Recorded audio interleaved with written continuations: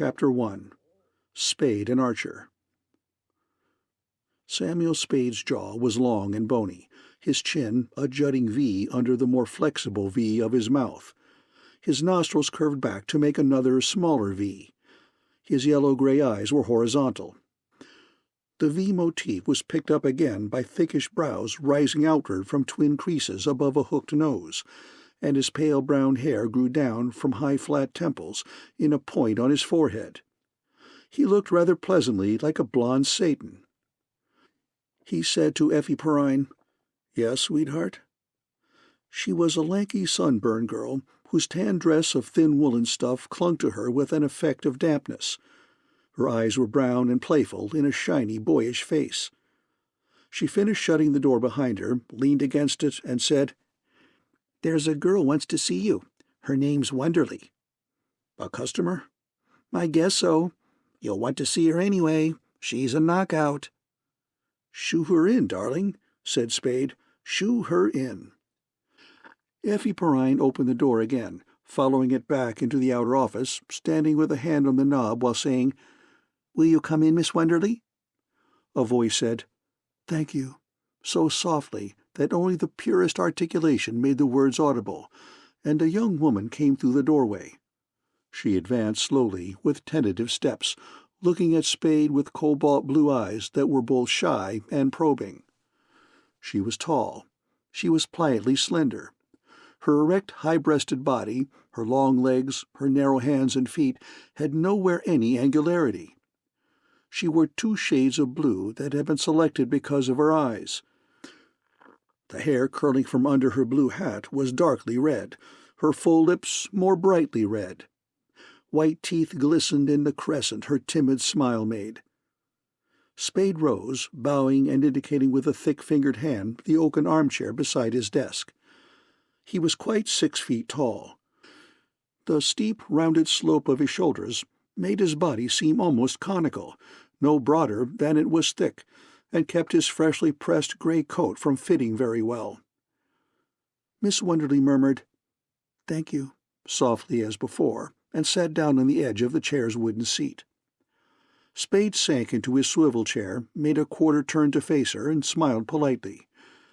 He smiled without separating his lips. All the V's in his face grew longer. The tappity-tap-tap and the thin bell and muffled whir of Effie Perrine's typewriting came through the closed door. Somewhere in a neighboring office a power-driven machine vibrated dully. On Spade's desk a limp cigarette smoldered in a brass tray filled with the remains of limp cigarettes. Ragged gray flakes of cigarette ash dotted the yellow top of the desk and the green blotter and the papers that were there. A buff curtain window, 8 or 10 inches open, let in from the court a current of air faintly scented with ammonia. The ashes on the desk twitched and crawled in the current. Miss Wonderly watched the twitching and crawling gray flakes uneasily. She sat stiffly on the very edge of her chair, her feet flat on the floor, as if she were about to rise. Her hands in dark gloves clasped a flat, dark handbag in her lap. Spade rocked back in his chair and asked, "Now, what can I do for you, Miss Wonderly?" She caught her breath and looked at him. She swallowed and said hurriedly, "Could you? I thought that is—" Then she tortured her lower lip with glistening teeth and said nothing. Only her dark eyes spoke now, pleading. Spade nodded and smiled as if he understood her, but pleasantly, as if nothing really serious were involved. The same assurance was in his voice when he spoke. "Suppose you tell me all about it, and then we'll know what needs doing. Better begin as far back as you can, as near the beginning." "That was in New York," she said. "Yes," he said. "I don't know where she met him. I don't know where in New York. She's 5 years younger than I, only 17, and we didn't have the same friends. I don't suppose we were ever as close as sisters should be. Mama and Papa are in Europe. It would kill them. I've got to get her back before they come home." "Yes." "They're returning the 1st of the month." Spade's eyes brightened. "Then we've got 2 whole weeks," he said. I didn't know what she had done until her letter came. I was frantic." Her lips trembled. Her hands mashed the dark handbag in her lap. "The fear that she had done something like this kept me from going to the police, and the fear that something had happened to her kept urging me to go. There wasn't anyone I could go to for advice. I didn't know what to do. What could I do?" "Nothing, of course," Spade said amiably. "But then her letter came?" "Yes, and I sent her a telegram asking her to come home. I sent it to General Delivery here. That was the only address she had given me. I waited a week, but no answer came, not a word from her. And Mama and Papa's return was drawing nearer and nearer. So I came to San Francisco to get her. I wrote her I was coming. I shouldn't have done that, should I?" "Maybe not. It's not always easy to know what to do. Then you haven't found her?" "I haven't found her. I wrote her that I would go to the St. Mark, and I begged her to come and let me talk to her, even if she didn't intend going home with me. But she didn't come. I waited there 3 days, and Corinne didn't come, didn't even send me a message." Spade nodded his blond Satan's head slowly, frowning sympathetically. His lips tightened together. "It was horrible," she said, trying to smile. "I couldn't sit there like that and wait, not knowing what had happened to her, what might be happening to her." She stopped trying to smile and shuddered. "The only address I had was General Delivery. I wrote her another letter, and yesterday afternoon I went to the post office. I stayed there until dark, but I didn't see her. I went there again this morning and still didn't see Corinne, but I saw Floyd Thursby." Spade nodded again, but his frown had vanished. In its place was a look of sharp attentiveness. "He wouldn't tell me where Corinne is," she went on hopelessly. "He wouldn't tell me anything, except that she is well and happy. But how can I believe him? That is what he would tell me anyhow, isn't it?" "Exactly," Spade agreed. "But it might be true." "I hope it is. I do hope it is," she exclaimed. "But I can't go back home like this, without having seen her, without even having talked to her on the phone. He wouldn't take me to her. He said she didn't want to see me. I can't believe that.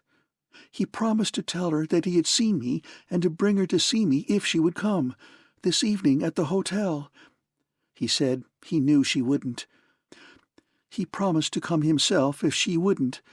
She broke off with a startled hand to her mouth as the office door opened. The man who had opened the door came in a step, said, "Oh, excuse me," hastily took his brown hat from his head and backed out. "It's all right, Miles," Spade told him. "Come in. Miss Wonderly, this is Mr. Archer, my partner." Miles Archer came into the office again, shutting the door behind him, ducking his head and smiling at Miss Wonderly, making a vaguely polite gesture with the hat in his hand. He was of medium height, solidly built, wide in the shoulders, thick in the neck, with a jovial, heavy-jawed red face and some gray in his close-trimmed hair. He was apparently as many years past 40 as Spade was past 30. Spade said, "Miss Wonderly's sister ran away from New York with a fellow named Floyd Thursby. They're here. Miss Wonderly has seen Thursby and has a date with him tonight. Maybe he'll bring her sister with him. The chances are he won't. Miss Wonderly wants us to help find her sister and get her away from him and back home." He looked at Miss Wonderly. "Right?" "Yes," she replied indistinctly. The embarrassment that had gradually been driven away by Spade's ingratiating smiles and nods and assurances was pinkening her face again.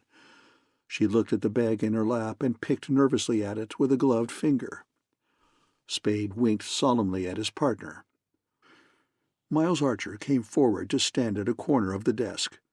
While the girl looked at her bag, he looked at her. His little brown eyes ran their bold, appraising gaze from her lowered face to her feet and up to her face again. Then he looked at Spade and made a silent whistling mouth of appreciation. Spade raised 2 fingers from the arm of his chair in a brief warning gesture and said, "Well, that should be easily enough managed. It's simply a matter of having a man at the hotel this evening to shadow him away when he leaves, and to keep on shadowing him till he leads us to your sister. If she comes with him, so much the better." Archer said, "Yeah." His voice was heavy, coarse. Miss Wonderly looked up quickly at Spade, puckering her forehead between her eyebrows. "Oh, but you must be careful." Anxiety quivered in her voice. Her lips shaped the words with little nervous jerks. "I'm deathly afraid of him, and of what he might do. She's so young. His bringing her here from New York is such a serious... Mightn't he do something to her?" Spade smiled and patted the arms of his chair. "Just leave that to us," he said. "We'll know how to handle him." "But mightn't he?" she insisted.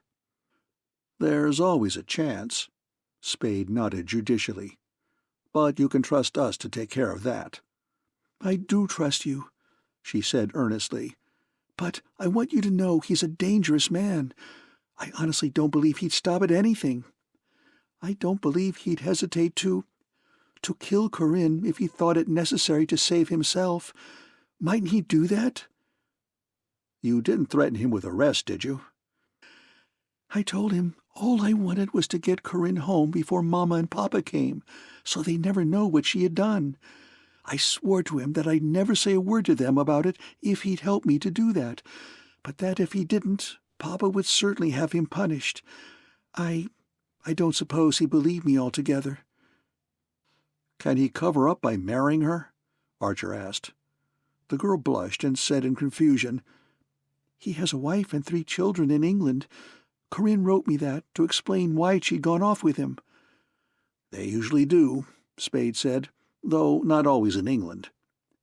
He leaned forward to reach for a pencil and pad of paper lying on the desk. "What does he look like?" "He's 35 perhaps, and as tall as you, and either naturally dark or quite sunburned. His hair is dark, too, and he has thick eyebrows. He talks in a rather loud, blustery way, and has a nervous, irritable manner. He gives an impression of violence." Spade, scribbling on the pad, asked without looking up, "What color eyes?" "They're bluish-gray and watery, though not in a weak way. And, oh yes, he has a marked cleft in his chin." "Thin, medium, or heavy built?" "Quite athletic. He's broad-shouldered and carries himself erect, what you would call a decidedly military carriage. He had on a light gray suit and a gray hat when I saw him this morning." "What does he do for a living?" Spade asked as he pushed the pad back and laid down the pencil. "I don't know," she said. "I've never had the slightest idea." "When's he coming to see you?" "At 8 this evening." "All right, Miss Wenderley. We'll have a man there. It'll help if—" "Mr. Spade, could either you or Mr. Archer—" She made an appealing gesture with both hands. "Could either of you look after it personally?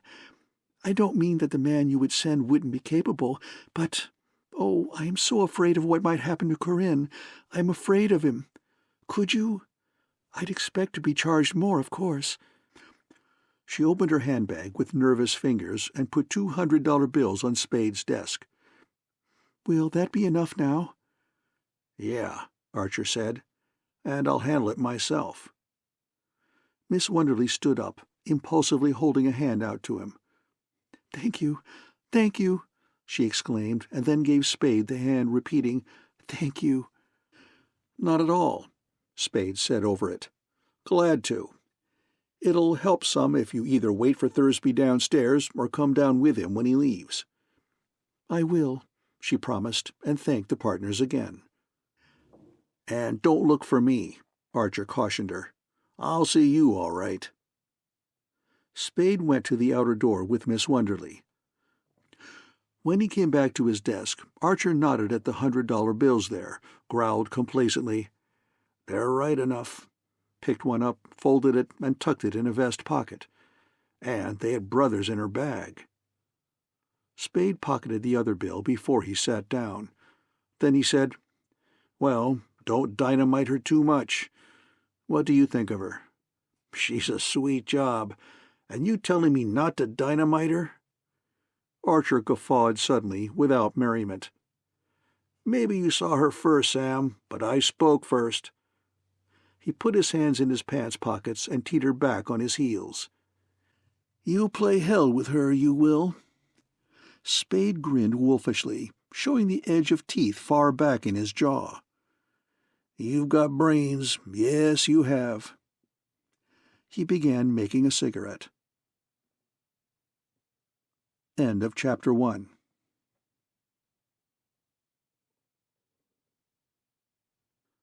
Chapter 2. Death in the Fog. A telephone bell rang in darkness. The third time it rang, bed springs creaked, fingers fumbled on wood, something small and hard thudded on a carpeted floor, the springs creaked again, and a man's voice said, "Hello?" "Yes, speaking." "Dead?" "Yes. 15 minutes. Thanks." A switch clicked, and a white bowl, hung on 3 gilded chains from the ceiling center, filled the room with light. Spade, barefooted in green and white check pajamas, sat on the side of his bed. He scowled thoughtfully at the telephone on the table, while his hands took from beside it a packet of brown papers and a sack of Bull Durham tobacco. Cold, steamy air blew in through 2 open windows, bringing with it, 6 times a minute, the Alcatraz foghorn's dull moaning. A tinny alarm clock, insecurely mounted on a corner of Duke's Celebrated Criminal Cases of America, which lay face down on the table, held its hands at 5 minutes past 2. Spade's thick fingers made a cigarette with deliberate care, sifting a measured quantity of the tan flakes down into curving paper, spreading the flakes so that they lay equal at the ends with a slight depression in the middle, thumbs rolling the paper's inner edge down and up under the outer edge as forefingers pressed it over, thumbs and fingers sliding to the paper cylinder's ends, holding it even while tongue licked the flap, left forefinger and thumb pinching their end, while right forefinger and thumb smoothed the damp seam, right forefinger and thumb twisting their end and lifting the other to Spade's mouth. He picked up the pigskin and nickel lighter that had been knocked off the table, worked it, and with the cigarette burning in a corner of his mouth, stood up. He took off his pajamas. The smooth thickness of his arms, legs, and body, the sag of his big rounded shoulders, made his body look like a bear's. It looked like a shaved bear's. His chest was hairless. His skin was childishly smooth and pink. He scratched the back of his neck and began to dress. He put on a thin white union suit, gray socks, black garters, and dark brown shoes. When he had laced his shoes, he picked up the telephone, called Greystone 4500, and ordered a taxicab. He put on a green-striped white shirt, a soft white collar, a green necktie, the gray suit he had worn that day, a loose tweed overcoat, and a dark gray hat. The street doorbell rang as he switched off the light. Where Bush Street roofed Stockton before slipping downhill to Chinatown, Spade paid his fare and left the taxicab. San Francisco's night fog, thin, clammy, and penetrant, blurred the street. A few yards from where Spade had dismissed the taxicab, a small group of men stood looking up an alley. 2 women stood with a man on the other side of Bush Street looking at the alley. There were faces at windows. Spade crossed the sidewalk between iron-railed hatchways that opened above bare, ugly stairs, went to the parapet, and resting his hands on the damp coping, looked down onto Stockton Street. An automobile popped out of the tunnel beneath him with a roaring swish, as if it had been blown out, and ran away. Not far from the tunnel's mouth, a man was hunkered on his heels before a billboard that held advertisements of a moving picture and gasoline across the front of a gap between 2 store buildings. The hunkered man's head was bent almost to the sidewalk, so he could look under the billboard. A hand flat on the sidewalk, a hand clenched on the billboard's green wooden frame, held him in this grotesque position. 2 other men stood awkwardly close together at one end of the billboard, peeping through the few inches of space between it and the building at that end. The building at the other end had a blank gray sidewall that looked down on the lot behind the billboard. Lights flickered on the sidewall and the shadows of men moving among lights. Spade turned from the parapet and walked up Bush Street to the alley where men were grouped. A uniformed policeman, chewing gum under an enamel sign that said Burritt Street in white against dark blue, put out an arm and asked, "What do you want here?" "I'm Sam Spade. Tom Polehouse phoned me."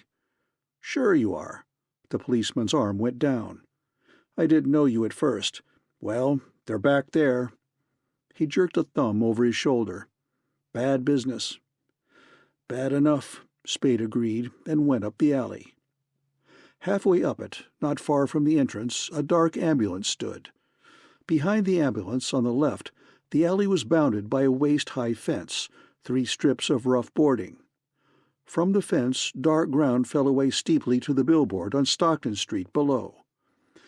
A 10-foot length of the fence's top rail had been torn from a post at one end and hung dangling from the other.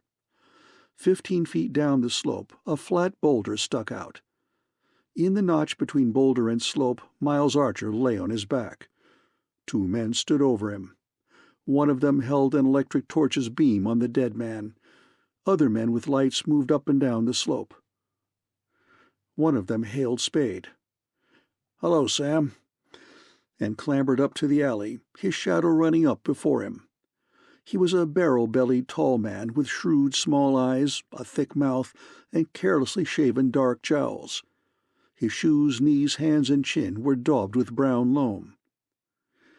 "I figured you went to see it before we took him away," he said as he stepped over the broken fence. "Yes, thanks, Tom," Spade said. "What happened?" He put an elbow on a fence post and looked down at the men below, nodding to those who nodded to him. Tom Polehouse poked his own left breast with a dirty finger. "Got him right through the pump with this." He took a fat revolver from his coat pocket and held it out to Spade. Mud inlaid the depressions in the revolver's surface. "A Webley. English, ain't it?" Spade took his elbow from the fence post and leaned down to look at the weapon, but he did not touch it. "Yes," he said. "Webley Fosbury semi-automatic revolver. That's it. 38, 8-shot. They don't make them anymore. How many gone out of it?" "1 shot." Tom poked his breast again. "He must have been dead when he cracked the fence." He raised the muddy revolver. "You've seen this before?" Spade nodded. "I've seen Webley Fosbury's," he said indifferently, and then spoke rapidly. "He was shot up here, huh? Standing where you are, with his back to the fence. The man that shot him stands here." He went around in front of Tom and raised a hand breast high with leveled forefinger. "Lets him have it, and Miles goes back, taking the top off the fence and going on through and down till the rock catches him. That it?" "That's it," Tom replied slowly, working his brows together. "The shot burned his coat." "Who found him?" "The man on the beat, Schilling. He was coming down Bush, and just as he got here, a machine turning around threw headlights up here, and he saw the top rail off. So he came up and found him." "What about the machine that was turning around?" "Not a damn thing about it, Sam. Schilling didn't pay much attention to it, not knowing anything was wrong. He says nobody didn't come out of here during the time it took him to come down from Powell, or he'd have seen them. The only other way out would be under the billboard on Stockton. Nobody went that way. The fog's got the ground soggy, and the only marks are where Miles slid down and where this gun here rolled." "Didn't anybody hear the shot?" "For the love of God, Sam, we only just got here. Somebody must have heard it, when we find them." He turned and put a leg over the fence. "Coming down for a look at him before he's moved?" Spade said, "No." Tom halted astride the fence to look back at Spade with surprised, small eyes. Spade said, "You've seen him. You'd see everything I could." Tom, still looking at Spade, nodded doubtfully and withdrew his leg over the fence. "His gun was tucked away on his hip," he said. "It hadn't been fired. There was $160-some in his clothes. Was he working, Sam?" Spade, after a moment's hesitation, nodded. Tom asked, "Well?" "He was supposed to be tailing a fellow named Floyd Thursby," Spade said, and described Thursby as Miss Wonderly had described him. "What for?" Spade put his hands into his overcoat pockets and blinked sleepy eyes at Tom. Tom repeated impatiently, "What for?" "He was an Englishman, maybe. I don't know what his game was exactly. We were trying to find out where he lived." Spade grinned softly and took a hand from his pocket to pat Tom's shoulder. "Don't crowd me." He put the hand in his pocket again. "I'm going out to break the news to Miles's wife." He turned away. Tom, scowling, opened his mouth, closed it without having said anything, cleared his throat, put the scowl off his face, and spoke with a husky sort of gentleness. "It's tough him getting it like that. Miles had his faults, same as the rest of us, but I guess he must have had his good points, too." "I guess so." Spade agreed in a tone that was utterly meaningless and went out of the alley. In an all-night drugstore on the corner of Bush and Taylor Streets, Spade used a telephone. "Precious," he said into it, sometime after he had given Central a number. "Miles has been shot. Yes, he's dead. Now don't get excited. Yes, you'll have to break it to Iva. No, I'm damned if I will. You've got to do it. That's a good girl. And keep her away from the office. Tell her I'll see her, sometime. Yes, but don't tie me up to anything. That's the stuff. You're an angel. Bye." Spade's tinny alarm clock said 3:40 when he turned on the light in the suspended bowl again. He dropped his hat and overcoat on the bed and went into his kitchen, returning to the bedroom with a wine-glass and a tall, dark bottle of Bacardi. He poured a drink and drank it standing. Then he put bottle and glass on the table, sat down on the side of the bed facing them, and rolled a cigarette. He had drunk his third glass of Bacardi and was lighting his fifth cigarette when the street doorbell rang. The hands of the alarm clock stood at 4:30. He sighed, rose from the bed, and went to the telephone box beside his bathroom door. He pressed the button that released the street door lock. He muttered, "Damn her," and stood scowling at the black telephone box, breathing irregularly while a dull flush grew in his cheeks. The grating and rattling of the elevator door being opened and closed came from the corridor. Spade sighed again and moved toward the corridor door. Soft, heavy footsteps sounded on the carpeted floor outside, the footsteps of two men. Spade's face brightened. His eyes were no longer harassed. He opened the door quickly. "Hello, Tom," he said to the barrel-bellied tall detective with whom he had talked in Burritt Street, and, "Hello, Lieutenant," to the man beside him. "Come in." They nodded together, neither saying anything, and came in. Spade shut the door and ushered them back into his bedroom. Tom sat on an end of the sofa by the window. The lieutenant sat on a chair beside the table. The lieutenant was a compactly built man with a round head under short-cut grizzled hair and a square face behind a short-cut grizzled mustache. A $5 gold piece was pinned to his necktie, and there was a small, elaborate, diamond-set secret society emblem on his lapel. Spade brought 2 wine-glasses in from the kitchen, filled them and his own with Bacardi, gave one to each of his guests, and sat down with his on the side of the bed. Spade's face was placid and incurious. He raised his glass and said, "Success to crime," and drank it down. Tom emptied his glass, set it on the floor beside him, and wiped his mouth with the back of a muddy finger. He stared to the foot of the bed as if he were trying to remember something of which it vaguely reminded him. The lieutenant looked at his glass for a dozen seconds, took a very small sip of the rum, and put the glass on the table at his elbow. He examined the room with hard, deliberate eyes, and then looked at Tom. Tom moved uncomfortably on the sofa, and without looking up asked, "Did you break the news to Miles's wife, Sam?" Spade said, "Uh-huh." "How'd she take it?" Spade shook his head. "I don't know anything about women." Tom said softly, The hell you don't."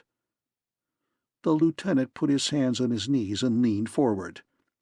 His greenish eyes looked at Spade with a peculiarly rigid stare, as if their focus was a matter of mechanics, to be changed only by pulling a lever or pressing a button.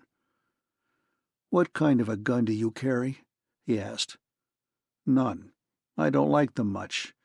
There are some in the office, of course." "I'd like to see one of them," the lieutenant said. "You don't happen to have one here?" "No." "You sure of that?" "Look around."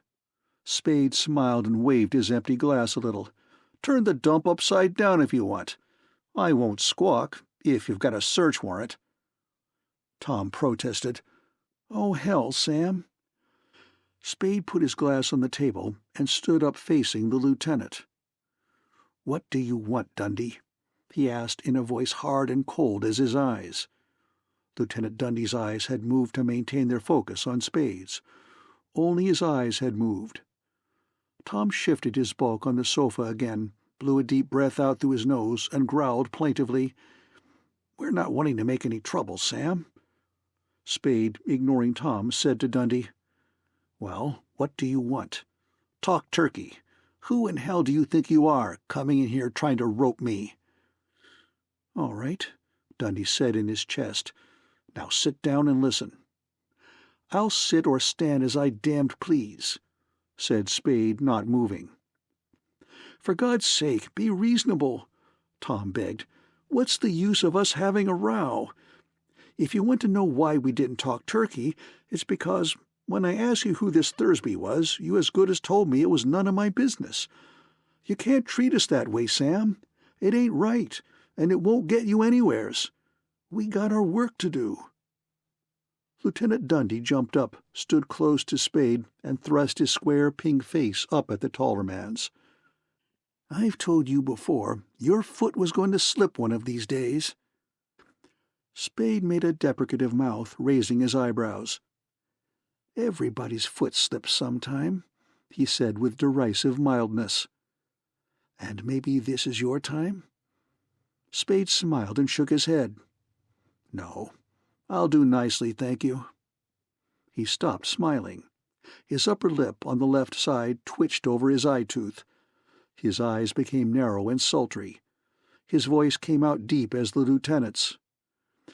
"I don't like this. What are you sucking around for? Tell me, or get out and let me go to bed." "Who's Thursby?" Dundee snapped. "I told Tom what I knew about him." "You told Tom damn little." "I knew damned little." "Why were you tailing him?" "I wasn't. Miles was. For the swell reason that we had a client who was paying good United States money to have him tailed." "Who's the client?" Placidity came back to Spade's face and voice. Now," he said reprovingly. "You know I can't tell you that until I've talked it over with the client." "You'll tell it to me or you'll tell it in court," Dundee said hotly. "This is murder, and don't forget it." "Maybe.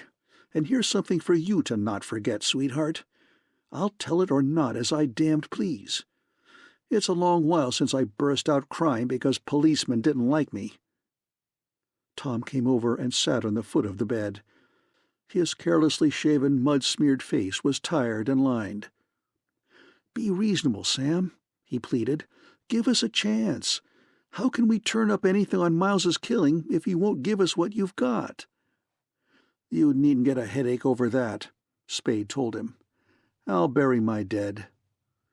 Lieutenant Dundee sat down and put his hands on his knees again. His eyes were warm green discs. "I thought you would," he said. He smiled with grim content. "That's just exactly why we came to see you, isn't it, Tom?" Tom groaned, but said nothing articulate. Spade watched Dundee warily. "That's just what I said to Tom," the lieutenant went on. "I said, 'Tom, I've got a hunch that Sam Spade's a man to keep the family troubles in the family.' That's just what I said to him." Spade put the wariness out of his eyes. He made them look bored. He turned his face to Tom and asked with great carelessness, "What's itching your boyfriend now?" Dundee jumped up and tapped Spade's chest with the ends of two bent fingers. "Just this," he said, taking pains to make each word very distinct, emphasizing them with repeated taps. "Thursby was shot down in front of his hotel just 35 minutes after you left Burritt Street." Spade spoke, taking equal pains with his words. "Keep your damned dirty paws off me." Dundee withdrew the tapping fingers, but there was no change in his voice. "Tom says you were in too much of a hurry to even stop for a look at your partner." Tom growled apologetically. "Well, damn it, Sam, you did run off like that." "You didn't go to Archer's house to tell his wife," the lieutenant's accusing voice went on. "We called up, and that girl in your office was there and said you sent her." Spade nodded. His face was stupid in its blankness. Lieutenant Dundee raised the two bent fingers toward the private detective's chest, quickly lowered them, and said, "I give you 10 minutes to get to a phone and do your talking to the girl. I give you 10 to 15 minutes to get to Thursby's joint, Gary near Leavenworth. You could do it easy in that time. And that gives you 10 or 15 minutes of waiting before he showed up." "I knew where he lived?" Spade asked. "And I knew he hadn't gone straight home after killing Miles?" "You knew what you knew," Dundee replied stubbornly. "What time did you get home?" 20 minutes to 4. I walked around thinking things over." The lieutenant wagged his round head up and down. "We knew you weren't home at 3:30, he said. "We tried to get you on the phone. Where'd you do your walking?" "Out Bush Street, away and back."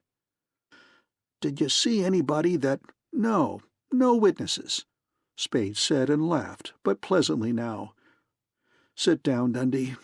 You haven't finished your drink. Get your glass, Tom." Tom said, "No, thanks."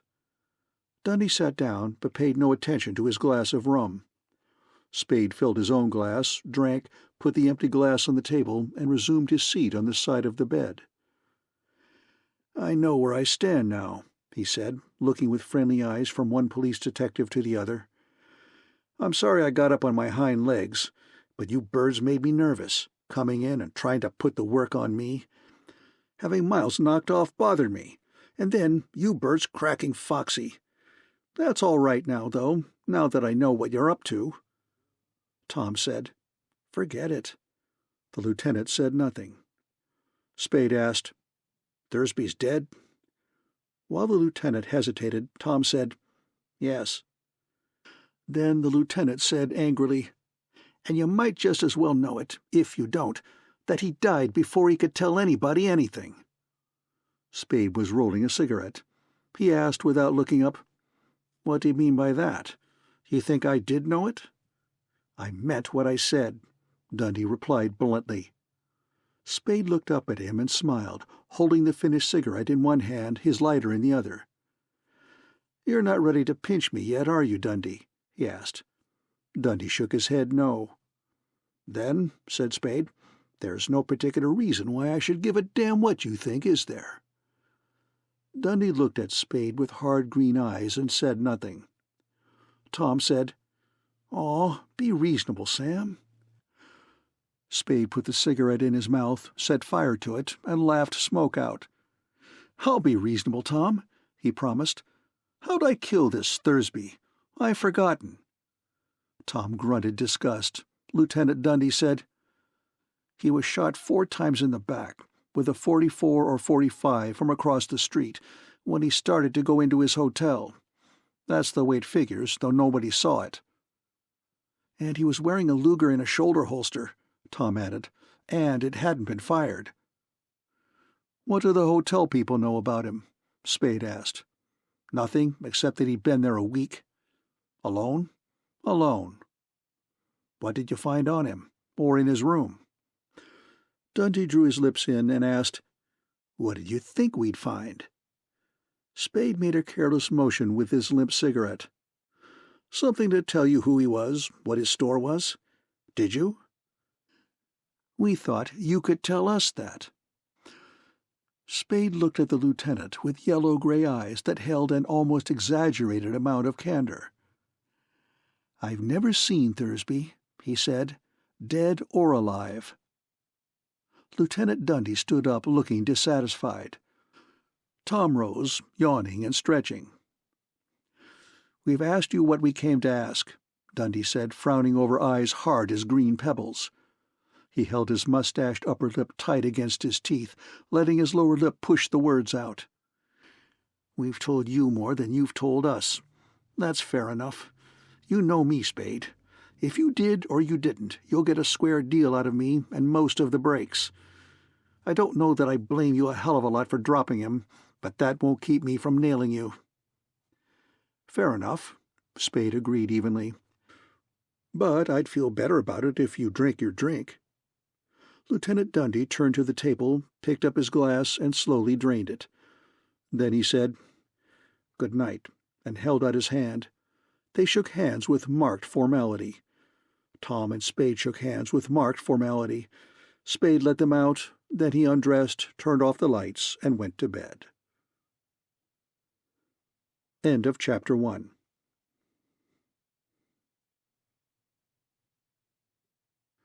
Chapter 3. 3 Women. When Spade reached his office at 10 the following morning, Effie Perrine was at her desk opening the morning mail. Her boy's face was pale under its sunburn. She put down the handful of envelopes and the paper knife she held and said, "She's in there." Her voice was low and warning. "I asked you to keep her away," Spade complained irritably, though he too kept his voice low. Effie Perrine's brown eyes opened wide, and her voice was sharp as his. "Yes, but you didn't tell me how." Her eyelids went together a little, and her shoulders drooped. "Don't be cranky, Sam," she said wearily. "I had her all night." Spade came over and stood beside the girl, putting a hand on her hair, smoothing it away from the part. "Sorry, Angel, I haven't—" He broke off as the inner door opened. "Hello, Iva," he said to the woman who had opened it. "Oh, Sam," she said. She was a blonde woman of a few years more than 30. Her facial prettiness was perhaps 5 years past its best moment. Her body, for all its sturdiness, was finely modeled and exquisite. She wore black clothes from hat to shoes. They had as morning an impromptu air. Having spoken, she stepped back from the door and stood waiting for Spade. He took his hand from Effie Perrine's head and entered the inner office, shutting the door. Iva came quickly to him, raising her face for his kiss. Her arms were around him before his held her. When they had kissed, he made a little motion as if to release her, but she pressed her face to his chest and began to sob. He stroked her round back, saying, "Poor darling." His voice was tender. His eyes, squinting at the desk that had been his partner's across the room from his own, were angry. He drew his lips back over his teeth in an impatient grimace, and turned his chin aside to avoid contact with the crown of her hat. "Did you send for Miles's brother?" he asked. "Yes, he came over this morning." The words were blurred by her sobbing and his coat against her mouth. He grimaced again and bent his head for a surreptitious look at the watch on his wrist. His left arm was around her, the hand on her left shoulder. His cuff was pulled back far enough to leave the watch exposed. It showed 10:13. The woman stirred in his arms and raised her face again. Her blue eyes were wet, round, and white-ringed. Her mouth was moist. "Oh, Sam," she moaned, "did you kill him?" Spade stared at her with bulging eyes. His bony jaw sagged. He took his arms from around her and stepped back out of her arms. He scowled at her and cleared his throat. She held her arms up as he had left them. Anguish clouded her eyes, partly closed them under eyebrows pulled up at the inner ends. Her soft, damp red lips trembled. Spade laughed a harsh syllable. "Ha!" and went to the buff curtain window. He stood there with his back to her, looking through the curtain into the court, until she started toward him. Then he turned quickly and went to his desk. He sat down, put his elbows on the desk, his chin between his fists, and looked at her. His yellowish eyes glittered between narrowed lids. "Who," he asked coldly, "put that bright idea into your head?" "I thought—" She put a hand to her mouth, and fresh tears filled her eyes. She came to stand beside the desk, moving with easy, sure-footed grace in black slippers whose smallness and heel height were extreme. "Be kind to me, Sam," she said humbly. He laughed at her, his eyes still glittering. "You killed my husband, Sam. Be kind to me." He clapped his palms together and said, "Great God!" She began to cry audibly, holding a white handkerchief to her face. He got up and stood close behind her. He put his arms around her.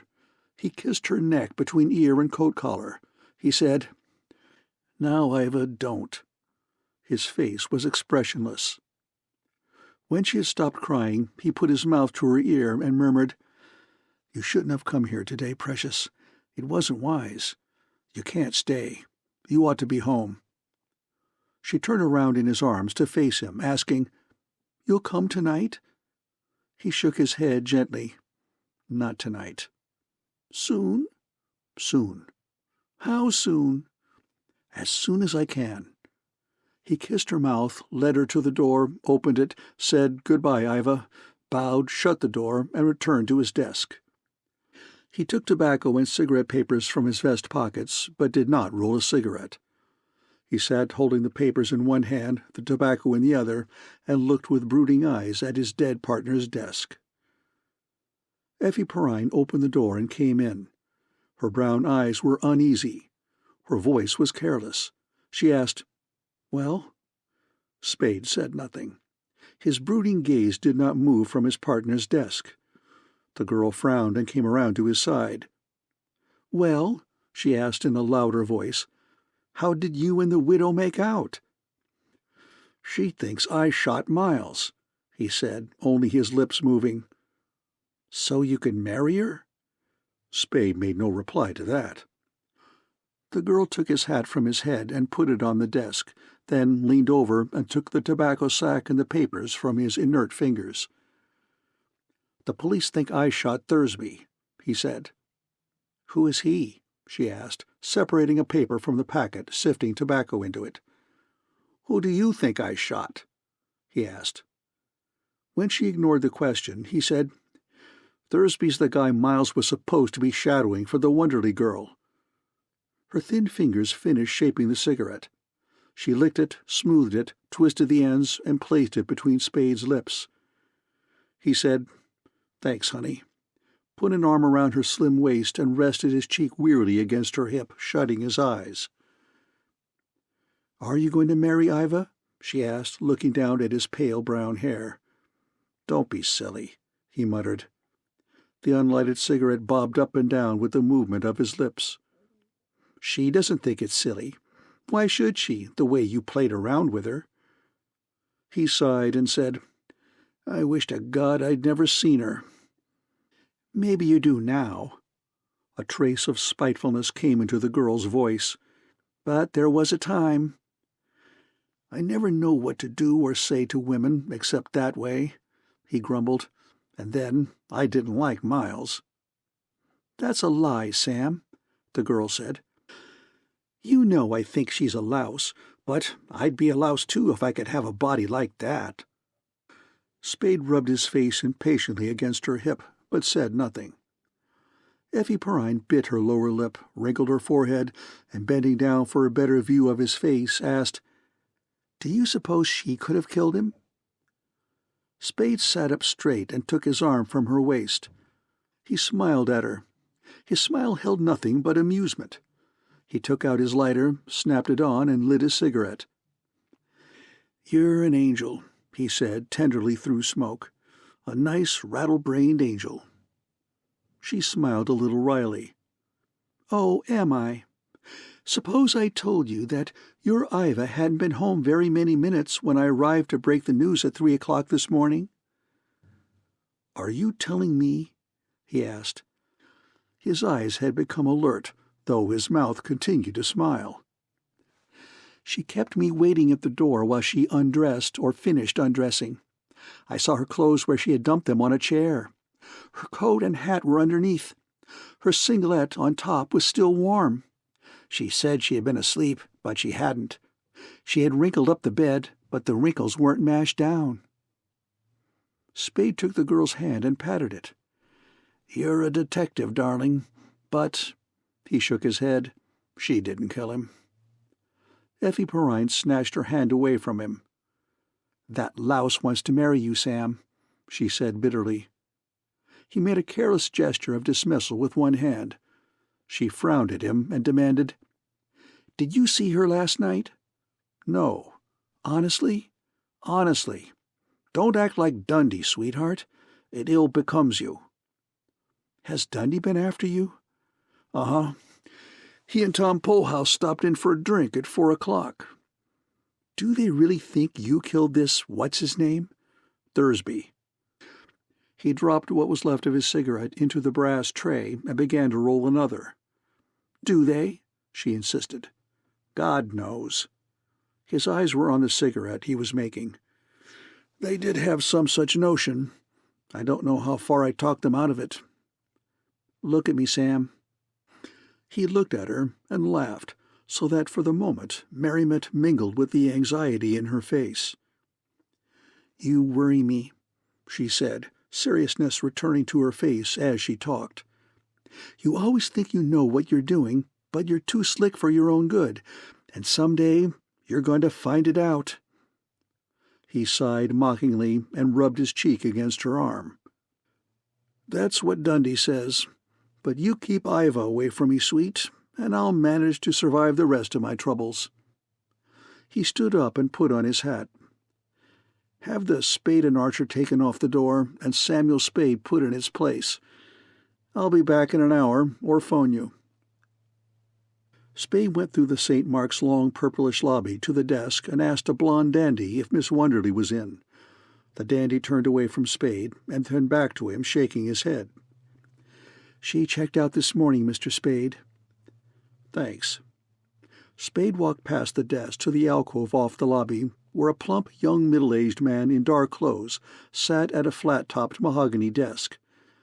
On the edge of the desk, facing the lobby, was a triangular prism of mahogany and brass inscribed "Mr. Freed." The plump man got up from his chair and came around the desk holding out his hand. "I was awfully sorry to hear about Archer, Spade," he said in the tone of one trained to sympathize readily without intrusiveness. "I've just seen it in the call. He was in here last night, you know." "Thanks, Freed. Were you talking to him?" "No. He was sitting in the lobby when I came in early in the evening. I didn't stop. I thought he was working, and I know you fellows like to be let alone when you're busy. Did that have anything to do with his—" "I don't think so, but we don't know yet. Anyway, we won't mix the house up in it if we can help it." "Thanks." "That's all right. Can you give me some information about an ex-guest and then forget I asked for it?" "Surely." "A Miss Wonderly checked out this morning. I'd like to know the details." "Come along," Freed said, "and we'll see what we can learn." Spade stood still, shaking his head. "I don't want to show in it," he said. Freed nodded his sleek head and went out of the alcove. In the lobby, he halted suddenly and returned to Spade. "Berryman was the house detective on duty last night," he said. "He's sure to have seen Archer. Shall I caution him not to mention it?" Spade looked at Freed from the corners of his eyes. "Better not, Freed. That won't make any difference as long as there's no connection shown with this Wonderly. Berryman's all right, but he likes to talk, and I'd rather he didn't think there was anything to be kept quiet." Freed nodded again and went away. 15 minutes later he returned. "She came here last Tuesday, registering from New York. She hadn't a trunk, only some bags. There were no phone calls charged to her room, and she doesn't seem to have gotten much mail, if any. The only visitor I could learn about was a tall, dark man of 36 or so. They seem to have been together a lot. She went out at 9:30 this morning, came back an hour later, paid her bill, and had her bags carried out to a car. The boy who carried them says it was a Nash touring car, probably a hired car. She left a forwarding address, the Ambassador, Los Angeles." Spade said, "Thanks a lot, Freed," and left the St. Mark. When Spade returned to his office, Effie Perrine stopped typing a letter to tell him, "Your friend Dundee was in. He wanted to look at your guns." "And?" "I told him to come back when you were here." "Good girl. If he comes back, let him see them." And Miss Wonderly called up. "It's about time. What did she say?" "She wants you to come to see her." The girl picked up a slip of paper from her desk and read the memorandum penciled on it. "She's at the Coronet on California Street, apartment 1001. You're to ask for Miss LeBlanc." Spade said, "Give me," and held out his hand. When she had given him the memorandum, he took out his lighter, snapped on the flame, applied it to the slip of paper, held the paper till all but one corner was curling black ash, dropped it on the linoleum floor, and mashed it under his shoe sole. The girl watched him suspiciously. He grinned at her, said, "That's just the way it is, dear," and went out again. End of Chapter 3.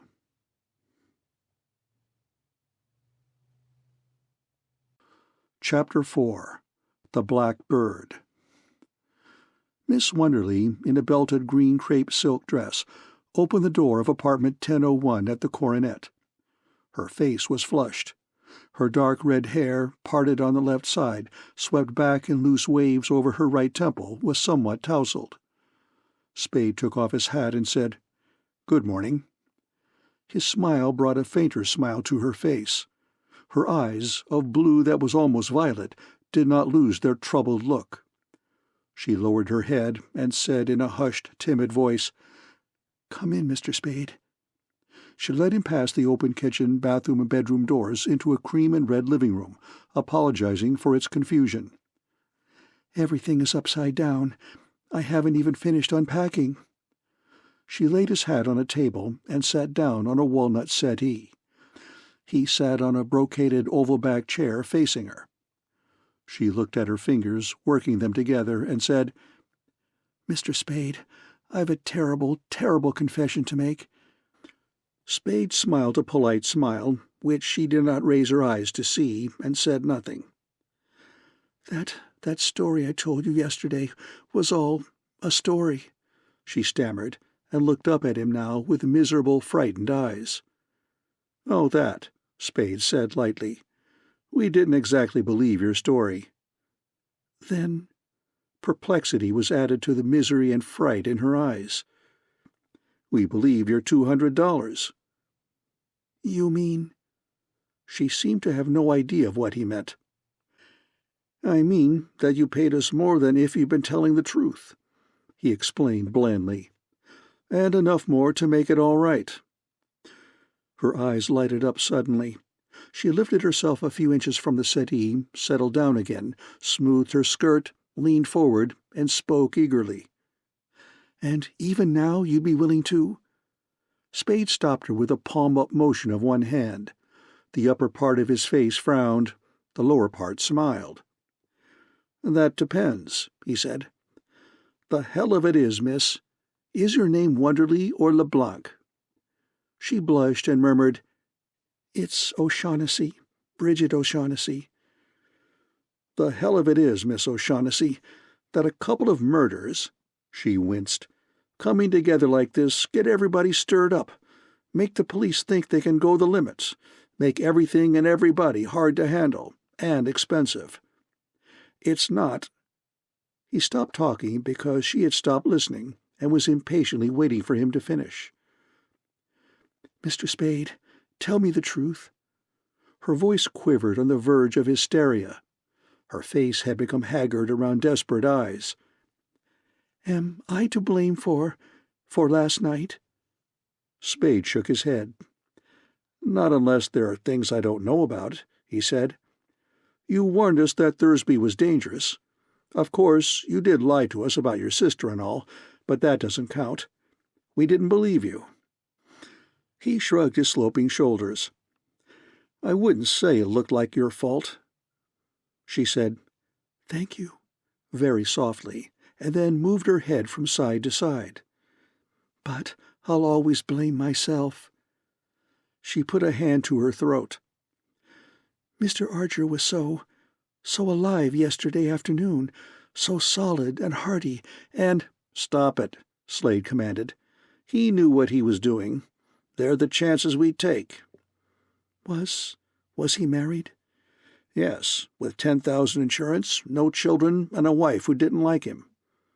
"Oh, please don't," she whispered. Spade shrugged again. "That's the way it was."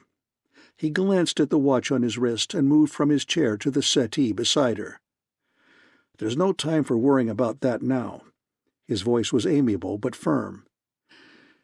"Out there, a flock of policemen and reporters and assistant district attorneys are running around with their noses to the ground.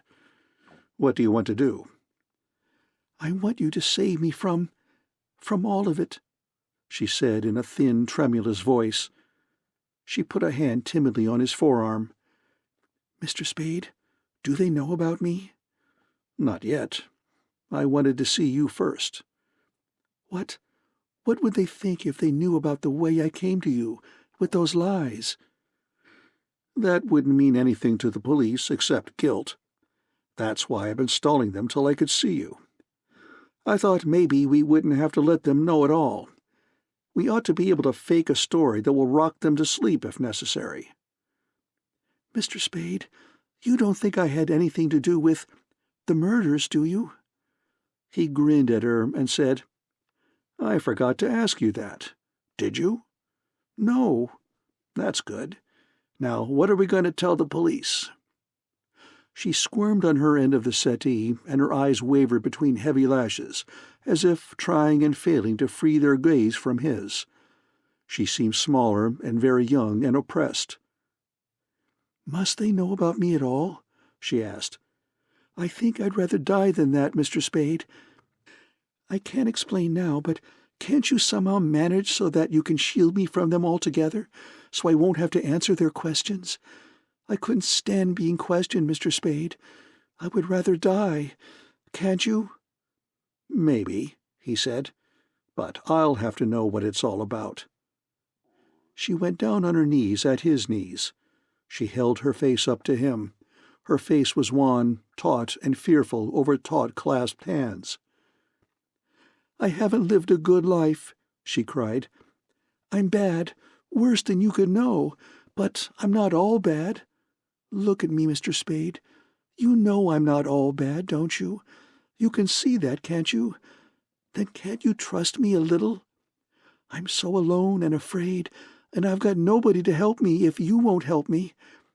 I know I've no right to ask you to trust me if I won't trust you. I do trust you, but I can't tell you. I can't tell you now. Later I will, when I can. I'm afraid, Mr. Spade. I'm afraid of trusting you. I don't mean that. I do trust you, but I trusted Floyd, and I've nobody else, Mr. Spade. You can save me.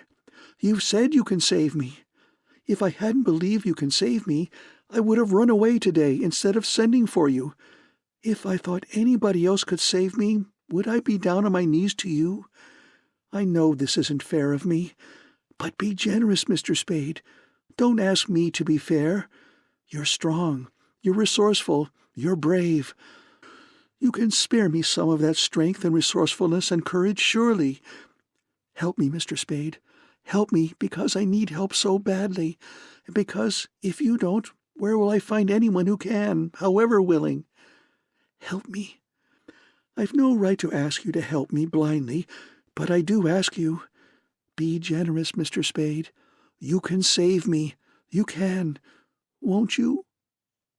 Spade, who had held his breath throughout much of this speech, now emptied his lungs with a long sighing exhalation between pursed lips and said, "You won't need much of anybody's help. You're good. You're very good. It's chiefly your eyes, I think, and that throaty sob you get into your voice when you say things like, 'Be generous, Mr. Spade.'" She jumped up on her feet. Her face crimsoned painfully, but she held her head erect and she looked Spade straight in the eyes. "I deserve that," she said. "I deserve it, but, oh, I did want your help so much, and I do want it so much. And the lie was in the way I said it, Mr. Spade, and hardly at all in what I said." She turned away from him, no longer holding herself erect. "It's my own fault that you can't believe me now." Spade's face reddened, and he looked down at the floor, muttering, "Now you are dangerous." Bridget O'Shaughnessy went to the table and got his hat. She came back and stood in front of him, holding the hat, not offering it to him, but holding it for him to take if he wished. Her face was white and thin. Spade looked at his hat and asked, "What happened last night?" "Floyd came to the hotel at 9 o'clock, and we went out for a walk. I suggested that so Mr. Archer could see him. We stopped at a restaurant in Geary Street, I think it was, for supper and to dance, and got back to the hotel at about 12:30. Floyd left me at the door, and I stood inside and watched Mr. Archer follow him down the street on the other side." "Down? You mean toward Market Street?" "Yes." "Do you know what they be doing in the neighborhood of Bush and Stockton, where Archer was shot?" "Isn't that near where Floyd lived?" "No. It would be a dozen blocks out of his way if he was going from your hotel to his. Well, what did you do after they left?" "I went to bed. And this morning, when I went out for breakfast, I saw the headlines in the paper and read about both of them being killed. Then I went up to Union Square, where I'd seen automobiles for hire, and got one and went to my hotel for my luggage. After I found my room had been searched yesterday, I knew I would have to move, and I'd found this place yesterday afternoon, so I came up here and then phoned your office." "Your room at the St. Mark was searched?" he asked. "Yes, while I was in your office." She bit her lip. "I didn't mean to tell you that." "You mean by that I'm not to question you about it?" She nodded timidly. He frowned. She moved his hat a little in her hands.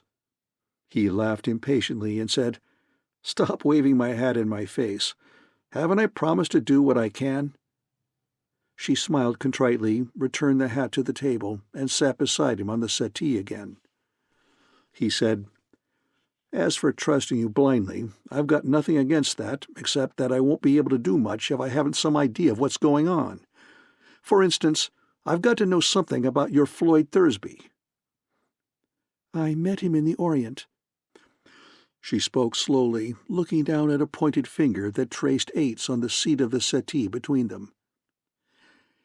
"We came here together from Hong Kong last week. He had promised to help me. He took advantage of my helplessness and dependence on him to betray me."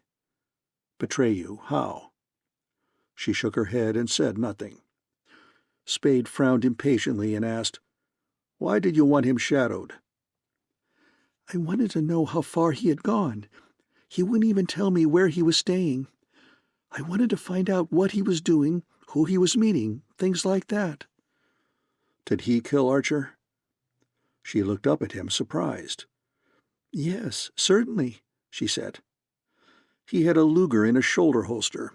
Archer wasn't shot with a Luger." "He had a revolver in his overcoat pocket," she said. "You saw it?" "Oh, I've seen it often. I know he always carried it there. I didn't see it last night, but I know he never wore an overcoat without it." "Why all the guns?" "He lived by them. There was a story in Hong Kong that he had come out there to the Orient as bodyguard to a gambler who had had to leave the States, and that the gambler had since disappeared. They said Floyd knew about his disappearance. I don't know. I do know that he always went heavily armed, and that he never went to sleep without covering the floor around his bed with crumpled newspapers, so nobody could come silently into his room." "You picked a nice sort of playmate." "Only that sort could have helped me," she said simply, "if he had been loyal." "Yes, if." Spade pinched his lower lip between finger and thumb and looked gloomily at her.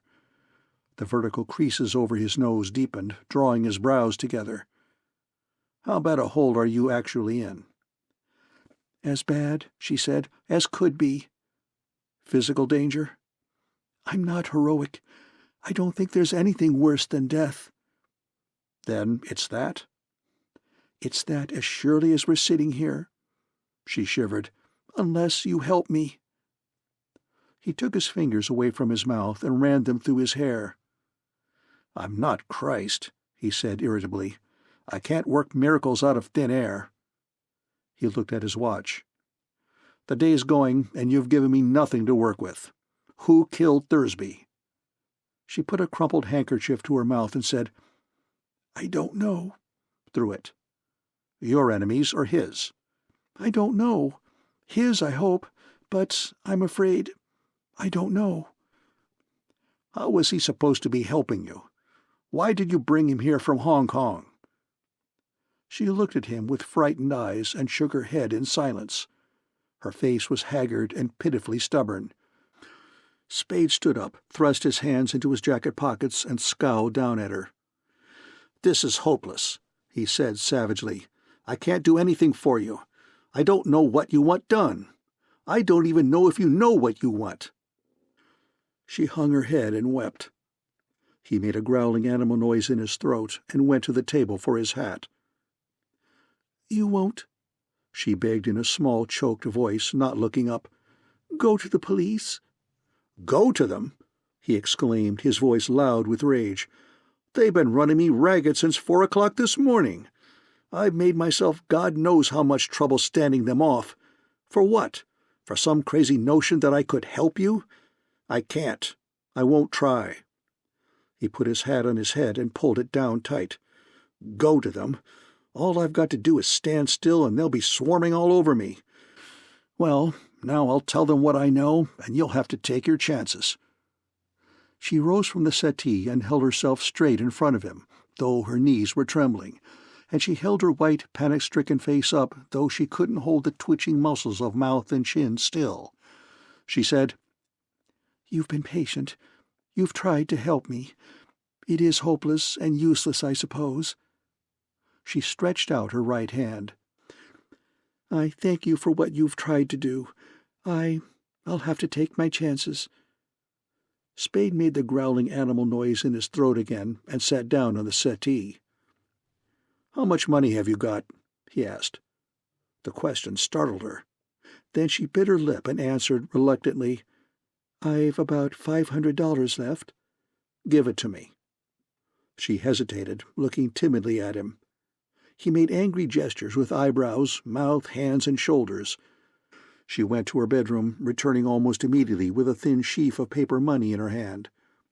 He took the money from her, counted it, and said, "There's only 400 here." "I had to keep some to live on," she explained meekly, putting a hand to her breast. "Can't you get any more?" "No." "You must have something you can raise money on," he insisted. "I've some rings, a little jewelry." "You'll have to hock them," he said, and held out his hand. "The Remedial's the best place, Mission and Fifth." She bit her lip, looking pleadingly at him. His yellow-gray eyes were hard and implacable. Slowly she put her hand inside the neck of her green dress, brought out a slender roll of bills, and put them in his waiting hand. He smoothed the bills out and counted them. 4 20s, 4 10s, and a 5. He returned 2 of the 10s and the 5 to her. The others he put in his pocket. Then he stood up and said, "I'm going out and see what I can do for you. I'll be back as soon as I can, with the best news I can manage. I'll ring 4 times, long, short, so you know it's me. You needn't go to the door with me. I can let myself out." He left her standing in the middle of the room, looking after him with dazed blue eyes. Spade went into a reception room whose door bore the legend, "Wise American and Wise." The red-haired girl at the switchboard said, "Oh, hello, Mr. Spade." "Hello, darling," he replied. "Is Sid in?" He stood beside her with a hand on her plump shoulder while she manipulated a plug and spoke into the mouthpiece. "Mr. Spade to see you, Mr. Wise." She looked up at Spade. Go right in." He squeezed her shoulder by way of acknowledgment, crossed the reception room to a dully lighted inner corridor, and passed down the corridor to a frosted door at its far end. He opened the door and went into an office, where a small, olive-skinned man with a tired oval face under thin dark hair dotted with dandruff sat behind an immense desk on which bales of paper were heaped.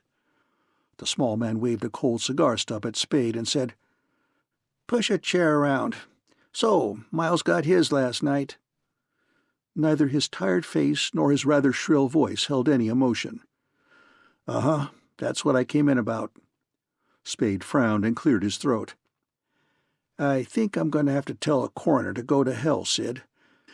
Can I hide behind the sanctity of my client's identity and secrets and whatnot, like a priest or a lawyer?" Sid Wise lifted his shoulders and lowered the ends of his mouth. "Why not?" he said. "An inquest is not a court trial. You can try, anyway.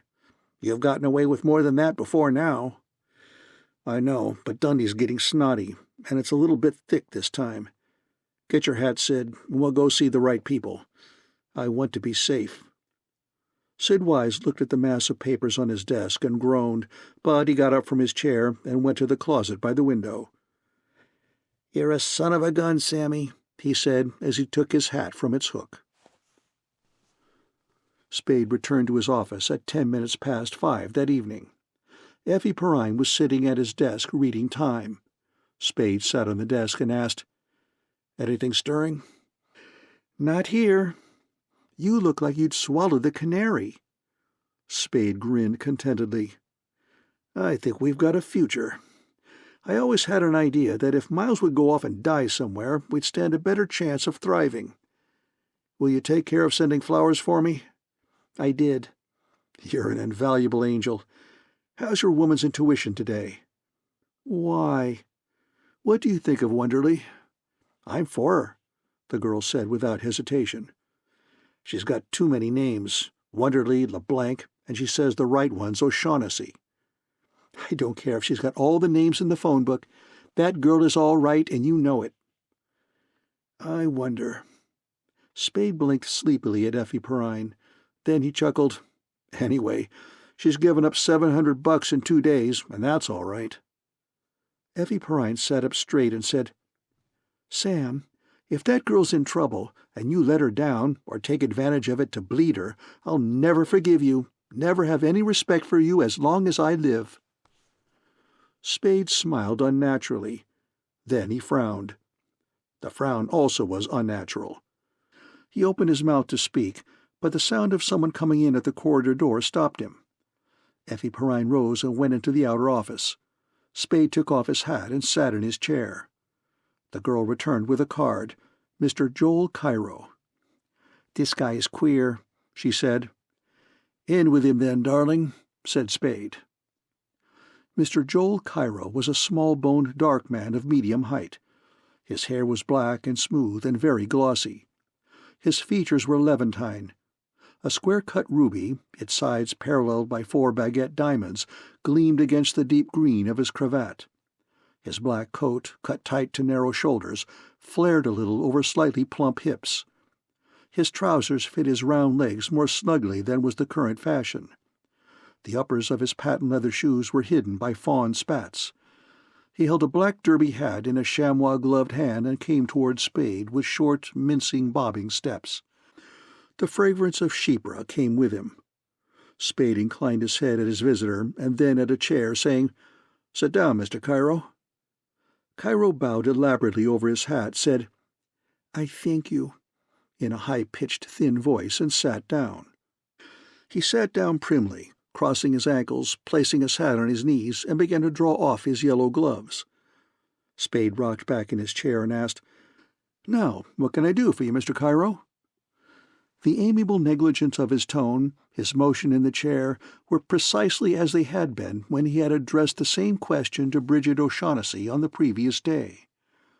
Cairo turned his hat over, dropped his gloves into it, and placed it bottom up on the corner of the desk nearest him. Diamonds twinkled on the 2nd and 4th fingers of his left hand, a ruby that matched the one in his tie even to the surrounding diamonds on the 3rd finger of his right hand. His hands were soft and well cared for. Though they were not large, their flaccid bluntness made them seem clumsy. He rubbed his palms together and said over the whispering sound they made, "May a stranger offer his condolences for your partner's unfortunate death?" "Thanks." Cairo bowed. "May I ask, Mr. Spade, if there was, as the newspapers inferred, a certain, relationship between that unfortunate happening and the death of a little later of the man Thursby?" Spade said nothing in a blank-faced, definite way. Cairo rose and bowed. "I beg your pardon." He sat down and placed his hands side by side, palms down, on the corner of the desk. "More than idle curiosity made me ask that, Mr. Spade. I am trying to recover an, ornament that has been mislaid. I hoped, you could assist me." Spade nodded with eyebrows lifted to indicate attentiveness. "The ornament is a statuette," Cairo went on, selecting and mouthing his words carefully. "The black figure of a bird." Spade nodded again, with courteous interest. "I am prepared to pay, on behalf of the figure's rightful owner, the sum of $5,000 for its recovery." Cairo raised one hand from the desk and touched a spot in the air with the broad-nailed tip of an ugly white forefinger. "I am prepared to promise that, what is the phrase, no questions will be asked." He put his hand on the desk beside the other and smiled blandly over them at the private detective. "$5,000 is a lot of money," Spade commented, looking meditatively at Cairo. Fingers drummed lightly on the door. When Spade had called, "Come in," the door opened far enough to admit Effie Perrine's head and shoulders. She had put on a small dark felt hat and a dark coat with a gray fur collar. "Is there anything else, Mr. Spade?" she asked. "No. Good night. Lock the door when you go, will you?" "Good night," she said, and disappeared behind the closing door. Spade turned his chair to face Cairo again, saying, "It interests me some." The sound of the corridor door closing behind Effie Perrine came to them. Cairo smiled and took a short, compact, flat black pistol out of an inner pocket. "You will please," he said, "clasp your hands together at the back of your neck." End of Chapter 4.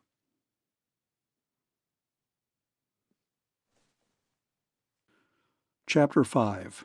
Cairo's Pockets. Spade did not look at the pistol. He raised his arms and, leaning back in his chair, intertwined the fingers of his two hands behind his head. But his eyes, holding no particular expression, remained focused on Cairo's dark face. Cairo coughed a little apologetic cough and smiled nervously with lips that had lost some of their redness. His dark eyes were humid and bashful and very earnest. "I intend to search your office, Mr. Spade," he said. "I warn you that if you attempt to prevent me, I shall certainly shoot you." "Go ahead." Spade's voice was as empty of expression as his face. "You will please stand," the man with the pistol instructed him, at whose thick chest the pistol was aimed. "I shall have to make sure that you are not armed." Spade stood up, pushing the chair back with his calves as he straightened his legs. Cairo went around behind him. He changed the pistol from his right hand to his left. He lifted Spade's coat tail and looked under it. Holding the pistol close to Spade's back, he put his right hand around Spade's side and patted his chest. The Levantine face was then no more than 6 inches below and behind Spade's right elbow. Spade's elbow dropped as Spade spun to the right. Cairo's face jerked back not far enough. Spade's right heel on the patent-leathered toes anchored the smaller man in the elbow's path. The elbow struck him beneath the cheekbone, staggering him so that he must have fallen had he not been held by Spade's foot on his foot. Spade's elbow went on past the astonished face and straightened when Spade's hand struck down at the pistol. Cairo let go the pistol the instant that Spade's fingers touched it. The pistol was small in Spade's hand. Spade took his foot off Cairo's to complete his about face. With his left hand, Spade gathered together the smaller man's coat lapels, the ruby-set green tie bunching out over his knuckles, while his right hand stowed the captured pistol away in a coat pocket. Spade's yellow-gray eyes were somber. His face was wooden except for a trace of sullenness around the mouth. Cairo's face was twisted with pain and chagrin. There were tears in his dark eyes. His skin was the complexion of polished lead except where the elbow had reddened his cheek. Spade, by means of his grip on the Levantine's lapels, turned him slowly and pushed him back until he was standing close in front of the chair he had lately occupied. A puzzled look replaced the look of pain in the lead-colored face. Then Spade smiled. His smile was gentle, even dreamy. His right shoulder lifted a few inches. His bent right arm was driven up by the shoulder's lift. Fist, wrist, forearm, crooked elbow, and upper arm seemed all one rigid piece, with only the limber shoulder giving them motion. The fist struck Cairo's face, covering for a moment one side of his chin, a corner of his mouth, and most of his cheek between cheekbone and jawbone. Cairo shut his eyes and was unconscious. Spade lowered the limp body into the chair, where it lay with sprawled arms and legs, the head lolling back against the chair's back, the mouth open. Spade emptied the unconscious man's pockets one by one, working methodically, moving the lax body when necessary, making a pile of the pocket's contents on the desk. When the last pocket had been turned out, he returned to his own chair, rolled and lighted a cigarette, and began to examine his spoils. He examined them with grave and unhurried thoroughness. There was a large wallet of dark soft leather. The wallet contained $365 in United States bills of several sizes, 3 5-pound notes, a much visaed Greek passport bearing Cairo's name and portrait, 5 folded sheets of pinkish onion skin paper covered with what seemed to be Arabic writing, a raggedly clipped newspaper account of the finding of Archer's and Thursby's bodies, a postcard photograph of a dusky woman with bold, cruel eyes and a tender, drooping mouth, a large silk handkerchief, yellow with age and somewhat cracked along its folds, an American Express receipt for a package sent that day to Constantinople, and a thin sheaf of Mr. Joel Cairo's engraved cards. Besides the wallet and its contents, there were 3 gaily colored silk handkerchiefs, fragrant of chypre, a platinum Longines watch on a platinum and red gold chain, attached at the other end to a small pear-shaped pendant of some white metal, which rattled when shaken and was intricately carved and inlaid with black and green in overlapping geometrical patterns, a handful of United States, British, French, and Chinese coins, a ring holding 6 keys, a silver and onyx fountain pen, a metal comb in a leatherette case, a nail file in a leatherette case, a small street guide to San Francisco, a ticket for an orchestra seat at the Geary that evening, a Southern Pacific baggage check, a half-filled package of violet pastilles, a Shanghai insurance broker's business card, and 4 sheets of Hotel Belvedere writing paper, on one of which was written in small precise letters Samuel Spade's name and his business and residential addresses. Having examined these articles carefully, he even opened the back of the watch case to see that nothing was concealed inside. Spade leaned over and took the unconscious man's wrist between finger and thumb, feeling his pulse. Then he put the wrist down, leaned back in his chair, and rolled and lighted another cigarette. His face while he smoked was, except for occasional slight and apparently aimless movements of his lower lip, so still and reflective that it seemed stupid. But when Cairo presently moaned and fluttered his eyelids, Spade's face became bland, and he put the beginning of a friendly smile into his eyes and mouth. Joel Cairo awakened slowly. His eyes opened first, but a full minute passed before they fixed their gaze on any definite part of the ceiling. Then he shut his mouth and swallowed, exhaling heavily through his nose afterward. He drew in one foot and turned a hand over on his thigh. Then he raised his head from the chair back, looked around the office in confusion, saw Spade, and sat up. He opened his mouth to speak, started, clapped a hand to his face where Spade's fist had struck and where there was now a florid bruise. he said through his teeth painfully. "I could have shot you, Mr. Spade." "You could have tried," Spade conceded. "I did not try." "I know." "Then why did you strike me after I was disarmed?" "Sorry."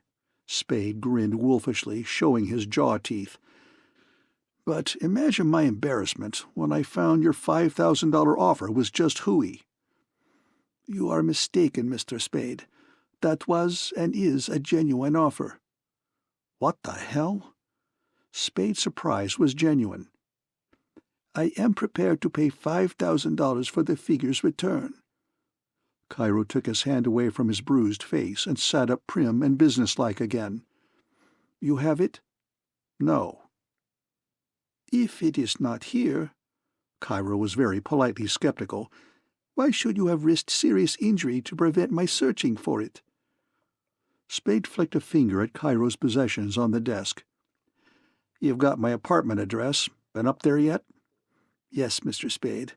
I am ready to pay $5,000 for the figure's return, but surely it is natural enough that I should first try to spare the owner that expense if possible." "Who is he?" Cairo shook his head. "I cannot reveal his name." "The fellow you sent the package to Constantinople to?" Spade asked carelessly. "Incanopoulos or something?" Cairo hesitated, then said, "That package will reach him, yes." "What was in it?" Cairo smiled. "You will have to forgive my not answering that." "Will I?" Spade leaned forward, smiling with tight lips. "I've got you by the neck, Cairo. You walked in and tied yourself up, plenty strong enough to suit the police with last night's killings. Well, now you'll have to play with me or else." Cairo's smile was demure, but not in any way alarmed. "I made somewhat extensive inquiries about you before taking any action," he said, "and was assured that you were far too reasonable to allow other considerations to interfere with profitable business relations." Spade shrugged. "Where are they?" he asked. "I have offered you $5,000 for the—" Spade thumped Cairo's wallet with the backs of his fingers and said, "There's nothing like $5,000 here. You're betting your eyes. You come in and say, 'I'll pay you $1 million for a purple elephant.' But what the hell would that mean?" I see," Cairo lisped thoughtfully, screwing up his eyes. "You wish some assurance of my sincerity." He stroked his red lower lip with a fingertip. "A retainer, would that serve?" "It might." Cairo put his hand out toward his wallet, hesitated, withdrew the hand, and said, "Will you take, say, $100? Spade picked up the wallet and took out $100. Then he frowned, said, "Better make it 200, and did. Cairo said nothing. "Your first guess was that I had the bird," Spade said in a crisp voice, when he had put the $200 in his pocket and had returned the wallet to the desktop. "There's nothing in that. What's your second?" "That you know where it is, or if not exactly that you know it is where you can get it."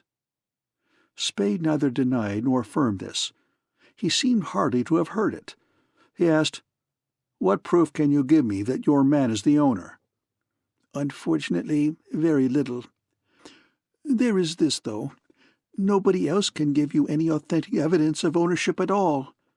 And if you know as much about the affair as I suppose, or I should not be here, you know that the means by which it was taken from him showed that his right to it was more valid than anyone else's, certainly more valid than Thursby's."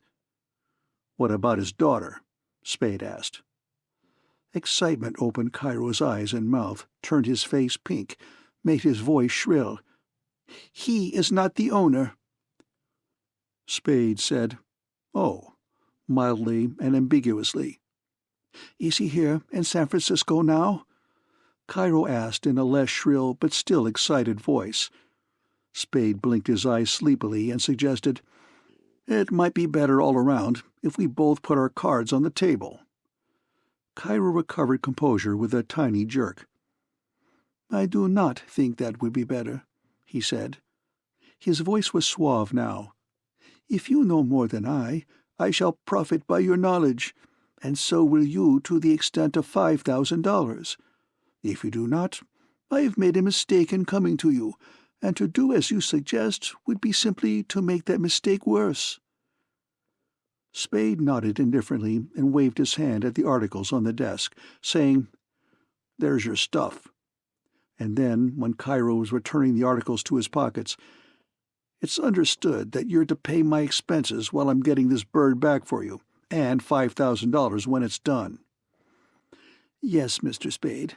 That is, 5,000 less whatever monies have been advanced to you, 5,000 in all." "Right, and it's a legitimate proposition." Spade's face was solemn, except for wrinkles at the corners of his eyes. "You're not hiring me to do any murders or burglaries, but simply to get it back, if possible, in an honest and lawful way." "If possible," Cairo agreed. His face also was solemn, except for the eyes. "And in any event, with discretion." He rose and picked up his hat. "I am at the Hotel Belvedere when you wish to communicate with me, room 635. I confidently expect the greatest mutual benefit from our association, Mr. Spade." He hesitated. "May I have my pistol?" "Sure, I'd forgotten it." Spade took the pistol out of his coat pocket and handed it to Cairo.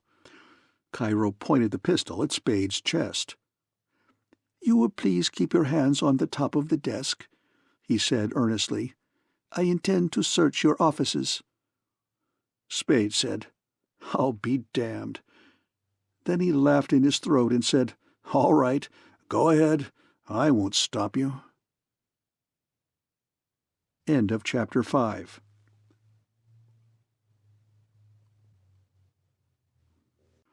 Chapter 6. The Undersized Shadow. For half an hour after Joel Cairo had gone, Spade sat alone, still and frowning, in his office.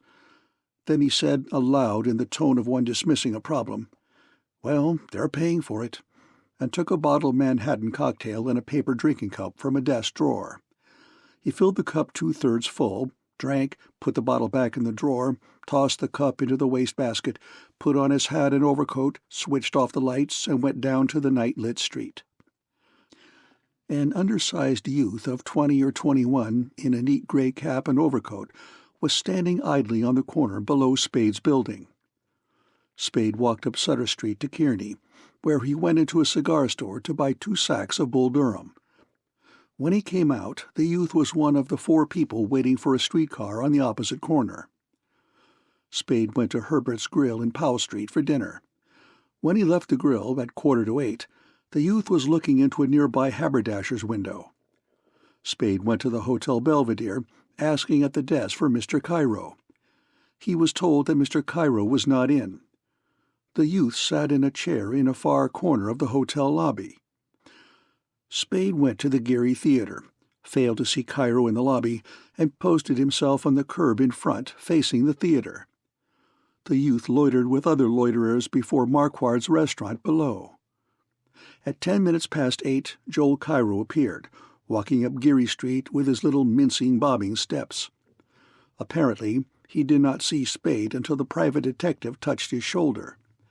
He seemed moderately surprised for a moment, and then said, "Oh, yes, of course. You saw the ticket." "Uh-huh.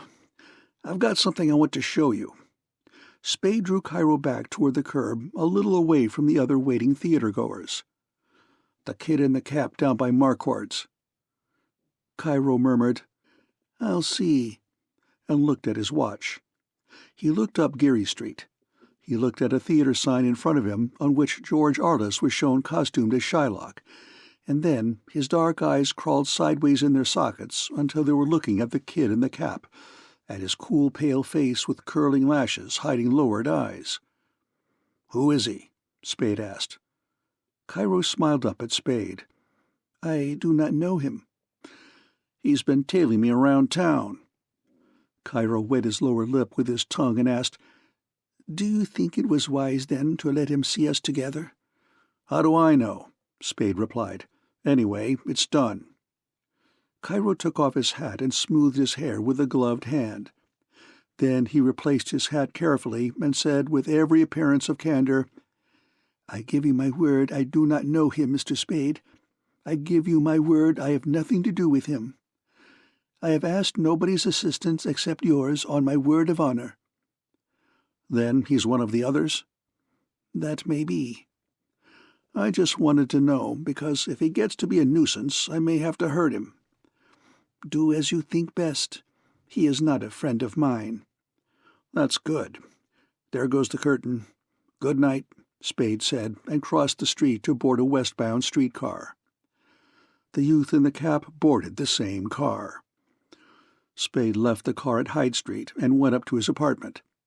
His rooms were not greatly upset, but showed unmistakably that they had been searched. When Spade had washed and put on a fresh shirt and collar, he went out again, walked up to Sutter Street, and boarded a westbound car. The youth boarded it also. Within half a dozen blocks of the Coronet, Spade left the car and went into the vestibule of a tall brown apartment building. He pressed 3 fourth-floor buttons together. The street door lock buzzed. He entered, passed the elevator and stairs, went down a long, yellow-walled corridor to the rear of the building, found a back door fastened with a Yale lock, and leaving the lock unlatched, let himself out into a narrow court. The court led to a dark back street, up which Spade walked for 2 blocks. Then he crossed over to California Street and went to the Coronet. It was not quite 9:30 o'clock. The eagerness with which Bridget O'Shaughnessy welcomed Spade suggested that she had not been entirely certain of his coming. She had put on a satin gown of the blue shade called Artois that season, with chalcedony shoulder straps, and her stockings and slippers were Artois. The red and cream sitting room had been brought to order and livened with flowers in squat pottery vases of black and silver. 3 small rough-barked logs burned in the fireplace. Spade watched them burn while she put away his hat and coat. "Do you bring me good news?" she asked when she came into the room again. Anxiety looked through her smile, and she held her breath. "We won't have to make anything public that hasn't already been made public." "The police won't have to know about me?" "No." She sighed happily and sat on the walnut settee. Her face relaxed and her body relaxed. She smiled up at him with admiring eyes. "However did you manage it?" she asked, more in wonder than in curiosity. "Most things in San Francisco can be bought or taken." "And you won't get into trouble? Do sit down." She made room for him on the settee. "I don't mind a reasonable amount of trouble," he said, with not too much complacence. He stood beside the fireplace and looked at her with eyes that studied, weighed, judged her without pretense that they were not studying, weighing, judging her. She flushed slightly under the frankness of his scrutiny, but she seemed more sure of herself than before, though a becoming shyness had not left her eyes. He stood there until it seemed plain that he meant to ignore her invitation to sit beside her, and then crossed to the settee. "You aren't," he asked as he sat down, "exactly the sort of person you pretend to be, are you?" "I'm not sure that I know what you mean," she said in her hushed voice, looking at him with puzzled eyes. "Schoolgirl manner," he explained, stammering, blushing, and all that. She blushed and replied hurriedly, not looking at him now, "I told you this afternoon that I've been bad, worse than you could know." "That's what I mean," he said. "You told me that this afternoon in the same words, same tone. It's a speech you've practiced." After a moment in which she seemed confused almost to the point of tears, she laughed and said, "Very well, Mr. Spade. I'm not at all the sort of person I pretend to be. I'm 80 years old, incredibly wicked, and an iron moulder by trade. But if it's a pose, it's one I've grown into, so you won't expect me to drop it entirely, will you?" "Oh, it's all right," he assured her. "Only it wouldn't be all right if you were actually that innocent. We'd never get anywhere." "I won't be innocent," she promised with a hand on her heart. "I saw Joel Cairo tonight," he said in the manner of one making polite conversation. Gaiety went out of her face. Her eyes, focused on his profile, became frightened, then cautious. He had stretched out his legs and was looking at his crossed feet. His face did not indicate that he was thinking about anything. There was a long pause before she asked uneasily, You know him?" "I saw him tonight." Spade maintained his light conversational manner and did not look up from his feet. "He was going into the Geary to see George Arliss." "You mean you saw him to talk to?" "Only for a few minutes, till the performance started." She got up from the settee and went to the fireplace to poke at the fire. Then she changed slightly the position of an ornament on the mantelpiece, crossed the room to get a box of cigarettes from a table in a corner, straightened a curtain, and returned to her seat. Her face was now smooth and unworried. Spade grinned sidewise at her and said, "You're good. You're very good." Her face didn't change. She asked quietly, "What did he say?" "About what?" She hesitated. "About me."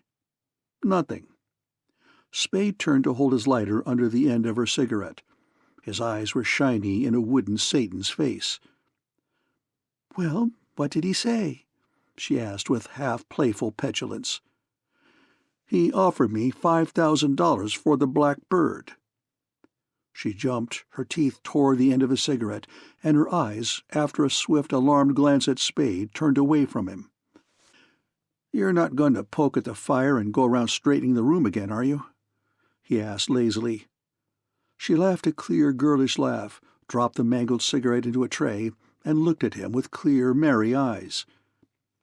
"I won't," she promised. "And what did you say?" $5,000 is a lot of money." She smiled as if she thought he was jesting, but when, instead of smiling, he looked gravely at her, her smile became confused, faint, and presently vanished. In its place came a hurt, bewildered look. "Surely you're not really considering it," she said. "Why not? 5,000 is a lot of money." "But, Mr. Spade, you promised to help me." Her hands were on his arm. "I trusted you. You can't—" She broke off, took her hands from his sleeve, and worked them together. Spade smiled gently into her troubled eyes. "Don't let's try to figure out how much you've trusted me," he said. "I promised to help you, but you didn't tell me anything about a black bird." "But you must have known, or you wouldn't have told me about it. You do know now. You can't treat me that way." Her eyes were cobalt-blue prayers.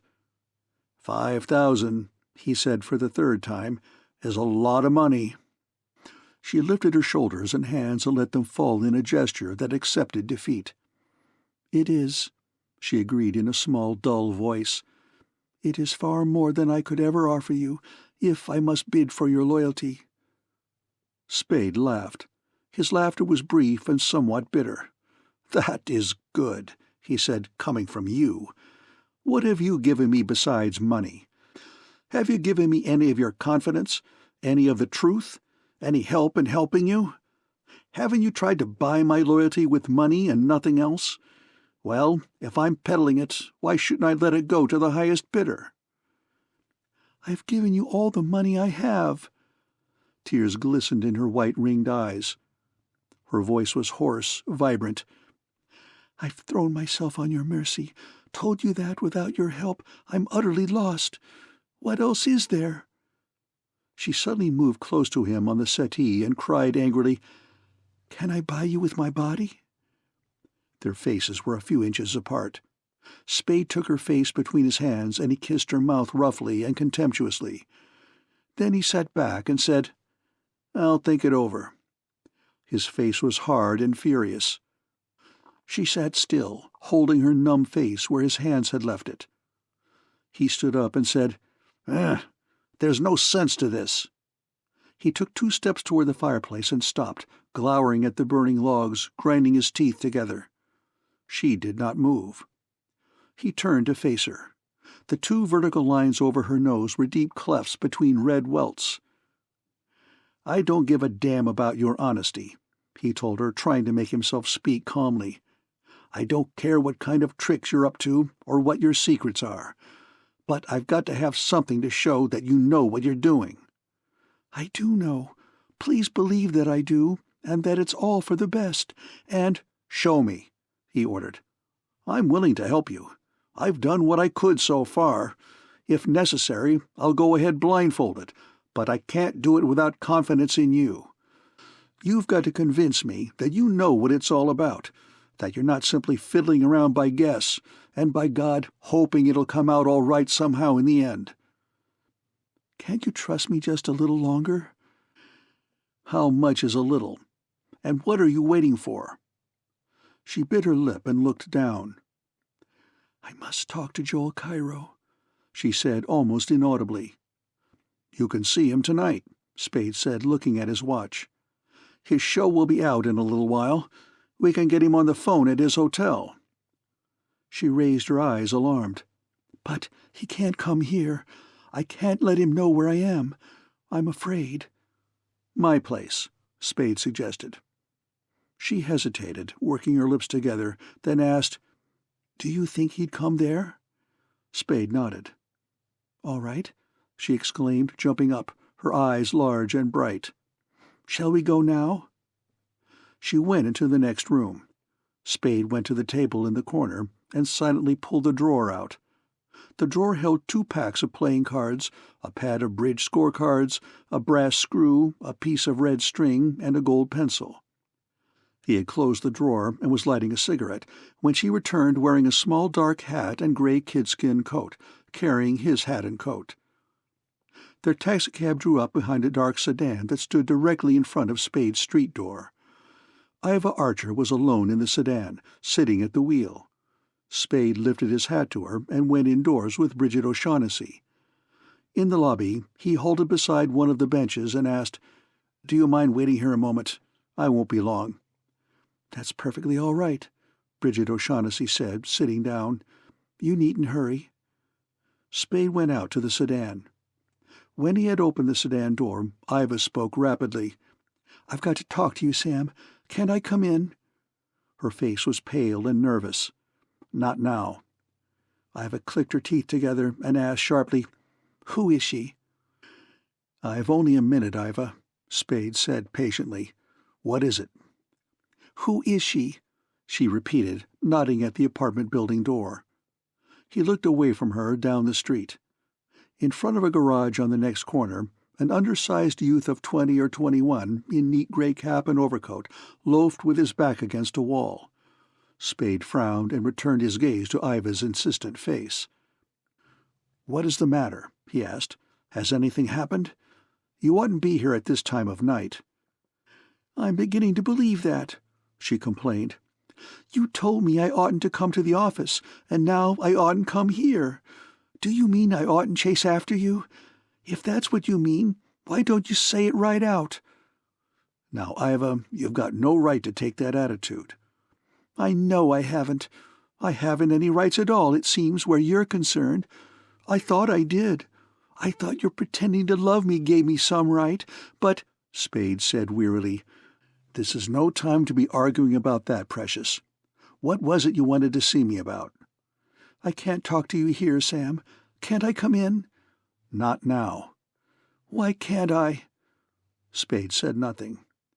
She made a thin line of her mouth, squirmed around straight behind the wheel, and started the engine, staring angrily ahead. When the sedan began to move, Spade said, "Good night, Iva," closed the door, and stood at the curb with his hat in his hand until it had been driven away. Then he went indoors again. Bridget O'Shaughnessy rose smiling cheerfully from the bench, and they went up to his apartment. End of Chapter 6.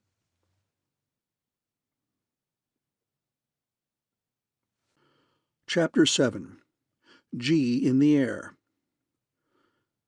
In his bedroom that was a living room now the wall bed was up, Spade took Bridget O'Shaughnessy's hat and coat, made her comfortable in a padded rocking chair, and after looking up the number in the telephone directory, called the Hotel Belvedere. Cairo had not yet returned from the theater. Spade left his telephone number with the request that Cairo call him as soon as he came in. Spade sat down in the armchair beside the table, and without any preliminaries, without any introductory remarks, began to tell the girl about a thing that had happened 3 years before in the Northwest. He talked in a steady, matter-of-fact tone, devoid of emphasis or pauses, though now and then he repeated a sentence slightly rearranged, as if it were important to relate each detail exactly as it had happened. His eyes, while he talked, looked at the memories over her shoulder. At the beginning she listened with only partial attentiveness, obviously more surprised by the story than interested in it, her curiosity more engaged with his purpose in telling the story than with the story he told.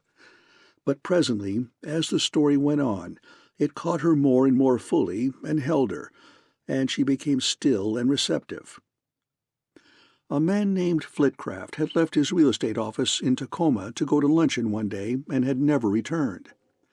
He did not keep an engagement to play golf after 4 that afternoon, though he had taken the initiative in making the engagement a bare half-hour before he went out to luncheon. His wife and children never saw him again. His wife and he were supposed to be on the best of terms. He had 2 children, boys, one 5 and one 3. He owned his home in a Tacoma suburb, a new Packard car already paid for, and the rest of the appurtenances of successful American living. Flitcraft had inherited $70,000 from his father, and with his success in real estate was worth something in the neighborhood of $200,000 at the time of his vanishing. His affairs were in order, though there were enough loose ends to indicate that he had not been setting his affairs in order preparatory to vanishing. A deal that would have brought him an attractive profit, for instance, was to be completed the day after that on which he had vanished.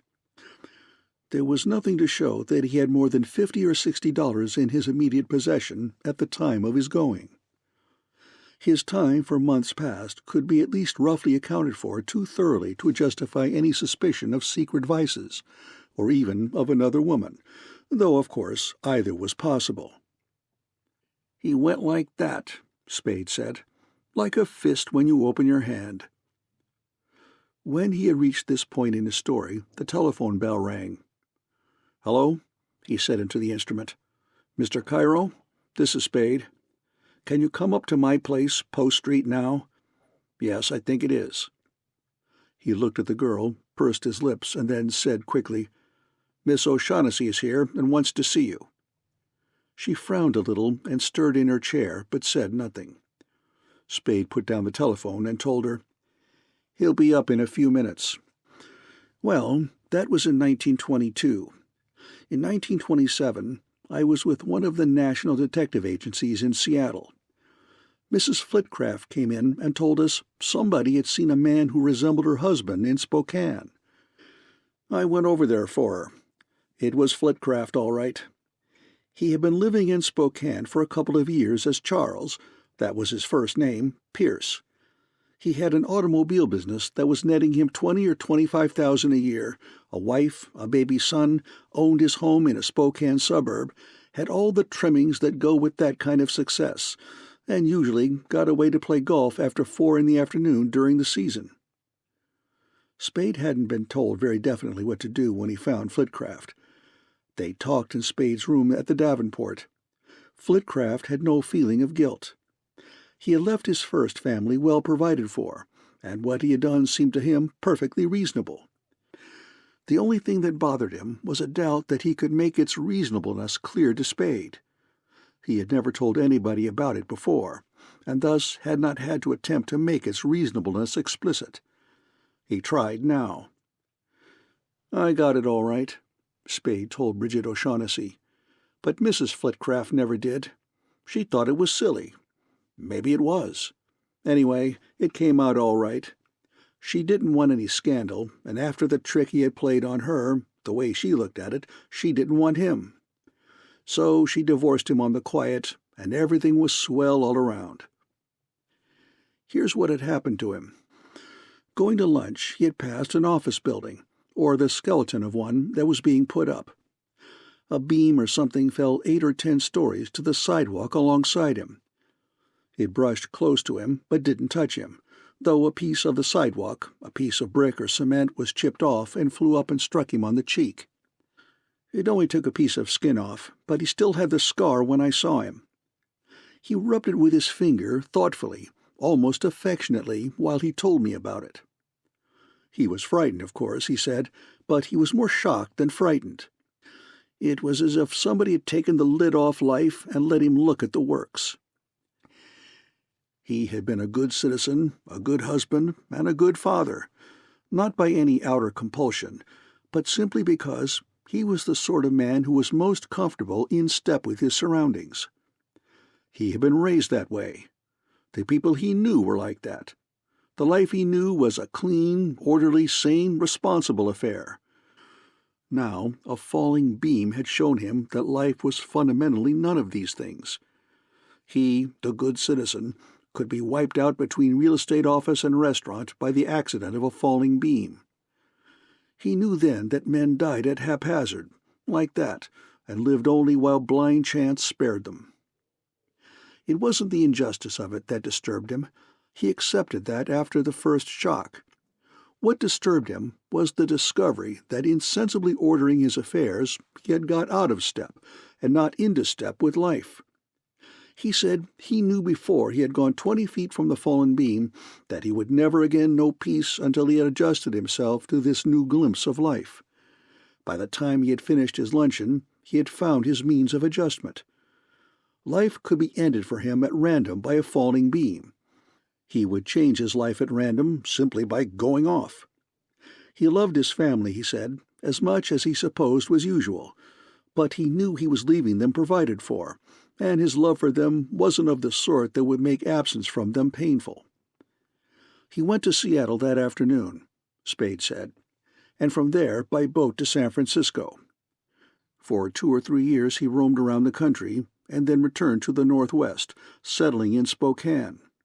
Presently he married. His second wife didn't look like his first, and you could find more points of difference than of likeness between them, but both were the sort of women who play fair golf and bridge, take pains with their guest rooms, and welcome new salad recipes. He felt that what he had done was reasonable. He regretted none of it. I don't think that he was conscious of having stepped back naturally into the groove he had left in Tacoma, but that's the part of it that I like best. He had adjusted himself to the falling beam, and then no more beams had fallen, and he had adjusted himself to their not falling. "How perfectly fascinating," Bridget O'Shaughnessy said. She left her chair and stood in front of him, close. Her eyes were wide and deep. "I don't have to tell you how utterly at a disadvantage you'll have me with him here if you choose." Spade smiled slightly without separating his lips. "No, you don't have to tell me that," he agreed. "And you know I'd never have placed myself in this position if I hadn't trusted you completely." Her thumb and finger twisted a black button on his blue coat. Spade said, "That again," with mock resignation. "But you know it's so," she insisted. "No, I don't know it." He patted the hand that was twisting the button. "My asking for reasons why I should trust you brought us here. Don't let's get ourselves confused.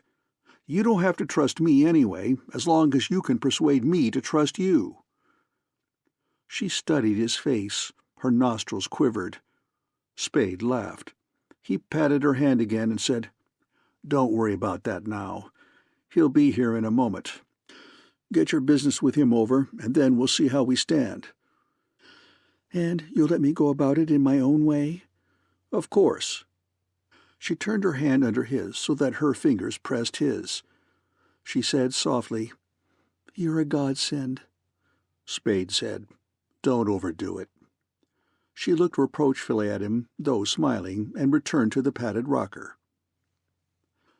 Joel Cairo was excited. His dark eyes seemed all irises, and his high-pitched, thin-voiced words were tumbling out before Spade had got the door half open. "That boy is out there watching the house, Mr. Spade. That boy you showed me, or to whom you showed me, in front of the theater. What am I to understand from that, Mr. Spade? I came here in good faith, with no thought of tricks or traps." "You were asked in good faith." Spade frowned thoughtfully. "But I ought to have guessed that he might show up. He saw you come in?" "Naturally. I could have gone on, but that seemed pointless since you had already let him see us together." Bridget O'Shaughnessy came into the passageway behind Spade and asked anxiously, "What boy? What is it?" Cairo removed his black hat from his head, bowed stiffly, and said in a prim voice, "If you do not know, ask Mr. Spade. I know nothing about it except through him." "A kid who's been trying to tail me around town all evening." Spade spoke carelessly over his shoulder, not turning to face the girl. "Come on in, Cairo. There's no use standing here talking for all the neighbors." Bridget O'Shaughnessy grasped Spade's arm above the elbow and demanded, "Did he follow you to my apartment?" "No, I shook him before that. Then I suppose he came back here to try to pick me up again." Cairo, holding his black hat to his belly with both hands, had come into the passageway. Spade shut the corridor door behind him, and they went into the living room. There Cairo bowed stiffly over his hat once more and said, "I am delighted to see you again, Miss O'Shaughnessy." "I was sure you would be, Joe," she replied, giving him her hand. He made a formal bow over it and released it quickly. She sat in the padded rocker she had occupied before. Cairo sat in the armchair by the table. Spade, when he had hung Cairo's hat and coat in the closet, sat on an end of the sofa in front of the windows and began to roll a cigarette. Bridget O'Shaughnessy said to Cairo, "Sam told me about your offer for the Falcon. How soon can you have the money ready?" Cairo's eyebrows twitched. He smiled. "It is ready." He continued to smile at the girl for a little while after he had spoken, and then looked at Spade. Spade was lighting his cigarette. His face was placid. "In cash?" she asked. "Oh, yes," Cairo replied. She frowned, put her tongue between her lips, withdrew it, and asked, "You were ready to pay us $5,000 now if we gave you the Falcon?" Cairo held up a wiggling white hand. "Excuse me," he said. "I expressed myself badly. I did not mean to say I have the money in my pocket, but that I am prepared to get it on a very few minutes' notice at any time during banking hours." "Oh." She looked significantly at Spade. Spade blew cigarette smoke down the front of his vest and said, "That's probably right. He had only a few hundred in his pockets when I frisked them this afternoon." When her eyes opened round and wide, he grinned. Cairo bent forward in his chair. He barely failed to keep eagerness from showing in his eyes and voice. "I can be quite prepared to give you the money at, say, 10:30 in the morning, eh?" Bridget O'Shaughnessy smiled at him and said, "But I haven't got the Falcon." Cairo's face was darkened by a flush of annoyance. He put an ugly white hand on either arm of the chair, holding his small boned body erect and stiff between them. His dark eyes were angry. He did not say anything. The girl made a mock placatory face at him. "I'll have it in a week at the most, though," she said. "Where is it?" Cairo used politeness of mien to express skepticism. "Where Floyd hid it." "Floyd? Thursby?" She nodded. "And you know where that is?" he asked. "I think I do." "Then why must we wait a week?" "Perhaps not a whole week. Whom are you buying it for, Joe?" Cairo raised his eyebrows. "I told Mr. Spade. For its owner." Surprise illuminated the girl's face. "So you went back to him?" "Naturally." She laughed softly in her throat and said, "I should have liked to have seen that." Cairo shrugged. "That was the natural, the logical development." He rubbed the back of one hand with the palm of the other. His upper lids came down to shade his eyes. "Why, if I in turn may ask a question, are you willing to sell it to me, Bridget?" "I'm afraid," she said simply, "after what happened to Floyd. That's why I haven't got it now. I'm afraid to touch it, except to turn it over to someone else right away." Spade, propped on an elbow on the sofa, looked at and listened to them impartially. In the comfortable slackness of his body, in the easy stillness of his features, there was no indication of either curiosity or impatience. "Exactly what," Cairo asked in a low voice, "happened to Floyd?" The tip of her right forefinger traced a swift G in the air. Cairo said, "I see," but there was something of doubtfulness in his smile. "Is he here?" "I don't know." She spoke impatiently. "What difference does that make?" The doubt in Cairo's smile deepened. "It might make a difference," he said, and rearranged his hands in his lap so that, intentionally or not, a blunt forefinger pointed at Spade. The girl glanced at the finger and made an impatient motion with her head. "Or me," she said, "or you." "Exactly. And shall we include with more certainty the boy outside?" "Yes," she agreed and laughed. "Yes, unless he's the one you had in Constantinople." Sudden blood mottled Cairo's face. In a shrill, enraged voice he spoke a dozen words that were neither English, French, German, nor Spanish. Bridget O'Shaughnessy jumped up from her chair. Her lower lip was between her teeth. Her eyes were dark and wide in a tense white face. She took 2 quick steps toward Cairo. He started to rise.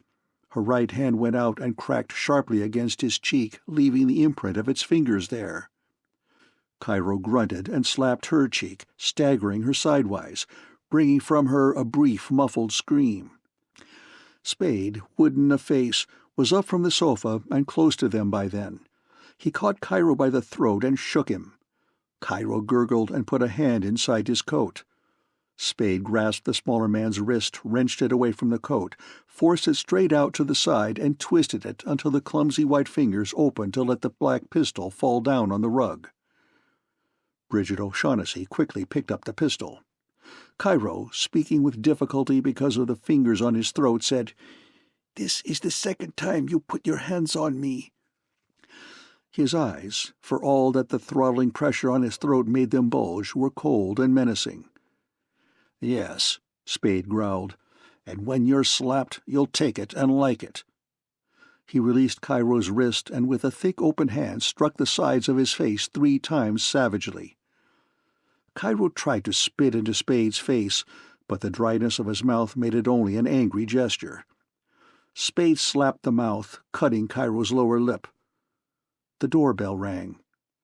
Cairo's eyes jerked into focus on the passageway that led to the corridor door. His eyes had become unangry and wary. The girl had gasped and turned to face the passageway. Her face was frightened. Spade stared gloomily for a moment at the blood trickling from Cairo's lip, and then stepped back, taking his hand away from the Levantine's throat. "Who is it?" the girl whispered, coming close to Spade, and Cairo's eyes asked the same question. "I don't know," Spade replied in an irritable voice. The bell rang again, more insistently. "Well, keep quiet," Spade said, and went out of the room, shutting the door behind him. Spade turned on the light in the passageway and opened the door to the corridor. Lieutenant Dundee and Tom Polhouse were there. "Hello, Sam," Tom said. "We thought maybe you wouldn't have gone to bed yet." Dundee nodded, but said nothing. "Hello," Spade said good-naturedly. "You guys pick swell hours to go calling. What is it this time?" Dundee spoke quietly. "We want to talk to you, Spade." "Well?" Spade stood in the doorway, blocking it. "Go ahead and talk." Tom Polhouse advanced, saying, "We don't have to do it standing here, do we?" Spade stood still in the doorway and said, "You can't come in." His tone was very slightly apologetic. Tom's thick-featured face, even in height with Spade's, took on an expression of friendly scornfulness, though there was a bright gleam in his small, shrewd eyes. "What the hell, Sam?" he protested, and put a big playful hand on Spade's chest. Spade leaned against the pushing hand, grinned wolfishly, and asked, "Going to strong-arm me, Tom?" Tom grumbled. "Aw, for God's sake," and stopped pushing. Dundee clicked his teeth together and said through them, "Let us in." Spade's lip twitched over an eye tooth. He said, "You're not coming in. What do you want to do about it? Try to get in? Or do your talking here? Or go to hell?" Tom groaned. Dundee, still speaking through his teeth, said, "It'd pay you to play along with us a little, Spade. You've got away with this, and you've got away with that, but you can't keep it up forever." "Stop me when you can," Spade replied arrogantly. "That's what I'll do." Dundee put his hands behind him and thrust his hard face up toward the private detectives. "There's talk going around that you and Archer's wife were cheating on him." Spade laughed. "That sounds like something you thought up yourself." "Then there's not anything to it?" "Not anything." "The talk is," Dundee said, "that she tried to get a divorce out of him so she could put in with you, but he wouldn't give it to her. Anything to that?" "Nothing." "There's even talk," Dundee continued stolidly, "that that's why he was put on the spot." Spade seemed mildly amused. "Don't be a hog," he said. "You oughtn't try to pin more than one murder at a time on me. Your first notion that I knocked Thursby off because he'd killed Miles falls apart if you blame me for killing Miles, too." "You haven't heard me say you killed anybody," Dundee replied. "You're the one that's been bringing that up. But suppose I did. You could have blipped them both. There's a way of figuring it." "Uh-huh. I could have butchered Miles to get his wife, and then Thursby so I could hang Miles's murder on him. That's a swell system, or will be when I get around to killing somebody else so I can accuse them of Thursby's murder. Am I supposed to keep that up? What are you going to do, charge me with all the killings in San Francisco from now on?" Tom said, "Aw, cut the comedy, Sam. You know damn well we don't like this any more than you do, but we got to do our work. I hope you've got something to do besides pop in here early every morning asking me a lot of damn fool questions." "And getting damn lying answers," Dundee added deliberately. "Easy now," Spade cautioned him. Dundee looked up and down and then looked him straight in the eyes. "If you say there was nothing between you and Archer's wife," Dundee said, "you're a liar, and I'm telling you so." A startled look came into Tom's small eyes. Spade moistened his lips with the tip of his tongue and asked, "Is that the hot tip that brought you here at this ungodly time of night?" "That's one of them." "And the others?" Dundee drew down the corners of his mouth. "Let us in." He nodded significantly at the doorway in which Spade stood. Spade frowned and shook his head. Dundee's mouth corners lifted a little in a smile of grim satisfaction. "There must have been something in it," he told Tom. Tom shifted his feet and, not looking at either man, mumbled, "God knows." "What's this?" Spade asked. "Charades?" "All right, Spade, we're going." Dundee buttoned up his overcoat. "We'll be in to see you now and then. Maybe you're right in bucking us. Think it over." "Uh-huh," Spade said, grinning. "Glad to see you any time, Lieutenant, and whenever I'm not busy, I'll let you in." A voice in Spade's living room screamed, "Help! Help! Police! Help!" The voice, high and thin and shrill, was Joel Cairo's. Lieutenant Dundee stopped turning away from the door, confronted Spade again, and said decisively, "I guess we're going in." The sounds of a brief struggle, of a blow, of a subdued cry came to the men. Spade's face twisted into a smile that held little of joy. He said, "I guess you are," and stood out of the way. When the police detectives had entered, he shut the corridor door and followed them back to the living room. End of Chapter 7.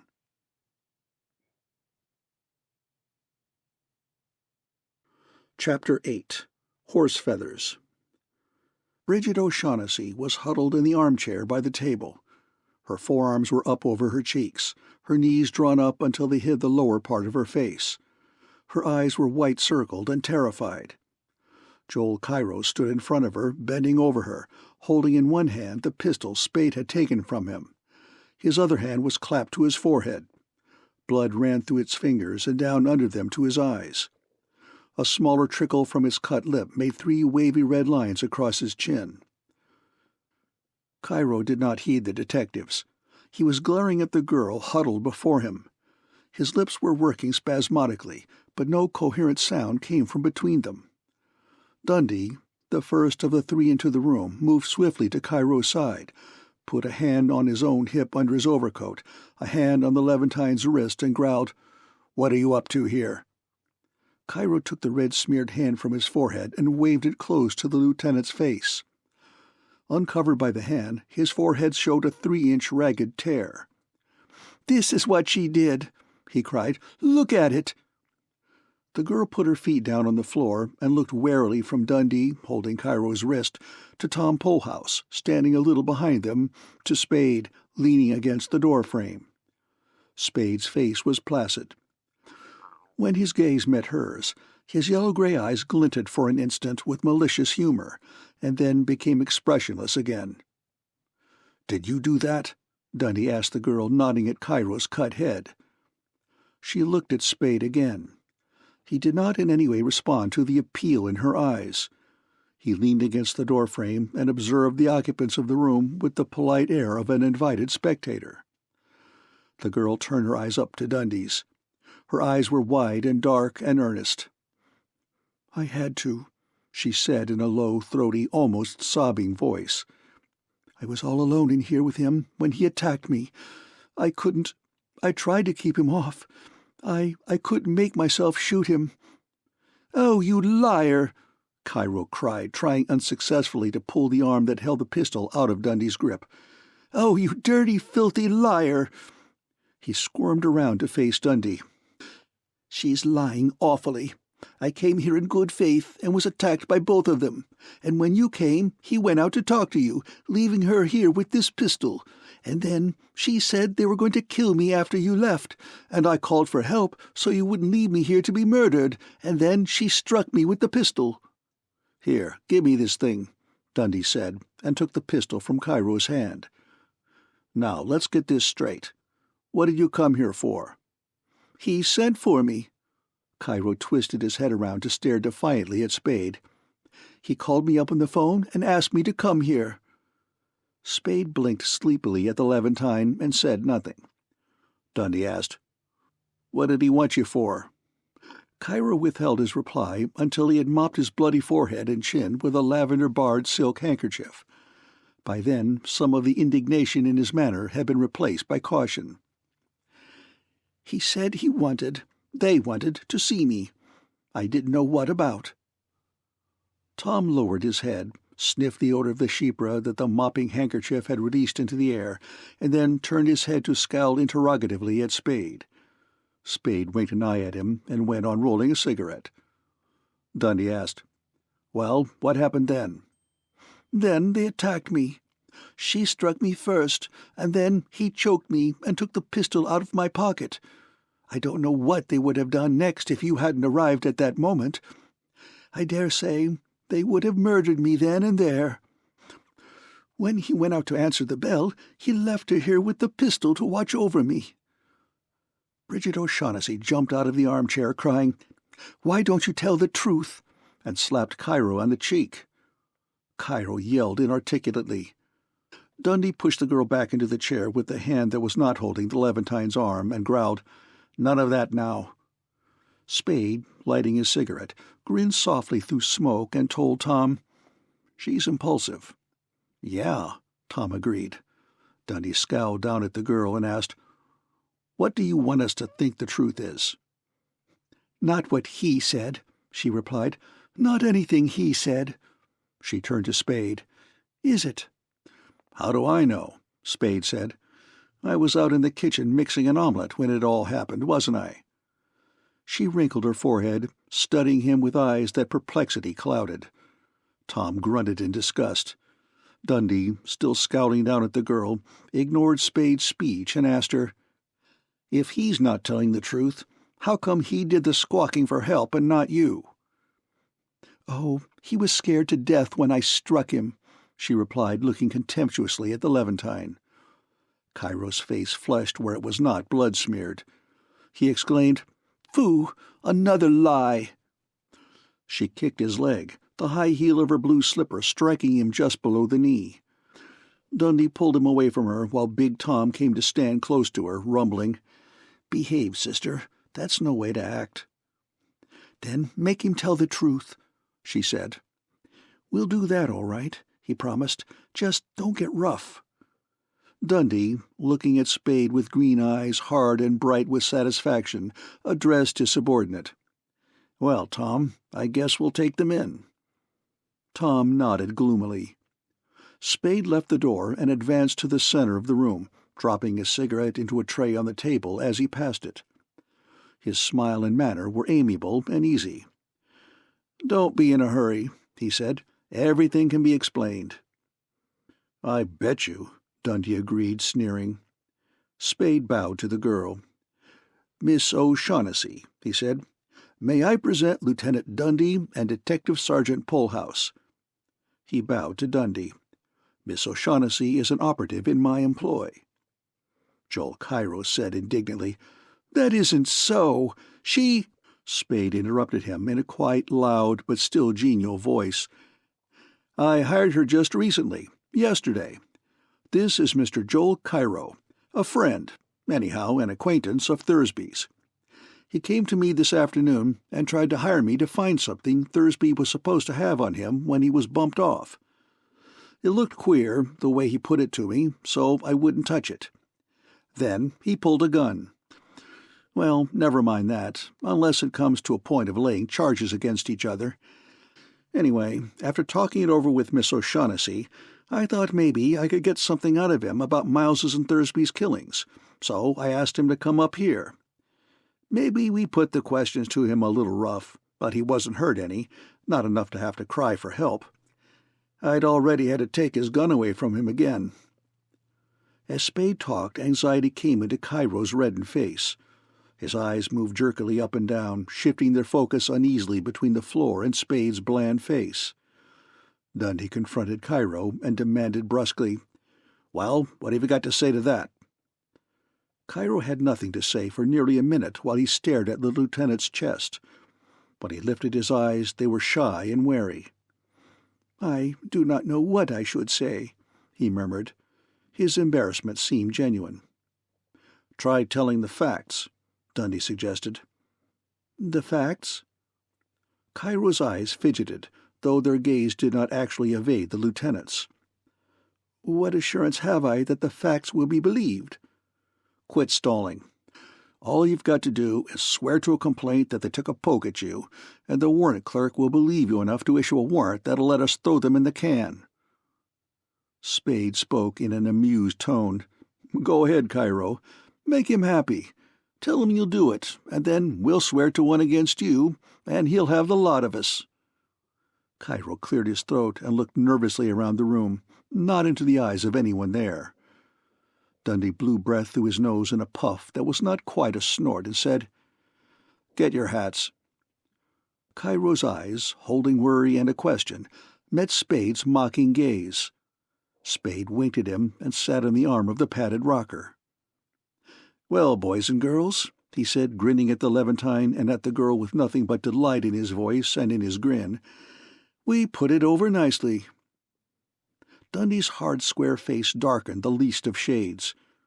He repeated peremptorily, "Get your hats." Spade turned his grin on the lieutenant, squirmed into a more comfortable position on the chair arm, and asked lazily, "Don't you know when you're being kidded?" Tom Polhouse's face grew red and shiny.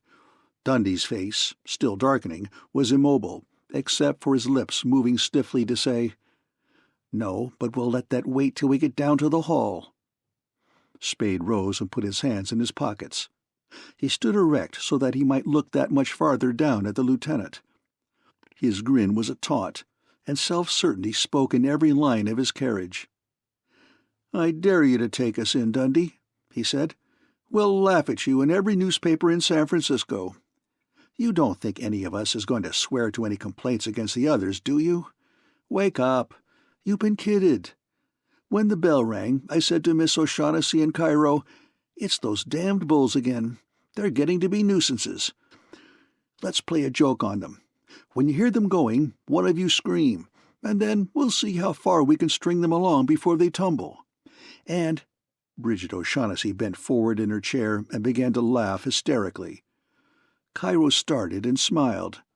There was no vitality in his smile, but he held it fixed on his face. Tom, glowering, grumbled, "Cut it out, Sam." Spade chuckled and said, "But that's the way it was. And the cut on his head and mouth?" Dundee asked imperturbably. "Where'd they come from?" "Ask him," Spade suggested. "Maybe he cut himself shaving." Cairo spoke quickly before he could be questioned, and the muscles of his face quivered under the strain of holding his smile in place while he spoke. "I fell.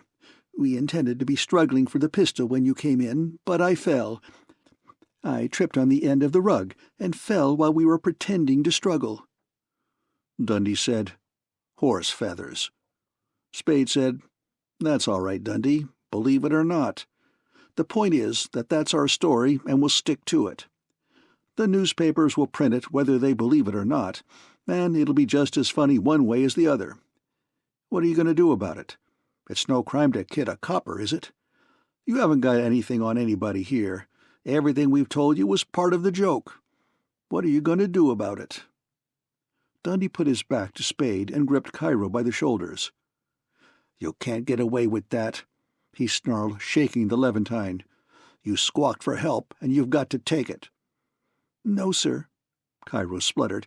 "It was a joke. He said you were friends of his and would understand." Spade laughed. Dundee pulled Cairo roughly to him, holding him now by the nape of the neck and one wrist. "I'll take you along for packing the gun anyway," he said, "and I'll take the rest of you along to see who laughs at the joke." Cairo's alarmed eyes jerked sidewise to focus on Spade's face. Spade said, "Don't be a damned fool, Dundee. The gun was part of the plant.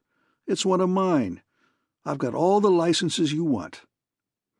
Dundee released Cairo, spun on his heel, and his right fist clicked on Spade's chin. Bridget O'Shaughnessy uttered a short cry. Spade's smile flickered out at the instant of the impact, but returned immediately, with a dreamy quality added. He steadied himself with a short backward step, and his thick sloping shoulders writhed under his coat. Before his fist could come up, Tom Polhouse had pushed himself in between the two men, facing Spade, encumbering Spade's arms with the closeness of his barrel-bellied body and his own arms. "No, for sake," Tom begged. After a long moment of motionlessness, Spade's muscles relaxed. "Then get him out of here quick," he said. His smile had gone away, leaving his face sullen and somewhat pale. Tom, remaining close to Spade, keeping his arms on Spade's arms, turned his head to look over his shoulder at Lieutenant Dundee. Tom's small eyes were reproachful. Dundee's fist was still clenched in front of his body, and his feet were planted firm and a little apart on the floor, but the truculence in his face was modified by the thin rims of white showing between green irises and upper eyelids. "Get their names and addresses," he ordered, "so we can get hold of them when we want them." Tom looked at Cairo, who said quickly, "Joel Cairo, Hotel Belvedere." Spade spoke before Tom could question the girl. "You can always get in touch with Miss O'Shaughnessy through me." Tom looked at Dundee, who growled, "Get her address." Spade said, "Her address is in care of my office." Dundee moved forward, halting in front of the girl. "Where do you live?" he asked. Spade addressed Tom. "Get him out of here. I've had enough of this."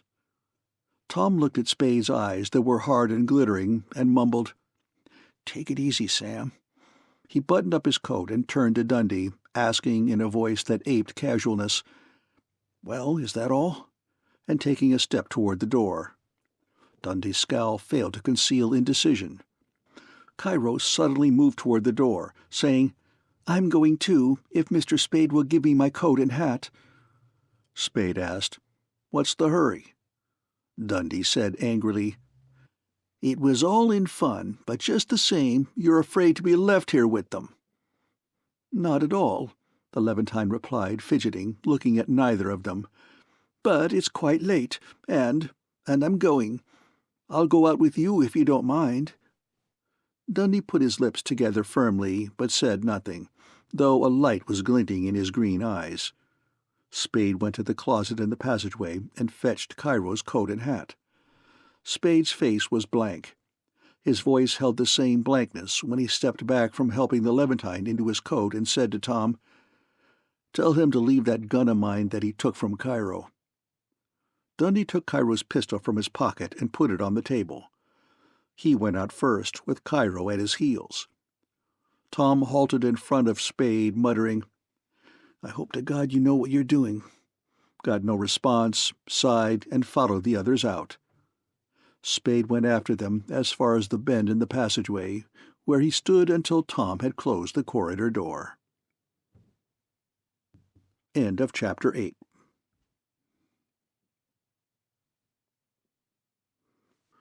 Chapter 9. The Liar. Spade returned to the living room and sat on an end of the sofa, elbows on knees, cheeks in hands, looking at the floor and not at Bridget O'Shaughnessy, smiling weakly at him from the armchair. His eyes were sultry. The creases between brows above his nose were deep. His nostrils moved in and out with his breathing. Bridget O'Shaughnessy, when it became apparent that he was not going to look up at her, stopped smiling and regarded him with some uneasiness. Red rage came suddenly into his face, and he began to talk in a harsh, guttural voice. Holding his maddened face in his hands, glaring at the floor, he cursed Dundee for 5 minutes without break, cursed him obscenely, blasphemously, repetitiously, in a harsh, guttural voice. Then he took his face out of his hands, looked at the girl, grinned sheepishly, and said, "Childish, huh? I know, but by God, I do hate being hit without hitting back." He touched his chin with careful fingers. Not that it was so much of a sock at that. He laughed and lounged back on the sofa, crossing his legs. A cheap enough price to pay for winning. His brows drew together in a fleeting frown. Though I won't forget it. The girl, smiling again, left her chair and sat on the sofa beside him. "You're absolutely the wildest person I've ever known," she said. "Do you always carry on so high-handed?" "I let him hit me, didn't I?" "Oh, yes, but a police official." "It wasn't that," Spade explained. "It was that in losing his head and slugging me, he overplayed his hand. If I'd mixed it up with him, he couldn't have backed down. He'd have had to go through with it, and we'd have had to tell that goofy story at headquarters." He stared thoughtfully at the girl, and then asked, "What did you do to Cairo?" "Nothing." Her face flushed. "I tried to frighten him into keeping quiet until they had gone, and he either got too frightened or stubborn and yelled." "And then you beaned him with the gun?" "I had to. He attacked me." "You don't know what you're doing." Spade's smile did not quite succeed in concealing annoyance. "It's just what I told you. You're fumbling along by guess and by God." "I'm sorry," she said, face and voice soft with contrition. "Sam." "Sure you are," he said, no longer showing annoyance. He took tobacco and papers from his pocket and began to make a cigarette. "Now you've had your talk with Cairo. Now you can talk to me." She put a fingertip to her mouth, staring across the room at nothing with widened eyes, and then, with narrower eyes, glanced quickly at Spade. He was engrossed in the making of his cigarette. "Oh, yes," she began. "Of course." She took the finger away from her mouth and smoothed her blue dress over her knees. She frowned at her knees. Spade licked his cigarette, sealed it, and asked, "Well?" while he felt for his lighter. "But I didn't," she said, with short pauses between words as if she were selecting them with great care. "Have time to finish talking to him." She stopped frowning at her knees and looked at Spade with clear, candid eyes. "We were interrupted almost before we had begun." Spade lighted his cigarette and laughed, his mouth empty of smoke. "Want me to call him up and ask him to come back?" She shook her head without smiling. Her eyes moved back and forth between her lids as she shook her head, maintaining their focus on Spade's face. Her eyes were inquisitive. Spade put an arm across her back, cupping his hand over the smooth, bare white shoulder farthest from him. She leaned back a little into the bend of his arm. He said, "Well, I'm listening." She twisted her face around to smile up at him with friendly insolence, asking, "Do you need your arm there for that?" "No." He removed his hand from her shoulder, dropping it to the sofa behind her. "You're altogether unpredictable," she murmured. He nodded and said amiably, "I'm still listening." "Look at the time!" she exclaimed, wriggling a finger at the alarm clock perched atop Celebrated Criminal Cases of America, saying with its clumsily shaped hands, 2:50 a.m. "Uh-huh. It's been a busy evening." "I must go." She jumped up from the sofa. "This is terrible." Spade did not get up. He shook his head and said, "Not until you've told me about it." "But look at the time," she protested, "and it would take me hours to tell you." "It'll have to take them, then." "Am I a prisoner?" she asked gaily. "Besides, there's the kid outside. Maybe he hasn't gone home to sleep yet."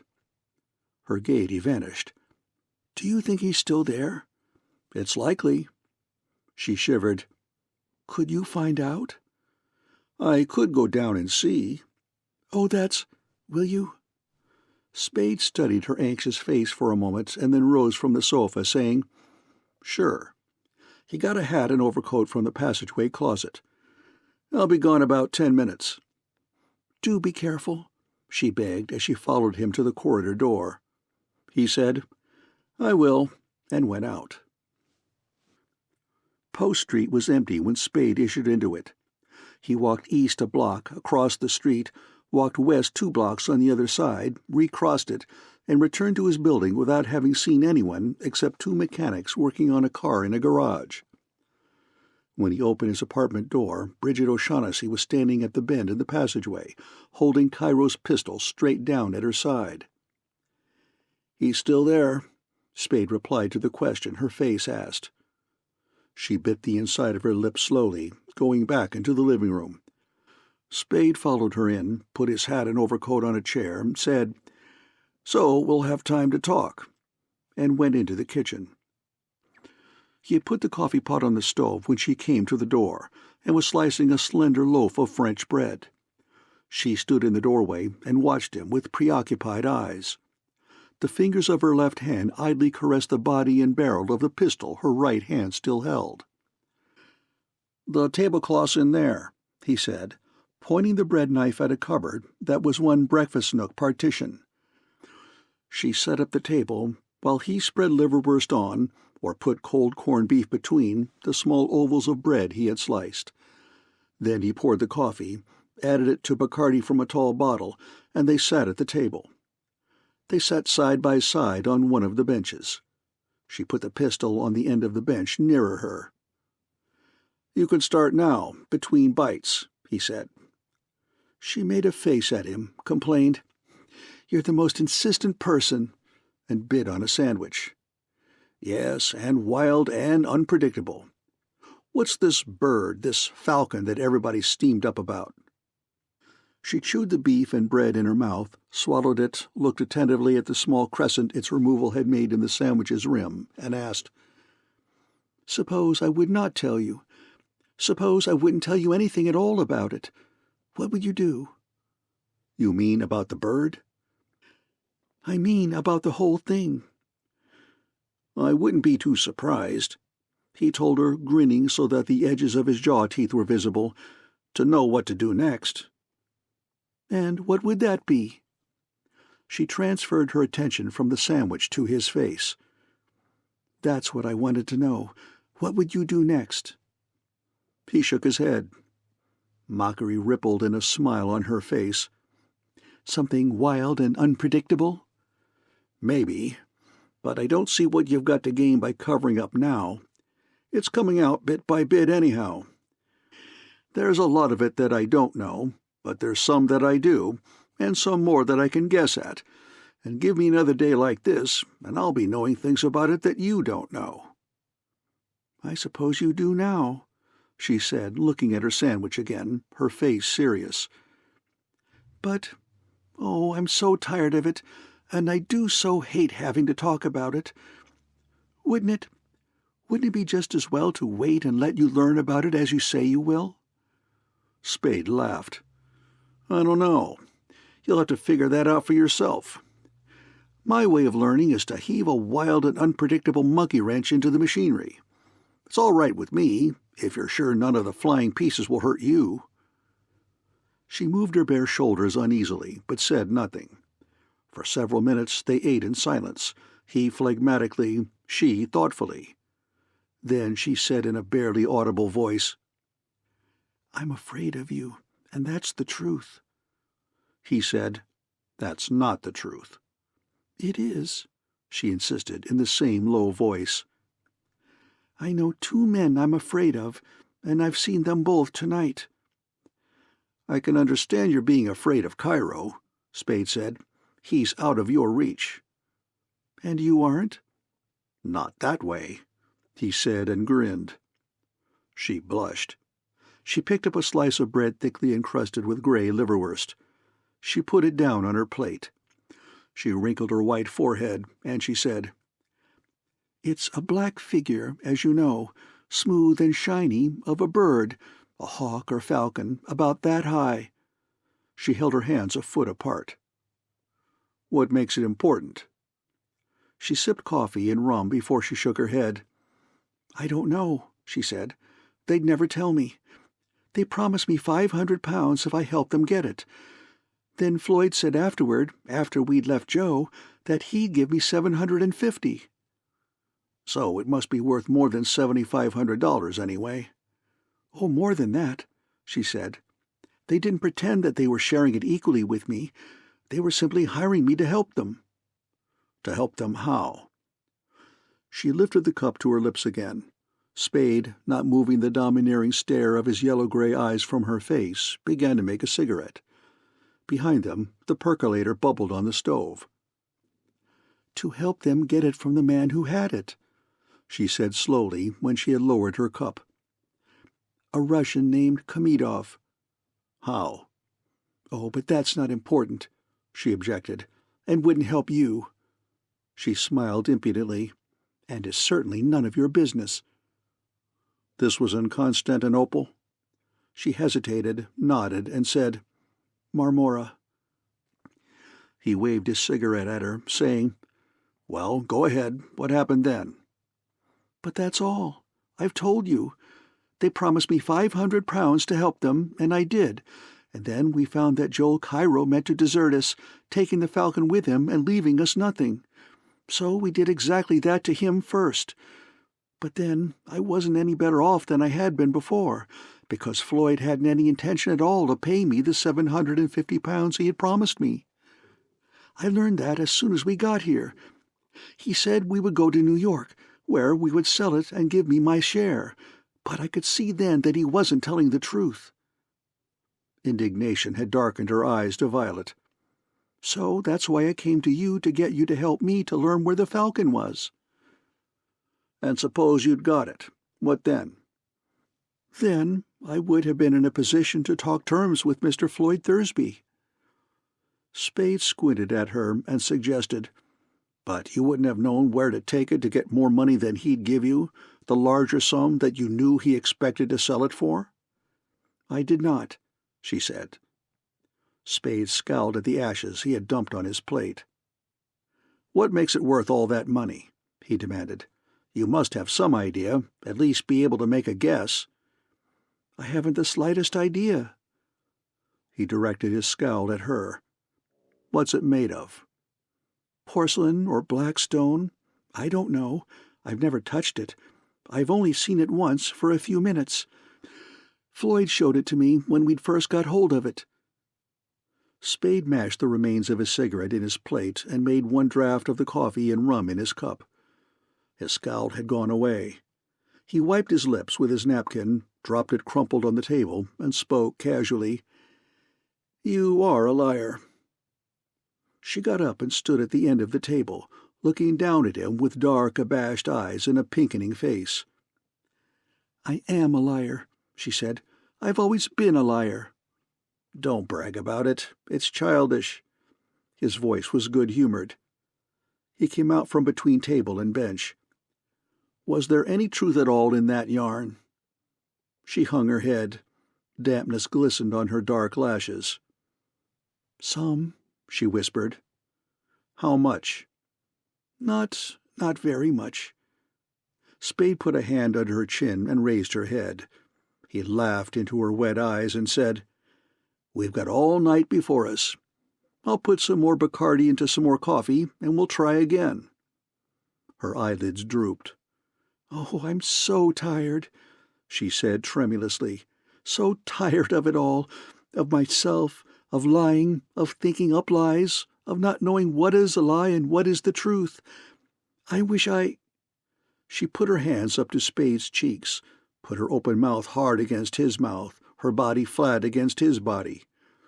Spade's arms went around her, holding her to him, muscles bulging his blue sleeves, a hand cradling her head, its fingers half lost among red hair, a hand moving groping fingers over her slim back.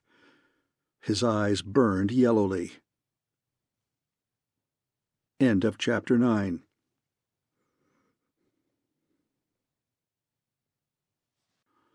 Chapter 10. The Belvedere Divan. Beginning day had reduced night to a thin smokiness when Spade sat up. Bridget O'Shaughnessy's soft breathing had the regularity of utter sleep. Spade was quiet leaving bed and bedroom and shutting the bedroom door. He dressed in the bathroom. Then he examined the sleeping girl's clothes, took a flat brass key from the pocket of her coat, and went out. He went to the Coronet, letting himself into the building and into her apartment with the key. To the eye, there was nothing furtive about his going in. He entered boldly and directly. To the ear, his going in was almost unnoticeable. He made as little sound as might be. In the girl's apartment, he switched on all the lights. He searched the place from wall to wall. His eyes and thick fingers moved without apparent haste and without ever lingering or fumbling or going back, from one inch of their fields to the next, probing, scrutinizing, testing with expert certainty. Every drawer, cupboard, cubbyhole, box, bag, trunk, locked or unlocked, was opened and its contents subjected to examination by eyes and fingers. Every piece of clothing was tested by hands that felt for telltale bulges and ears that listened for the crinkle of paper between pressing fingers. He stripped the bed of bedclothes. He looked under rugs and at the underside of each piece of furniture. He pulled down blinds to see that nothing had been rolled up in them for concealment. He leaned through windows to see that nothing hung below them on the outside. He poked with a fork into powder and cream jars on the dressing table. He held atomizers and bottles up against the light. He examined dishes and pans and food containers. He emptied the garbage can on spread sheets of newspaper. He opened the top of the flush box in the bathroom, drained the box, and peered down into it. He examined and tested the metal screens over bathtub, washbowl, sink, and laundry tub drains.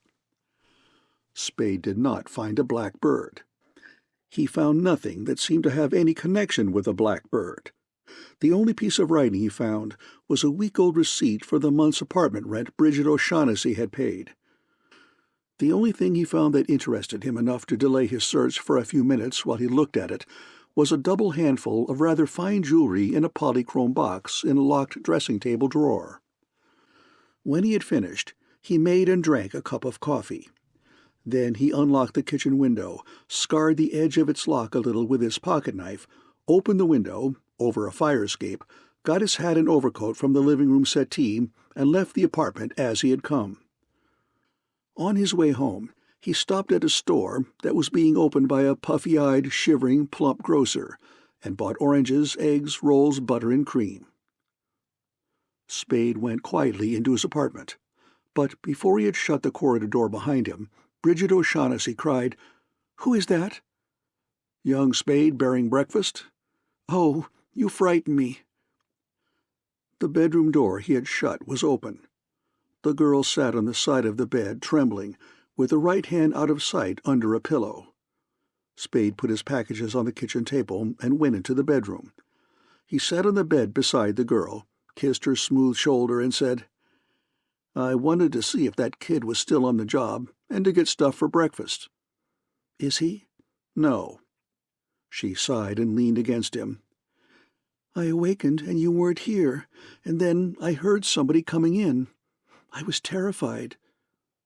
Spade combed her red hair back from her face with his fingers and said, "I'm sorry, Angel. I thought you'd sleep through it. Did you have that gun under your pillow all night?"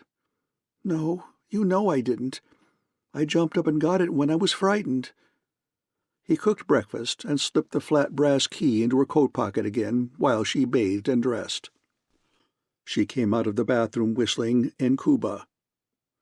"Shall I make the bed?" she asked. "That'd be swell. The eggs need a couple of minutes more." Their breakfast was on the table when she returned to the kitchen. They sat where they had sat the night before and ate heartily.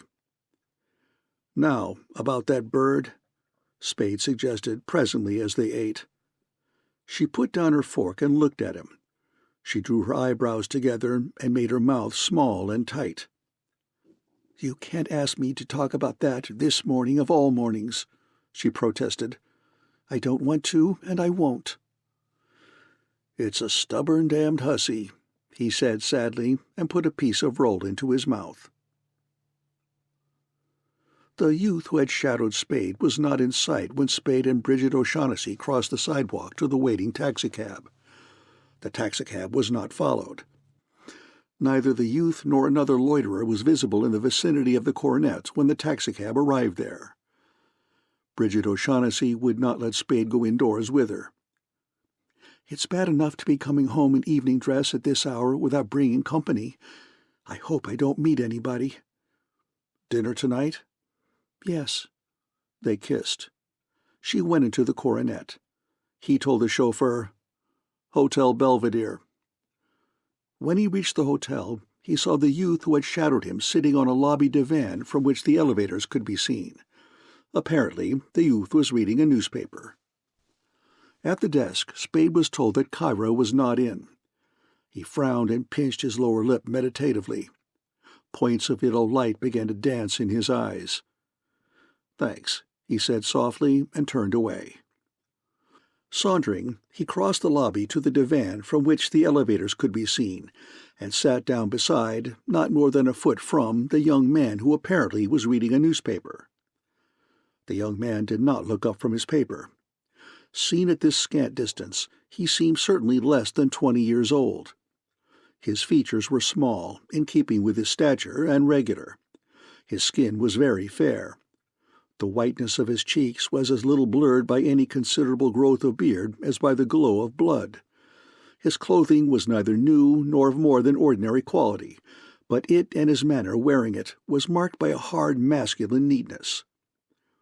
Spade asked casually, "Where is he?" while shaking tobacco down into a paper curved to catch it. The boy lowered his paper and looked around, moving with a purposeful sort of slowness, as of a more natural swiftness restrained. He looked with small hazel eyes under somewhat long curling lashes at Spade's chest. He said, in a voice as colorless and composed and cold as his young face, "What?" "Where is he?" Spade was busy with his cigarette. "Who?" "The fairy." The hazel eyes gaze went up Spade's chest to the knot of his maroon tie and rested there. "What do you think you're doing, Jack?" the boy demanded. "Kidding me?" "I'll tell you when I am." Spade licked his cigarette and smiled amiably at the boy. "New York, aren't you?" The boy stared at Spade's tie and did not speak. Spade nodded as if the boy had said yes, and asked, "Bohm's Rush?" The boy stared at Spade's tie for a moment longer, then the newspaper, and returned his attention to it. "Shove off," he said from the side of his mouth. Spade lit his cigarette, leaned back comfortably on the divan, and spoke with good-humored carelessness. "You'll have to talk to me before you're through, Sonny. Some of you will, and you can tell G I said so." The boy put his paper down quickly and faced Spade, staring at his necktie with bleak hazel eyes. The boy's small hands were spread flat over his belly. "Keep asking for it, and you're going to get it," he said. "Plenty." His voice was low and flat and threatening. "I told you to shove off. Shove off." Spade waited until a bespectacled pudgy man and a thin-legged blonde girl had passed out of hearing. Then he chuckled and said, "That would go swell back on 7th Avenue, but you're not in Romeville now.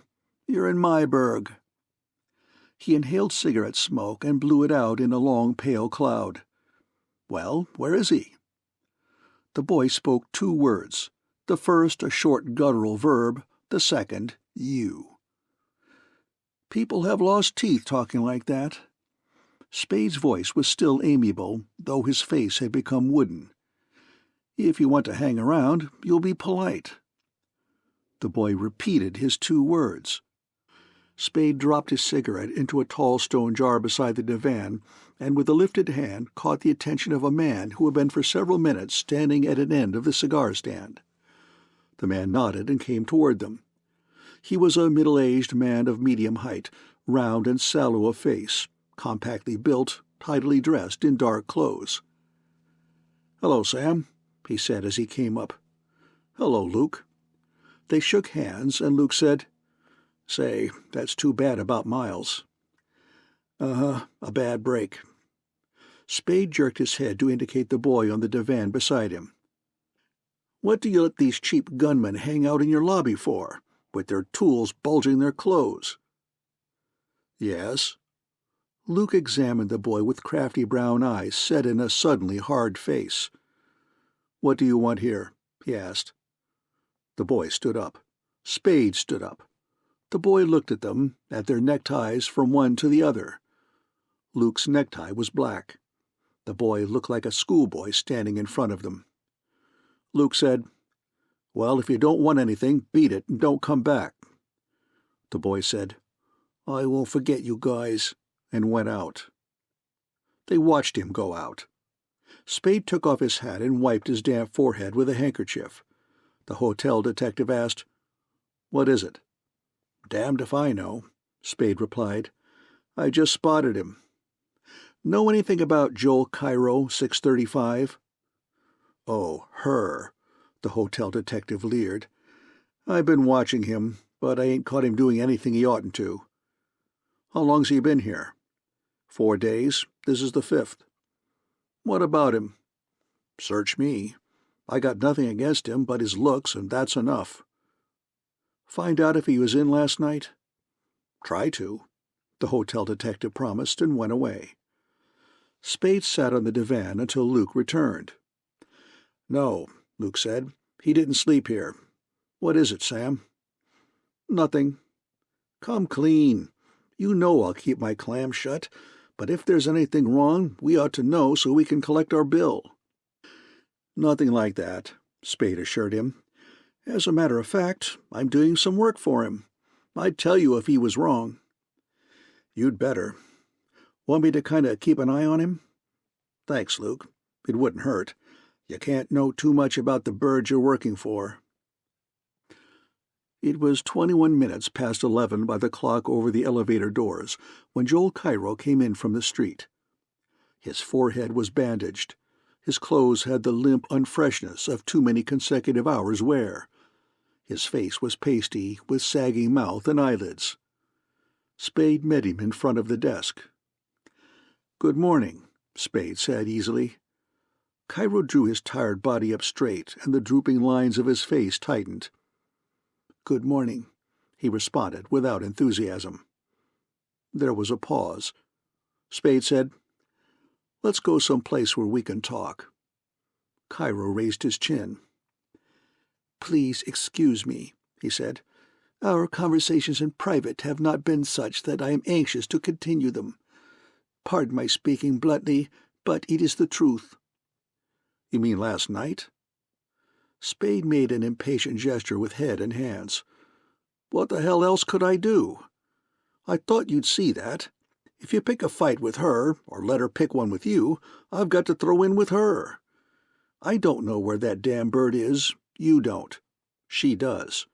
How in hell are we going to get it if I don't play along with her?" Cairo hesitated, said dubiously, "You've always, I must say, a smooth explanation ready." Spade scowled. "What do you want me to do? Learn to stutter? Well, we can talk over here." He led the way to the divan. When they were seated, he asked, "Dundee take you down to the hall?" "Yes."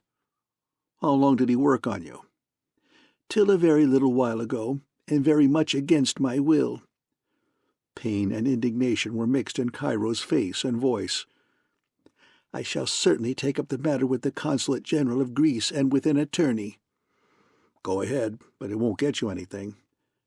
"What do they get out of you?" There was prim satisfaction in Cairo's stiff smile.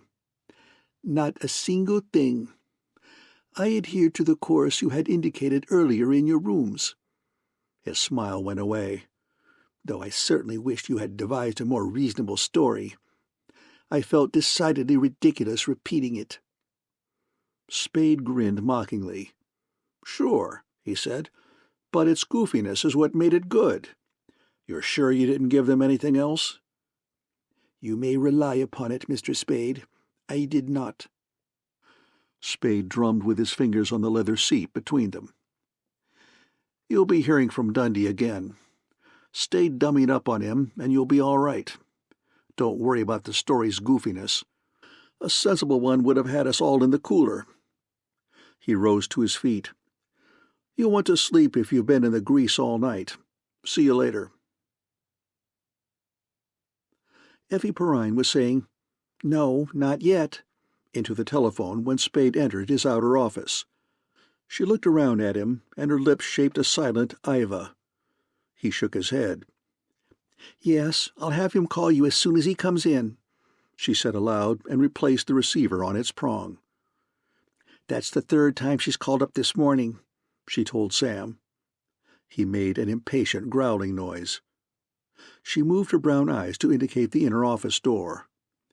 "Your Miss O'Shaughnessy's in there. She has been waiting since a few minutes after 9. Spade nodded as if he had expected that, and asked, "What else?" "Sergeant Polehouse called up. He didn't leave any message." "Get him for me." "And G called up." Spade's eyes brightened. He asked, "Who?" "G. That's what he said." Her air of personal indifference to the subject was flawless. "When I told him you weren't in, he said, 'When he comes in, will you please tell him that G, who got his message, phoned and will phone again.'" Spade worked his lips together as if tasting something he liked. "Thanks, darling," he said. "See if you can get Tom Polehouse." He opened the inner door and went into his private office, pulling the door to behind him. Bridget O'Shaughnessy, dressed as on her first visit to the office, rose from a chair beside his desk and came quickly toward him. "Somebody has been in my apartment," she exclaimed. "It's all upside down, every which way." He seemed moderately surprised. "Anything taken?" "I don't think so. I don't know. I was afraid to stay. I changed as fast as I could and came down here. Oh, Sam, you mustn't let that boy follow you there." Spade shook his head. "No, Angel." He took an early copy of an afternoon newspaper from his pocket, opened it, and showed her a quarter column headed, "Scream Routs Burglars." A young woman named Carolyn Beale, who lived alone in a Sutter Street apartment, had been awakened at 4 that morning by the sound of somebody moving in her bedroom. She had screamed. The mover had run away. 2 other women who lived alone in the same building had discovered later in the morning signs of the burglars having visited their apartments. Nothing had been taken from any of the 3. "That's where I shook him," Spade explained. "I went into that building and ducked out the back door. That's why all 3 were women that lived alone." He tried the apartments that had women's names in the vestibule register, hunting for you under a phony name." "But he was watching your place when we were there," she objected. Spade shrugged. "Maybe he's not alone. Maybe he went to Sutter Street after he began to think you were going to stay at my place all night. There are lots of maybes. But I didn't lead him to the coronet." She wasn't satisfied. "But he found it, or somebody did." "Sure." He frowned at her feet. "I wonder if it could have been Cairo. He wasn't at his hotel all night. Didn't get in till a few minutes ago. He told me he had been standing up under a quiz at headquarters all night. I wonder." He turned, opened the door, and asked Effie Perrine, "Got Tom yet?" "He's not in. I'll try again in a few minutes." "Thanks." Spade shut the door and faced Bridget O'Shaughnessy. She looked at him with cloudy eyes. "You went to see Joe this morning?" she asked. "Yes." She hesitated. "Why?" "Why?" He smiled down at her. "Because, my dear, I've got to keep in some sort of touch with the loose ends of this dizzy affair if I'm ever going to make heads or tails of it." He put an arm around her shoulders and led her over to his swivel chair. He kissed the tip of her nose lightly and set her down in the chair. He sat on the desk in front of her. He said, "Now we've got to find a new home for you, haven't we?" She nodded with emphasis. "I won't go back there." He patted the desk beside his thighs and made a thoughtful face. "I think I've got it," he said presently. "Wait a minute." He went into the outer office, shutting the door behind him. Effie Perrine reached for the telephone, saying, "I'll try again." "Afterwards. Does your woman's intuition still tell you she's a Madonna or something?"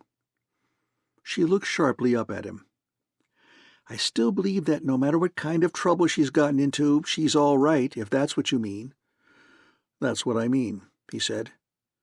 "Are you strong enough for her to give her a lift?" "How?" "Could you put her up for a few days?" "You mean at home?" "Yes.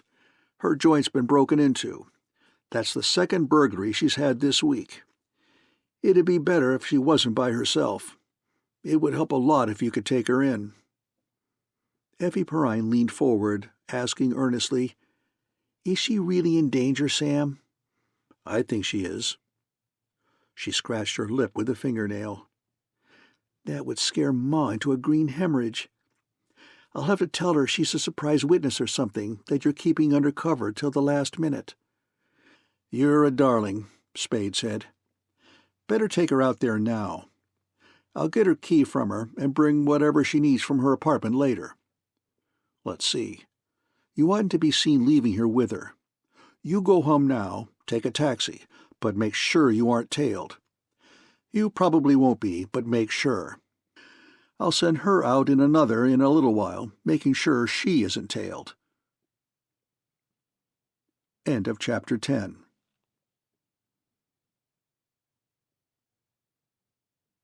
Chapter 11. Gutman. The telephone bell was ringing when Spade returned to his office after sending Bridget O'Shaughnessy off to Effie Perrine's house. He went to the telephone. "Hello?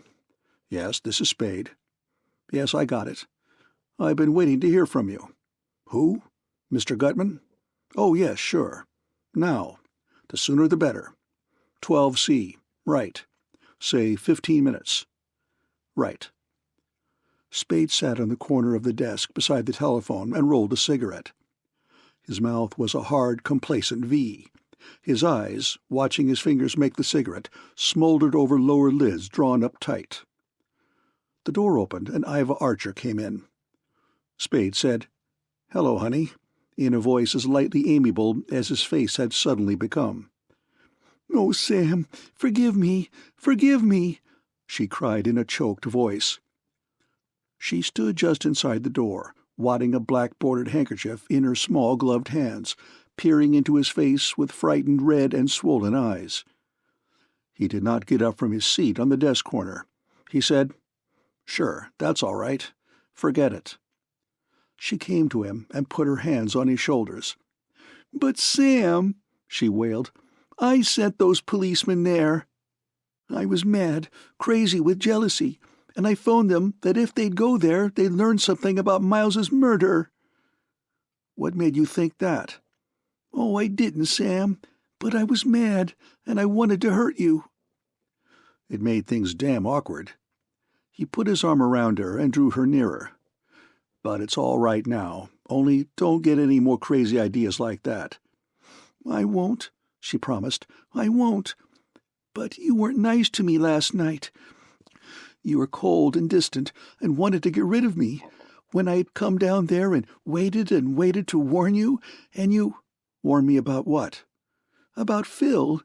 He's found out about you being in love with me, and Miles had told him about my wanting a divorce, though of course he never knew what for.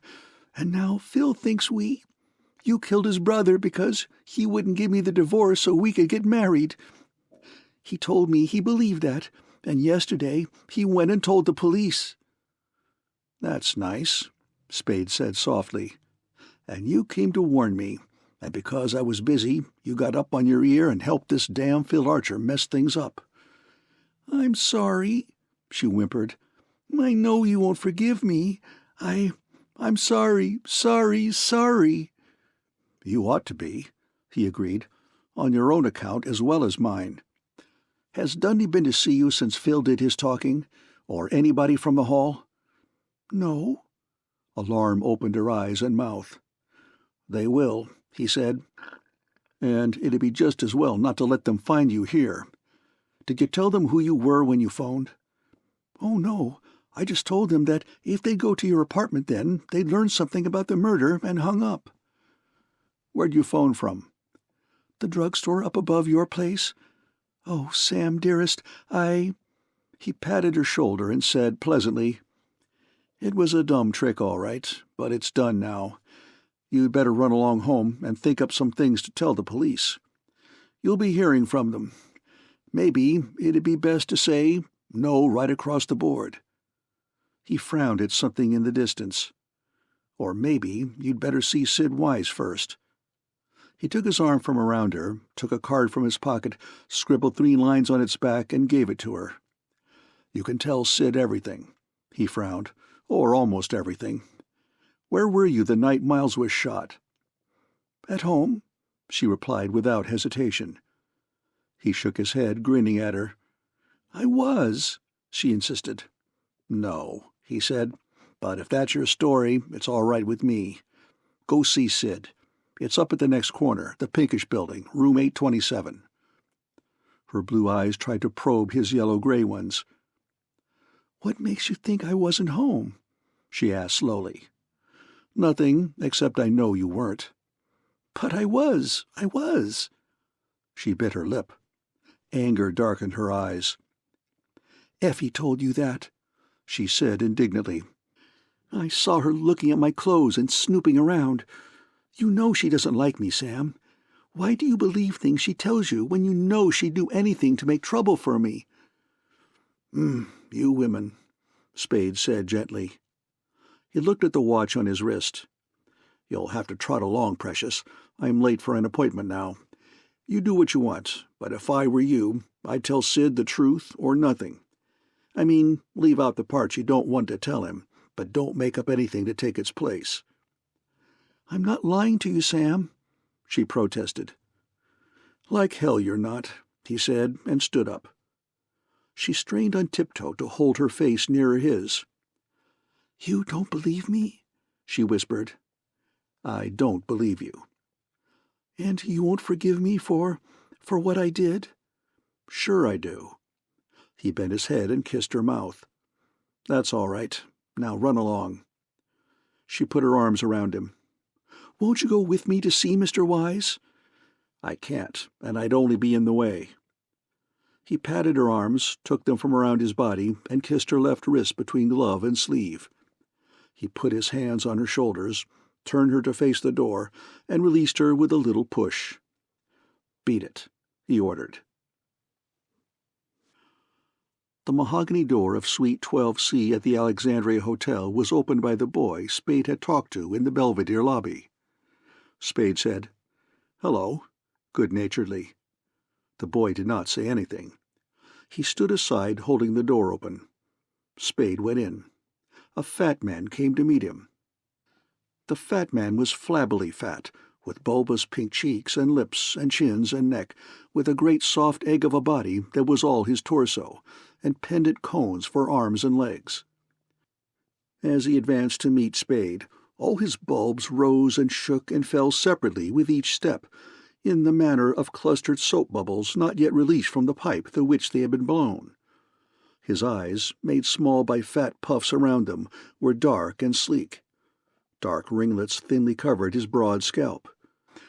He wore a black cutaway coat, black vest, black satin ascot tie holding a pinkish pearl, striped gray worsted trousers, and patent leather shoes.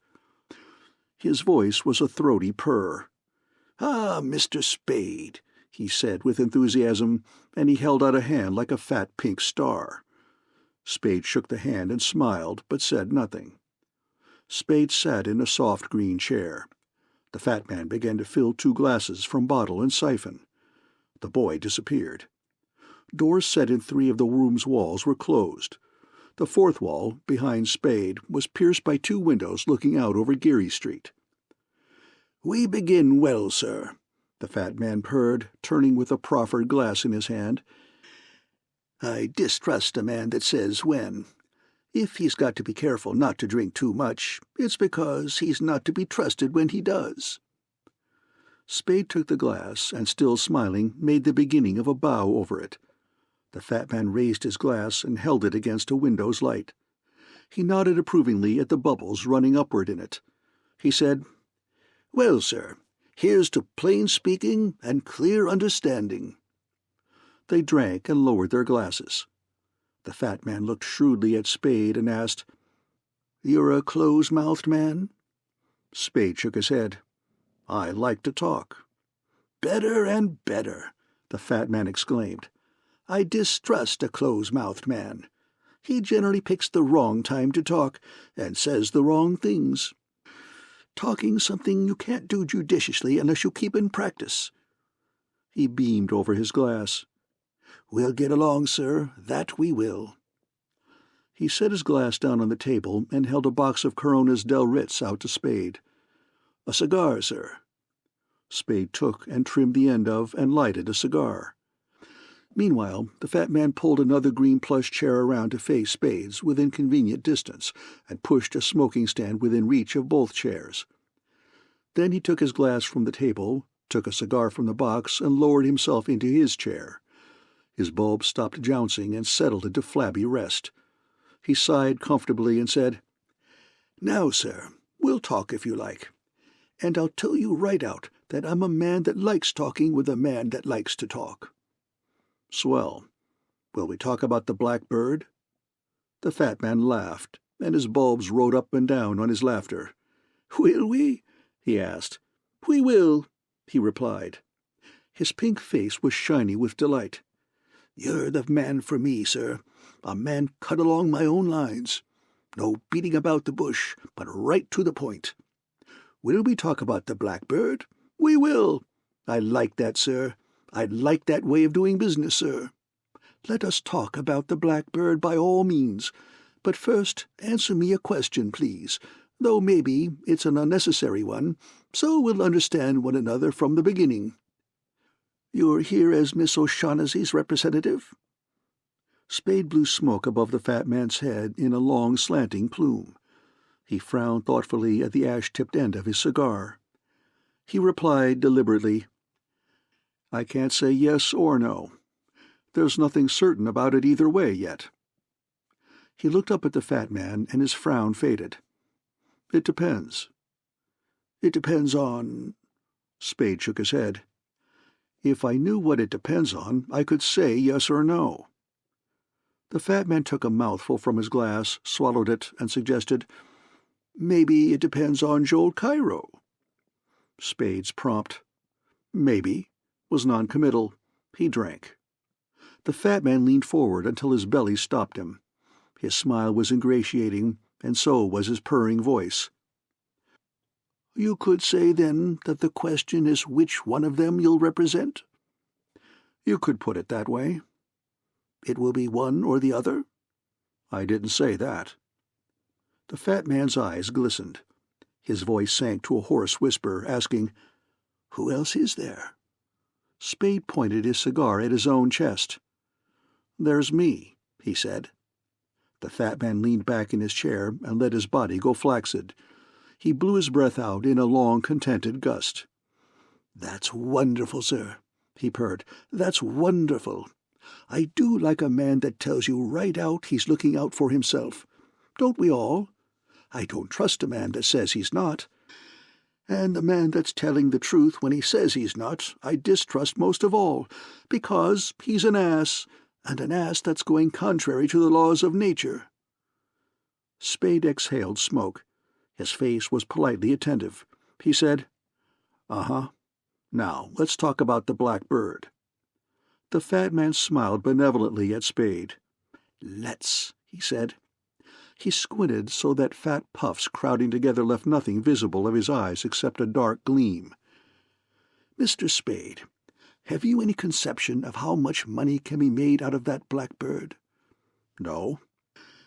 The fat man leaned forward and put a bloated pink hand on the arm of Spade's chair. Well, sir, if I told you half, you'd call me a liar. Spade smiled. No, he said, not even if I thought it. But if you don't want to take the risk, just tell me what it is, and I'll figure out the profit. The fat man laughed. You couldn't do it, sir. Nobody could do it that hadn't had a world of experience with things of that sort. And, he paused impressively, there aren't any other things of that sort. His bulbs jostled one another as he laughed again. He stopped laughing abruptly. His fleshy lips hung a little apart, as laughter had left them. He stared at Spade with an intentness that suggested myopia. He asked, You mean you don't know what it is? Amazement took the throatiness out of his voice. Spade made a careless gesture with his cigar. Oh, hell, he said lightly. I know what it's supposed to look like. I know the value in life and money you people put on it. I don't know what it is. She didn't tell you? Miss O'Shaughnessy? Yes, a lovely girl, sir. Uh-huh. No. The fat man's eyes were dark gleams in ambush behind pink puffs of flesh. He said indistinctly, She must know. And then, And Cairo didn't either? Cairo is cagey. He's willing to buy it, but he won't risk telling me anything I don't know already.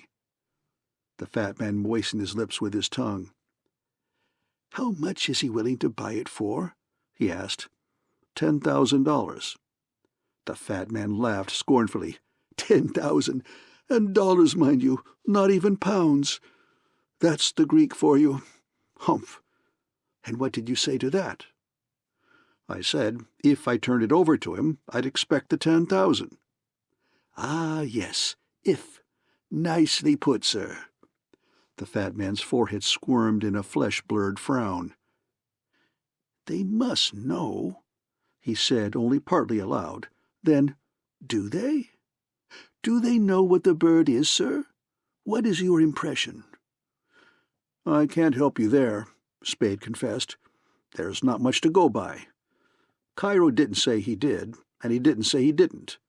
She said she didn't, but I took it for granted that she was lying. That was not an injudicious thing to do, the fat man said, but his mind was obviously not on his words. He scratched his head. He frowned until his forehead was marked by raw red creases. He fidgeted in his chair as much as its size and his size permitted fidgeting. He shut his eyes, suddenly opened them wide, and said to Spade, Maybe they don't. His bulbous pink face slowly lost its worried frown, and then, more quickly, took on an expression of ineffable happiness. If they don't, he cried, and again, if they don't, I'm the only one in the whole wide, sweet world who does. Spade drew his lips back in a tight smile. I'm glad I came to the right place, he said. The fat man smiled too, but somewhat vaguely. Happiness had gone out of his face, though he continued to smile, and caution had come into his eyes. His face was a watchful-eyed smiling mask held up between his thoughts and Spade. His eyes, avoiding Spade's, shifted to the glass at Spade's elbow. His face brightened. "By gar, sir," he said, "your glass is empty." He got up and went to the table, and clattered glasses and siphon and bottle, mixing 2 drinks. Spade was immobile in his chair until the fat man, with a flourish and a bow and a jocular, "Ah, this kind of medicine will never hurt you," had handed him his refilled glass. Then Spade rose and stood close to the fat man, looking down at him. Spade's eyes were hard and bright. He raised his glass. His voice was sharp, challenging. "Here's to plain speaking and clear understanding." The fat man chuckled, and they drank. The fat man sat down. He held his glass against his belly with both hands and smiled up at Spade. He said, "Well, sir, it's surprising, but it well may be a fact that neither of them does know exactly what that bird is, and that nobody in all this whole wide sweet world knows what it is, saving and excepting only your humble servant, Caspar Gutman, Esquire." "Swell." Spade stood with legs apart, one hand in his trouser pocket, the other holding his glass. "When you've told me, there'll be only 2 of us who know." "Mathematically correct, sir." The fat man's eyes twinkled. "But," his smile spread, "I don't know for certain that I'm going to tell you." "Don't be a damned fool," Spade said patiently. "You know what it is. I know where it is. That's why we're here." "Well, sir, where is it?" Spade ignored the question. The fat man bunched his lips, raised his eyebrows, and cocked his head a little to the left. "You see," he said blandly, "I must tell you what I know, but you will not tell me what you know. That is hardly equitable, sir. No, I don't think we can do business like that." Spade's face became pale and hard. He spoke rapidly in a low, furious voice. "Think again, and think fast. I told that punk of yours that you'd have to talk to me before you got through. I'll tell you now that you'll do your talking today, or you are through. What are you wasting my time for? You and your lousy secret. I know exactly what that stuff is they keep in the sub-treasury vaults, but what good does that do me? I can get along without you, damn you. Maybe you could have got along without me if you'd kept clear of me. You can't now, not in San Francisco. You'll come in or you'll get out, and you'll do it today." He turned and with angry heedlessness tossed his glass on the table. The glass struck the wood, burst apart, and splashed its contents in glittering fragments over table and floor. Spade, deaf and blind to the crash, wheeled to confront the fat man again. The fat man paid no more attention to the glass's fate than Spade did. Lips pursed, eyebrows raised, head cocked a little to the left, he had maintained his pink-faced blandness throughout Spade's angry speech, and he maintained it now. Spade said, still furious, "And another thing, I don't want—" The door to Spade's left opened. The boy who admitted Spade came in. He shut the door, stood in front of it with his hands flat against his flanks, and looked at Spade. The boy's eyes were wide open and dark with wide pupils. Their gaze ran over Spade's body from shoulders to knees, and up again to settle on the handkerchief whose maroon border peeped from the breast pocket of Spade's brown coat. "Another thing," Spade repeated, glaring at the boy. "Keep that gunsel away from me while you're making up your mind. I'll kill him. I don't like him. He makes me nervous. I'll kill him the first time he gets in my way. I'm afraid of him, and I won't give him an even break. I won't even give him a chance. I'll kill him." The boy's lips twitched in a shadowy smile. He neither raised his eyes nor spoke. The fat man said tolerantly, "Well, sir, I must say you have a most violent temper." "Temper?" Spade laughed crazily. He crossed to the chair on which he had dropped his hat, picked up the hat, and set it on his head. He held out a long arm that ended in a thick forefinger pointing at the fat man's belly. His angry voice filled the room. Think it over, and think like hell. You've got till 5:30 to do it in. Then you're either in or out for keeps."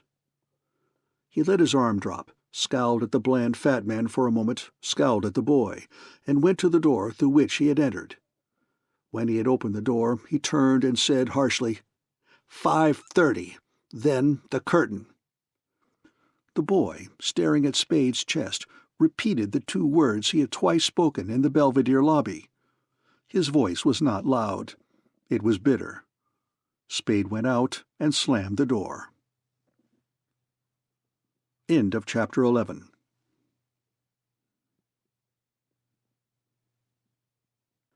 Chapter 12. Merry-Go-Round.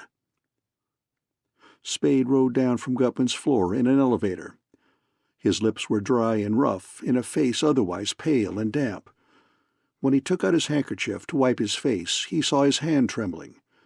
He grinned at it and said, "Phew," so loudly that the elevator operator turned his head and asked, "Sir?"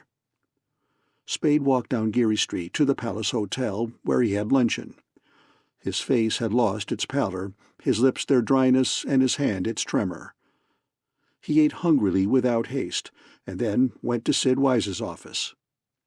When Spade entered, Wise was biting a fingernail and staring at the window.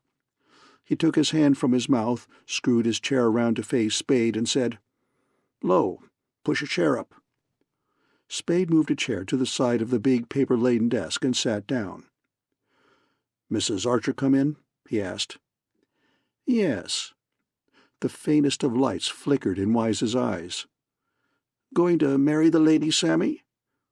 Spade sighed irritably through his nose. "Now you start that," he grumbled. A brief, tired smile lifted the corners of the lawyer's mouth. "If you don't," he said, "you're going to have a job on your hands." Spade looked up from the cigarette he was making and spoke sourly. "You mean you are? Well, that's what you're for. What did she tell you? About you? About anything I ought to know?" Wise ran his fingers through his hair, sprinkling dandruff down his shoulders. "She told me she had tried to get a divorce from Miles so she could—" "I know all that," Spade interrupted. "You can skip it. Get to the part I don't know." "How do I know how much she—" "Quit stalling, Sid." Spade held the flame of his lighter to the end of his cigarette. "What did she tell you that she wanted kept from me?" Wise looked up reprovingly at Spade. "Now, Sammy," he began, "that's not—" Spade looked heavenward at the ceiling and groaned. "Dear God, he's my own lawyer that's got rich off me, and I have to get down on my knees and beg him to tell me things." He glowered at Wise. "What the hell do you think I sent her to you for?" Wise made a weary grimace. "Just one more client like you," he complained, "and I'd be in a sanitarium, or San Quentin." "You'd be with most of your clients. Did she tell you where she was the night he was killed?" "Yes." "Where?" "Following her husband."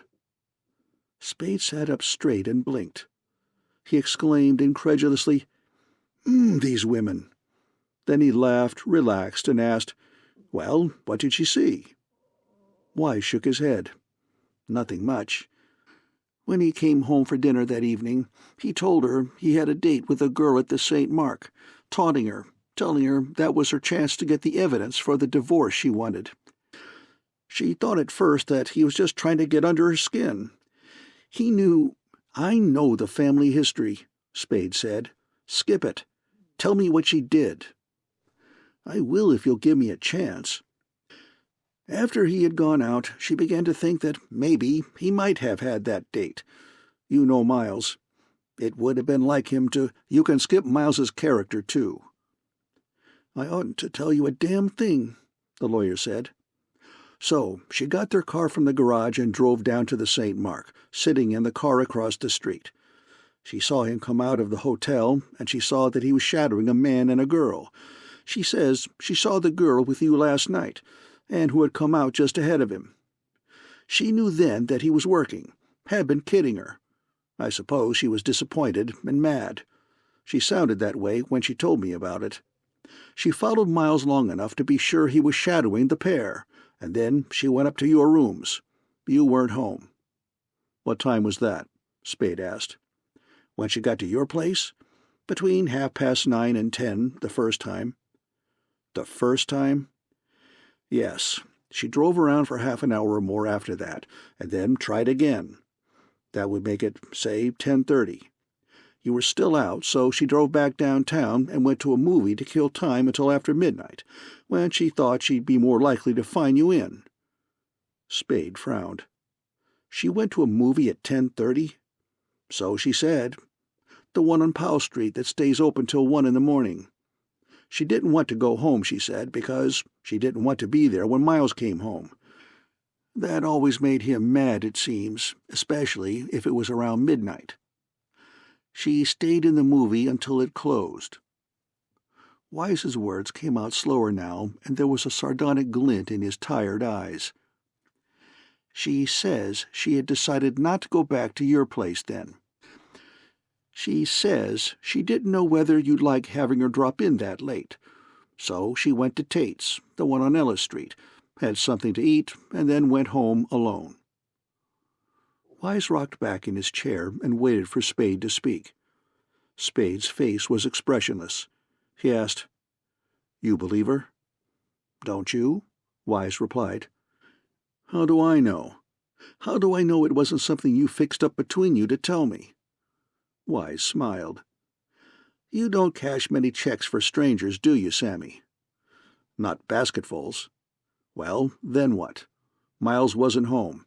It was at least 2 o'clock by then." "Miles wasn't home," Wise said. That made her mad again, because he didn't get home first to be made mad by her not being home first. So she took the car out of the garage again and went back to your place. And I wasn't home. I was down looking at Miles's corpse. What a swell lot of merry-go-round riding. What next? She went home, and her husband was still not there, and while she was undressing, your messenger came with the news of his death." Spade didn't speak until he had with great care rolled and lighted another cigarette. Then he said, "I think that's an all right spread. It seems to click with the known facts. It ought to hold." Wise's fingers, running through his hair again, combed more dandruff down on his shoulders. He studied Spade's face with curious eyes and asked, "But you don't believe it?" Spade plucked the cigarette from between his lips. "I don't believe it or disbelieve it, Sid. I don't know a damn thing about it." A wry smile twisted the lawyer's mouth. He shrugged wearily and said, "That's right, I'm selling you out. Why don't you get an honest lawyer, one you can trust?" "Oh, that fellow's dead." Spade stood up. He sneered at Wise. "Getting touchy, huh? I haven't got enough to think about. Now I've got to remember to be polite to you. What did I do? Forget to genuflect when I came in?" Sid Wise smiled sheepishly. "You're a son of a gun, Sammy," he said. Effie Perrine was standing in the center of Spade's outer office when he entered. She looked at him with worried brown eyes and asked, "What happened?" Spade's face grew stiff. "What happened where?" he demanded. "Why didn't she come?" Spade took 2 long steps and caught Effie Perrine by the shoulders. "She didn't get there?" he bawled into her frightened face. She shook her head violently from side to side. "I waited and waited, but she didn't come, and I couldn't get you on the phone, so I came down." Spade jerked his hands from her shoulders, thrust them far down in his trouser pockets, said, "Another merry-go-round ride," in a loud, enraged voice, and strode into his private office. He came out again. "Phone your mother," he commanded her. "See if she's come yet." He walked up and down the office while the girl used the telephone. "No," she said when she had finished. Did you send her out in a taxi?" His grunt probably meant yes. "Are you sure somebody must have seen her and followed her?" Spade stopped pacing the floor.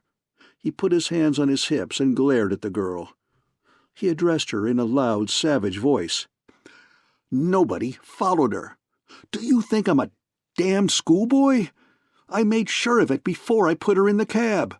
I rode a dozen blocks with her to be more sure, and I checked her another half-dozen blocks after I got out." "Well, but she didn't get there. You've told me that. I know it." "Do you think I think she got there?" Effie Perrine sniffed. "You certainly act like a damned schoolboy," she said. Spade made a harsh noise in his throat and went to the corridor door. "I'm going out and find her if I have to dig up sewers," he said. "Stay here till I'm back, or you hear from me. For God's sake, let's do something right." He went out, walked half the distance to the elevators, and retraced his steps. Effie Perrine was sitting at her desk when he opened the door. He said, "You ought to know better than to pay any attention to me when I talk like that." "If you think I pay any attention to you, you're crazy," she replied. "Only—" She crossed her arms and felt her shoulders, and her mouth twitched uncertainly. "I won't be able to wear an evening gown for 2 weeks, you big brute." He grinned apologetically, said, "I'm no damned good," made an exaggerated bow, and went out again. 2 yellow taxicabs were at the Post and Montgomery Street stand when Spade stopped there. Their chauffeurs were standing together talking. Spade asked, "Where's the red-faced blonde driver that was here at noon?" "Got a load?" one of the chauffeurs said. "Will he be back here?" "I guess so." One of his companions ducked his head toward the east. "Here he comes now."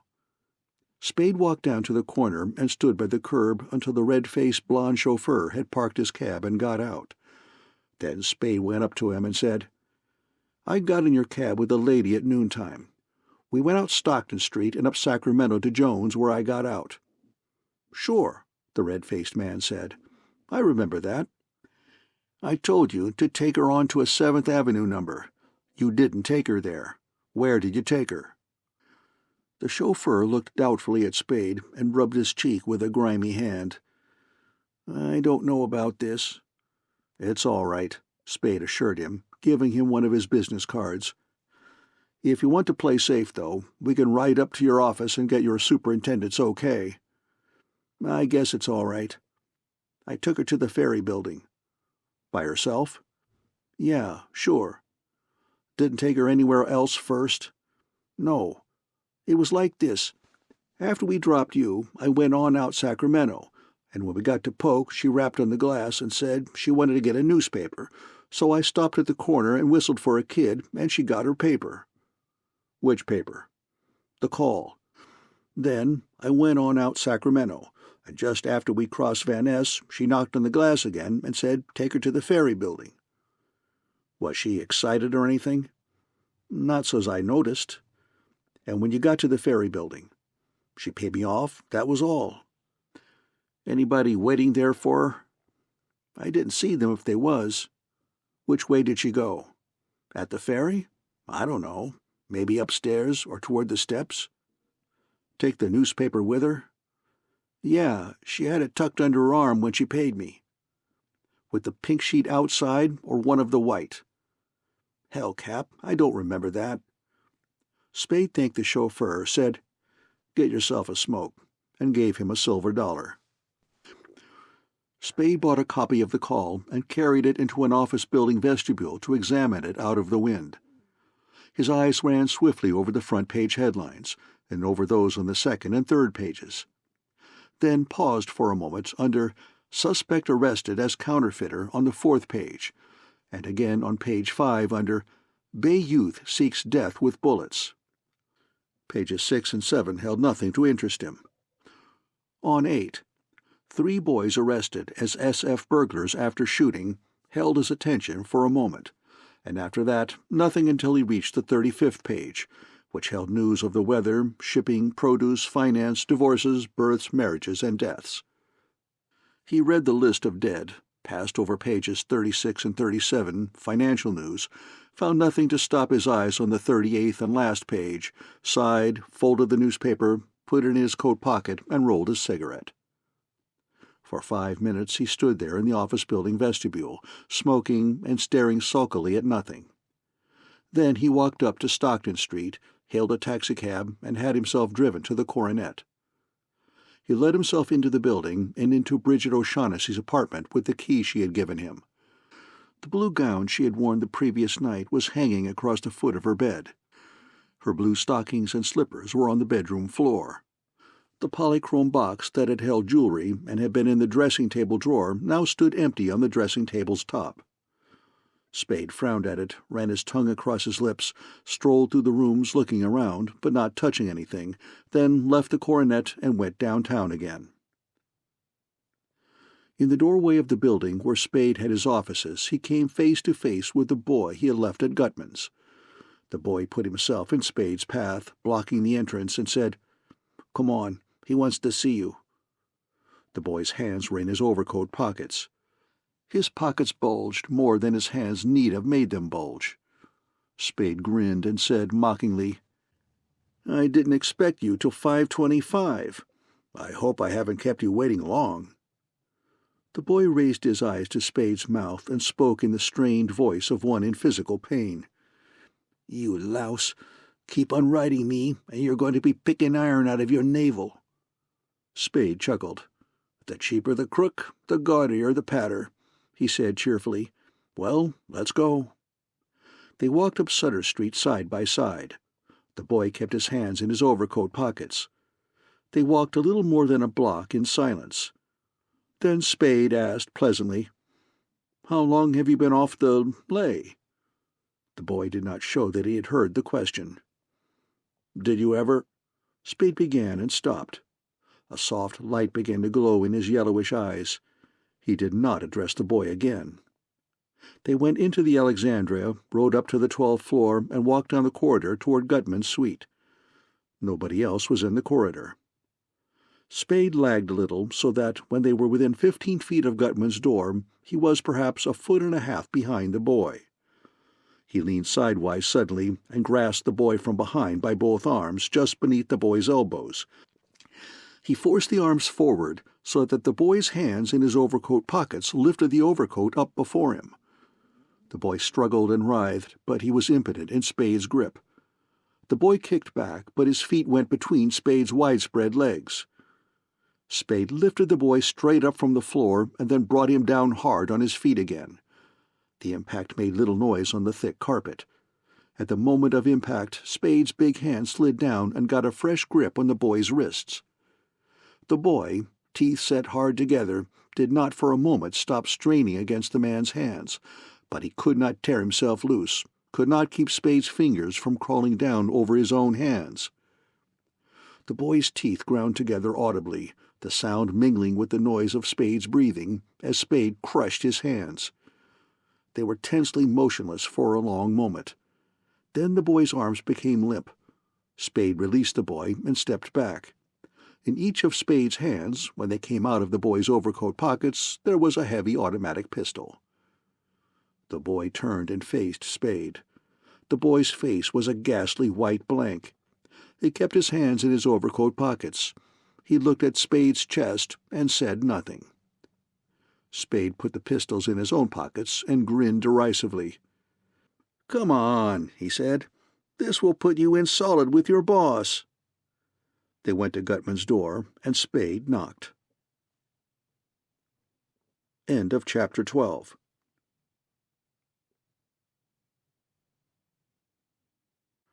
Chapter 13. The Emperor's Gift. Gutman opened the door. A glad smile lighted his fat face. He held out a hand and said, "Ah, come in, sir. Thanks for coming. Come in." Spade shook the hand and entered. The boy went in behind him. The fat man shut the door. Spade took the pistols from his pockets and held them out to Gutman. "Here, you shouldn't let the lad run around with these. He'll get himself hurt." The fat man laughed merrily and took the pistols. "Well, well," he said, "what's this?"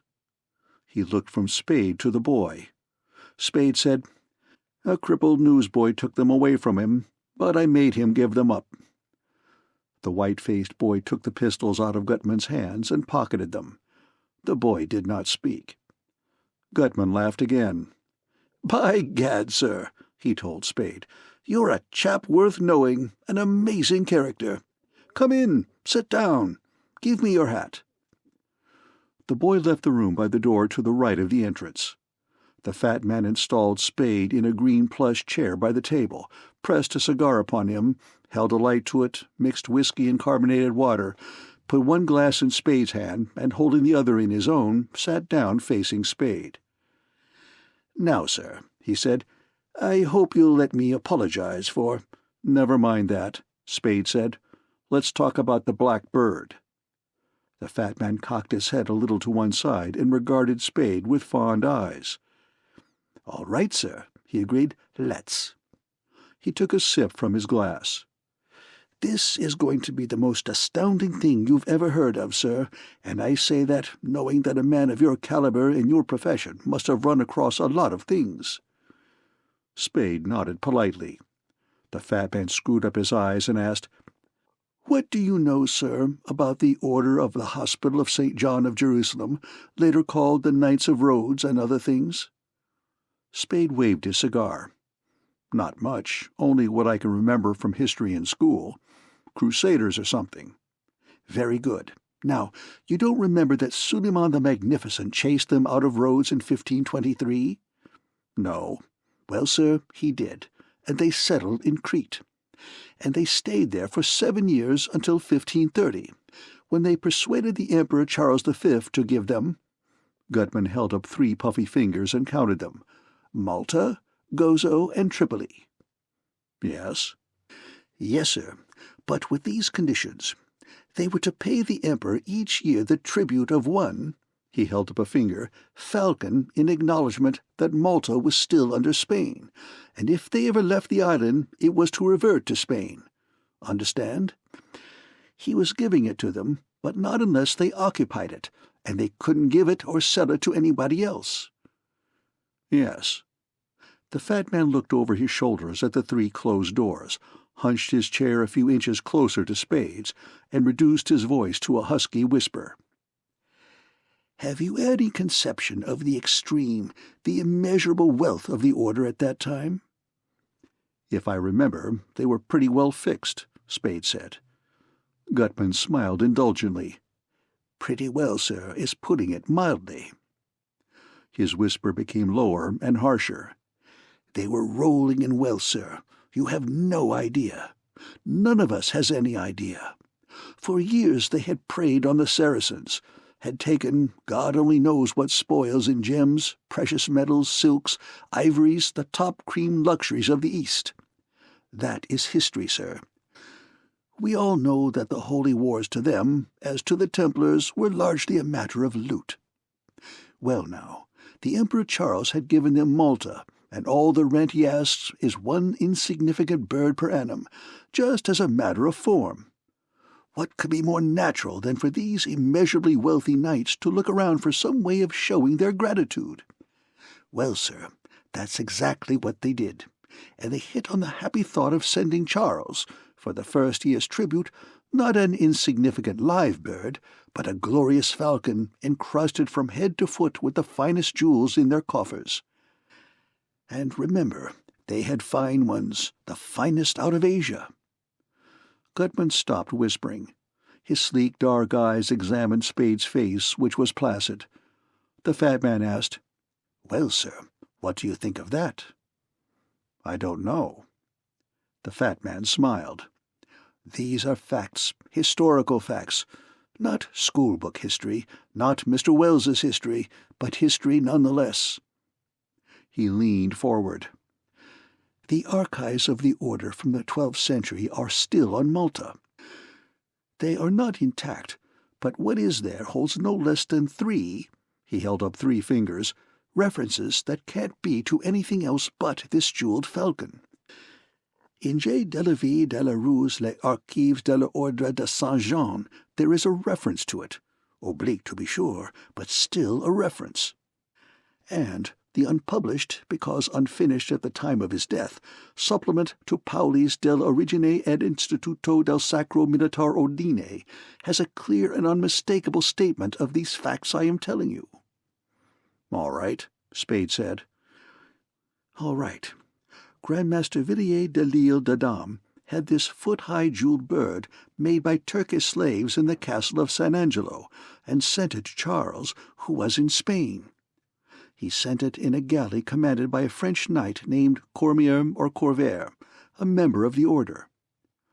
His voice dropped to a whisper again. "It never reached Spain."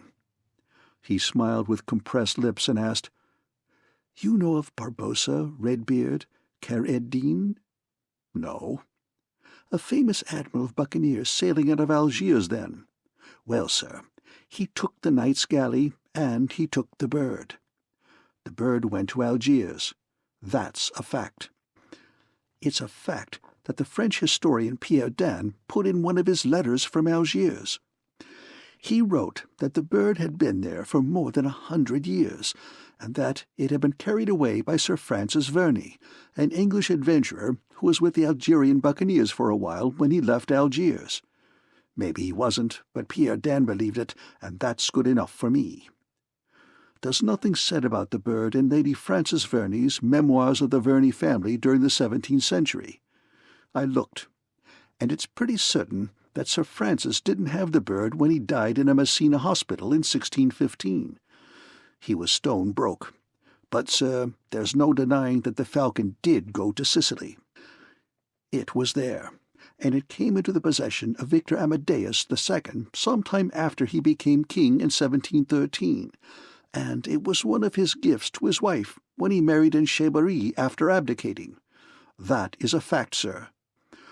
Carudi, the author of Storia del Regno de Vittorio Amadeo II, vouched for it. Maybe he and his wife, took it along with them to Turin when he tried to revoke his abdication. Anyhow, it turned up next in the possession of a Spaniard who had been with the army that took Naples in 1734, the father of Don José Munino y Redondo, Count of Floridablanca, who was Charles III's chief minister. There's nothing to show that it didn't stay in the same family until the end of the Carlist War in 1840.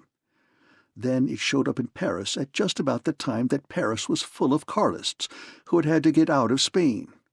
One of them must have brought it with him, but whoever he was, he didn't know anything about its value. It had been painted or enameled over. The chances are, during the Carlist trouble in Spain, to look like nothing more than a fairly interesting black statuette. And in that disguise, sir, it was kicked around Paris for 70 years, by private owners and dealers too stupid to see what it was under its skin. For 70 years, sir, this marvelous item was, as you might say, a football in the gutters of Paris.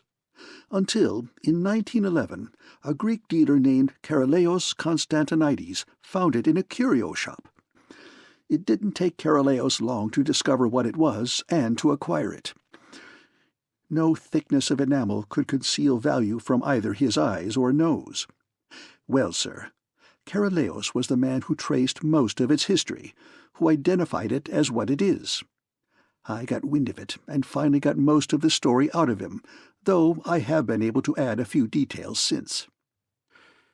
Karaleos was in no hurry to convert it into money at once.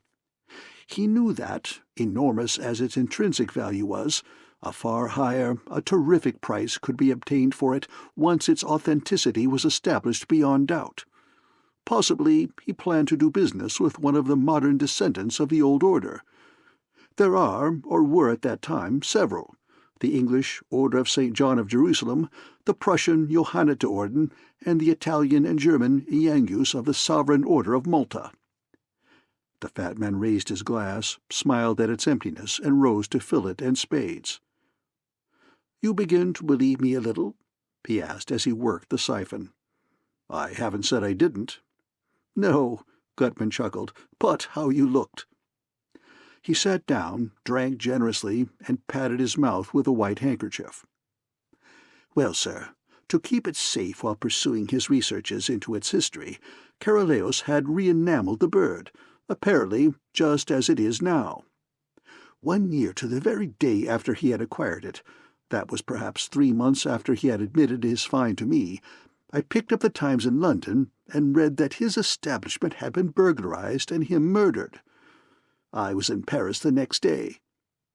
He shook his head sorrowfully. The bird was gone. By gad, sir, I was wild. I didn't believe anybody else knew about it. I didn't believe he had told anybody but me. A great quantity of stuff had been taken, which made me think that the thief had simply taken the falcon along with the rest of his plunder, not knowing what it was. Because I assure you that a thief who knew its value would not burden himself with anything else.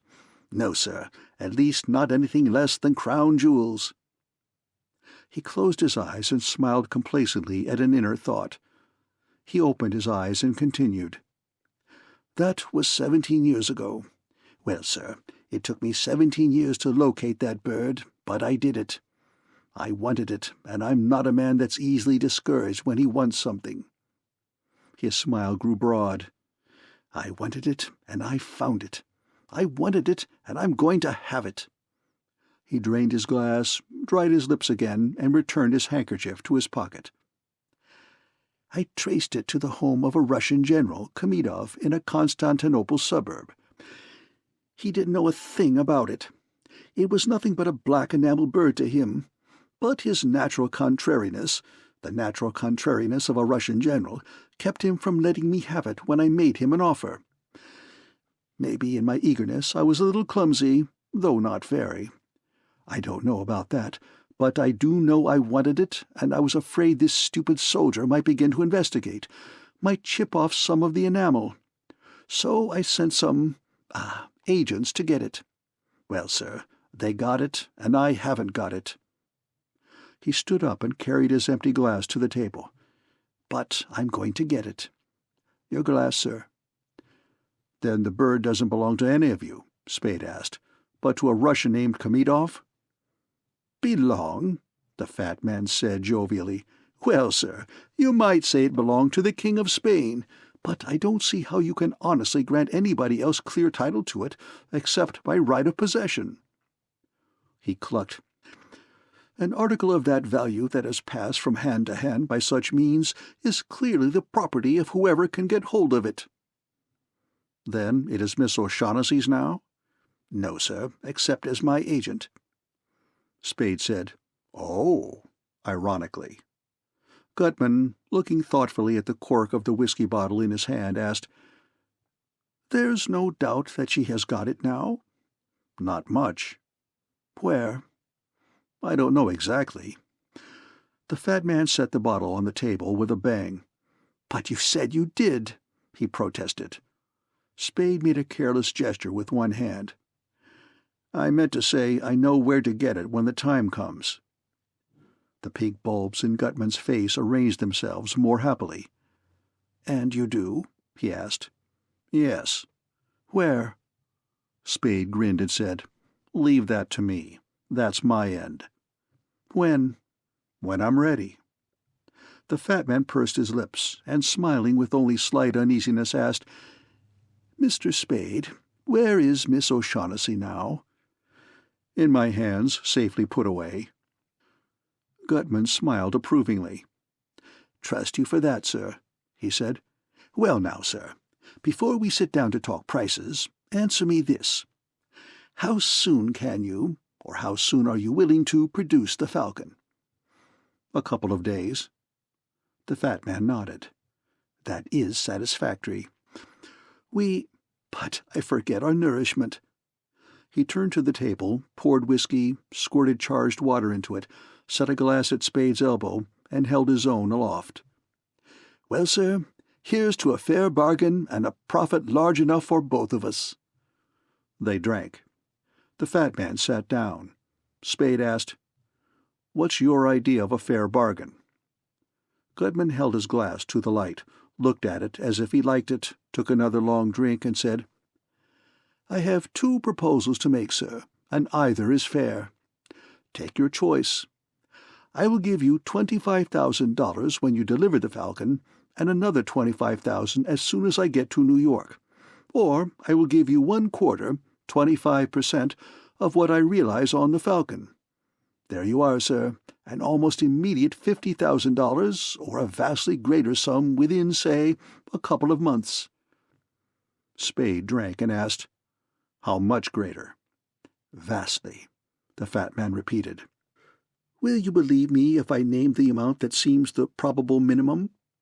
"Why not?" "What would you say, sir, to $500,000? Spade narrowed his eyes.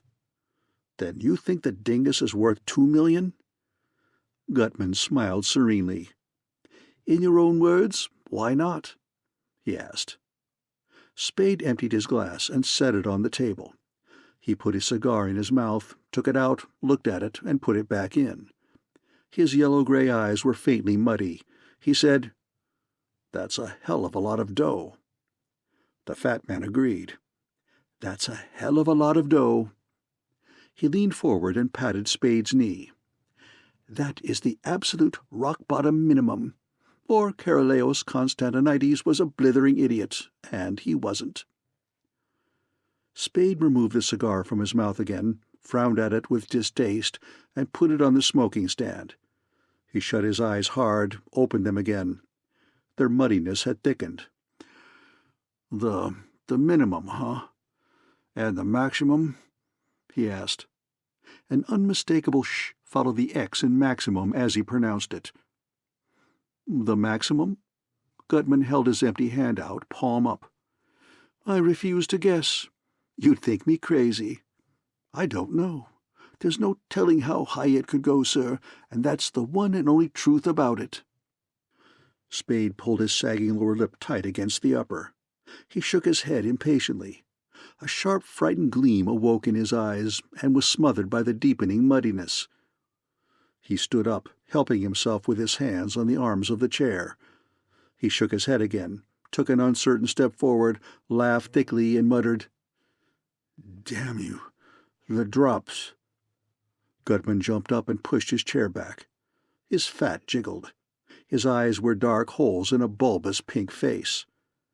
Spade swung his head slowly from side to side until his dull eyes were, if not focused on, at least pointed at the corridor door. He took another unsteady step.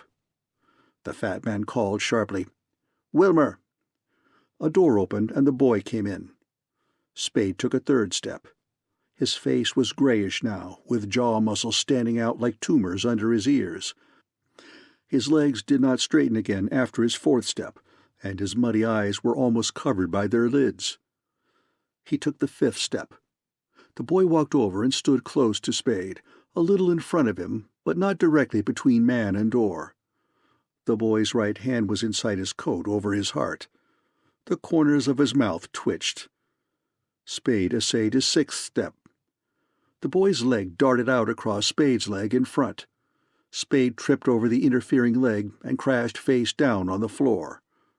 The boy, keeping his right hand under his coat, looked down at Spade. Spade tried to get up. The boy drew his right foot far back and kicked Spade's temple. The kick rolled Spade over on his side. Once more he tried to get up, could not, and went to sleep. End of chapter 13.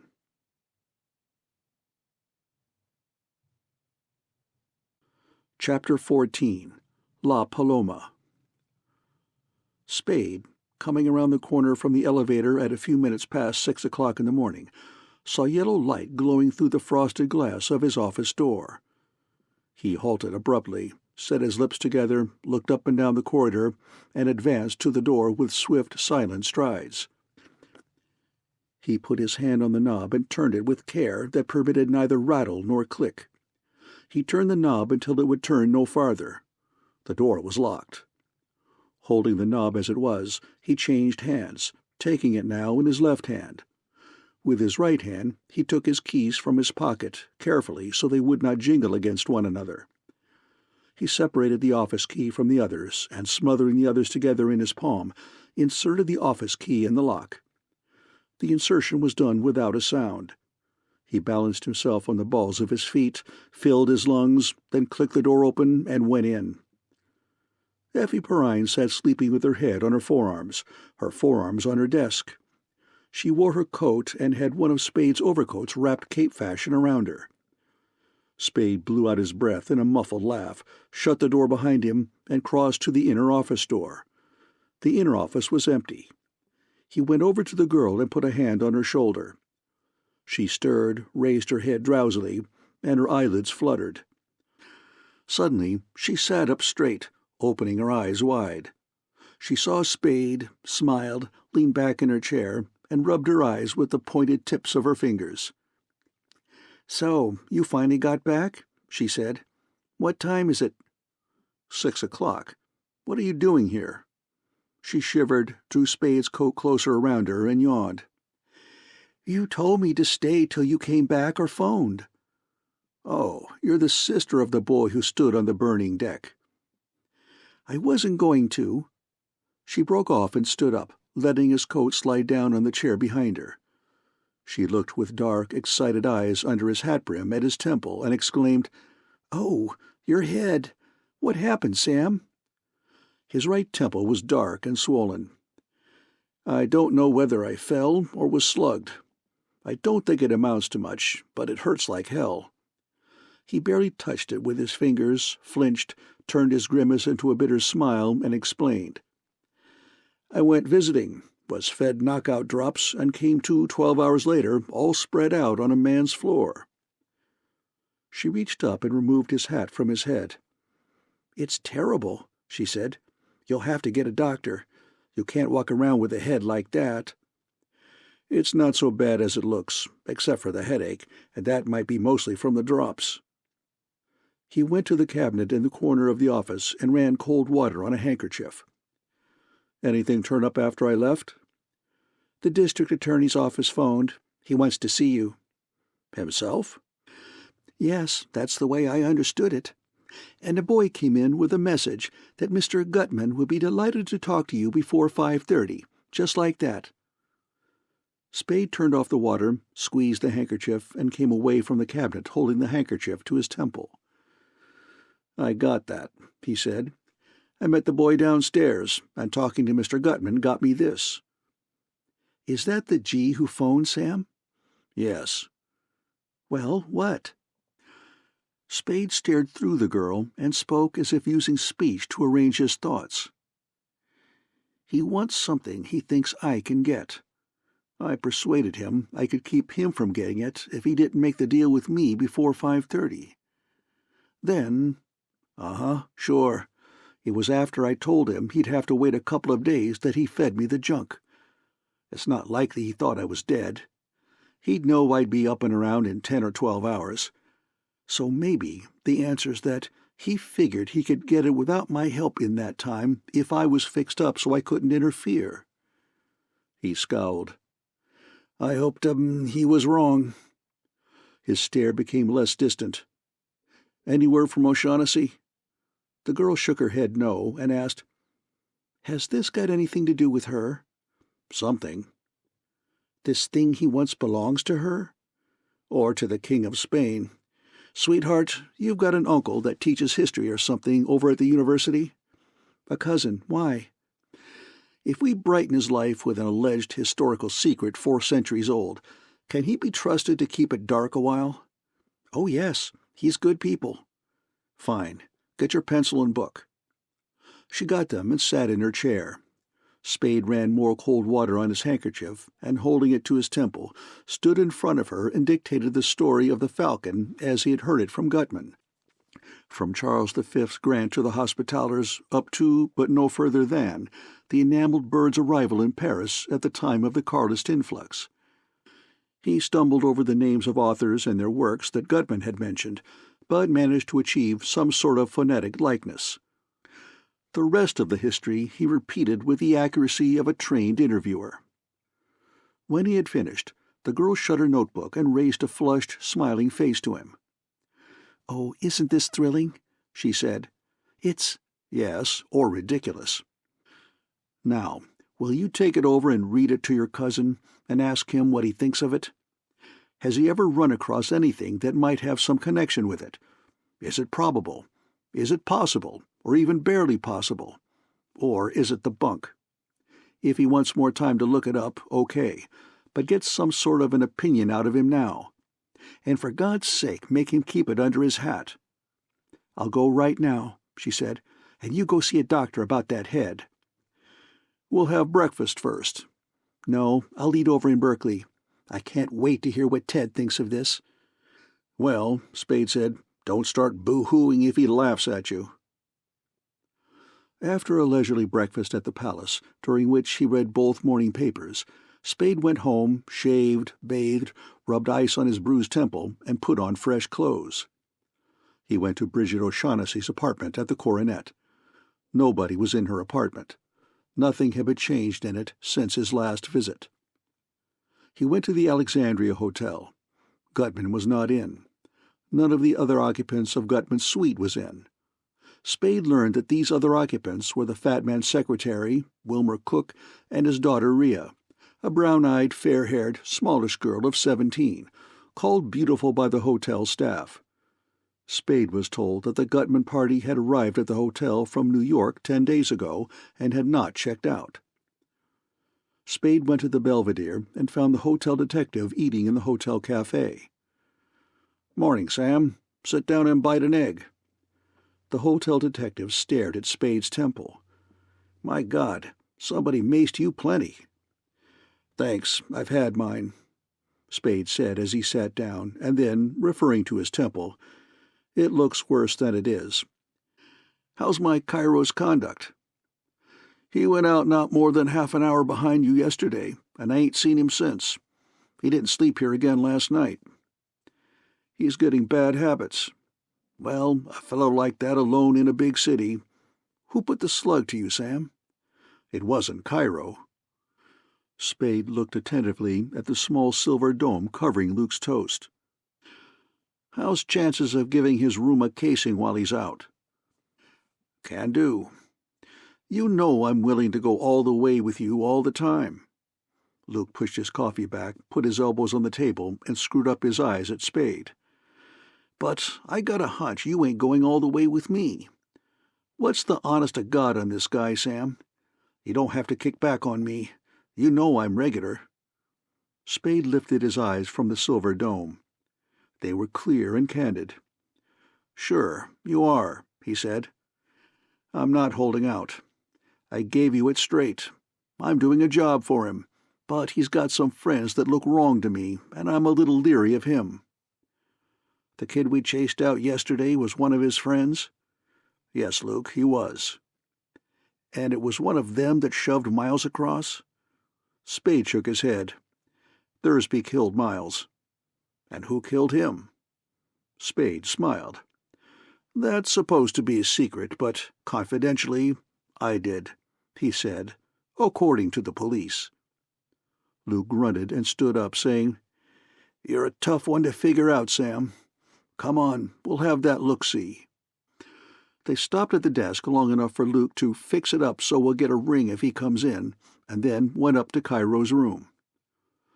Cairo's bed was smooth and trim, but paper in the wastebasket, unevenly drawn blinds, and a couple of rumpled towels in the bathroom showed that the chambermaid had not yet been in it that morning.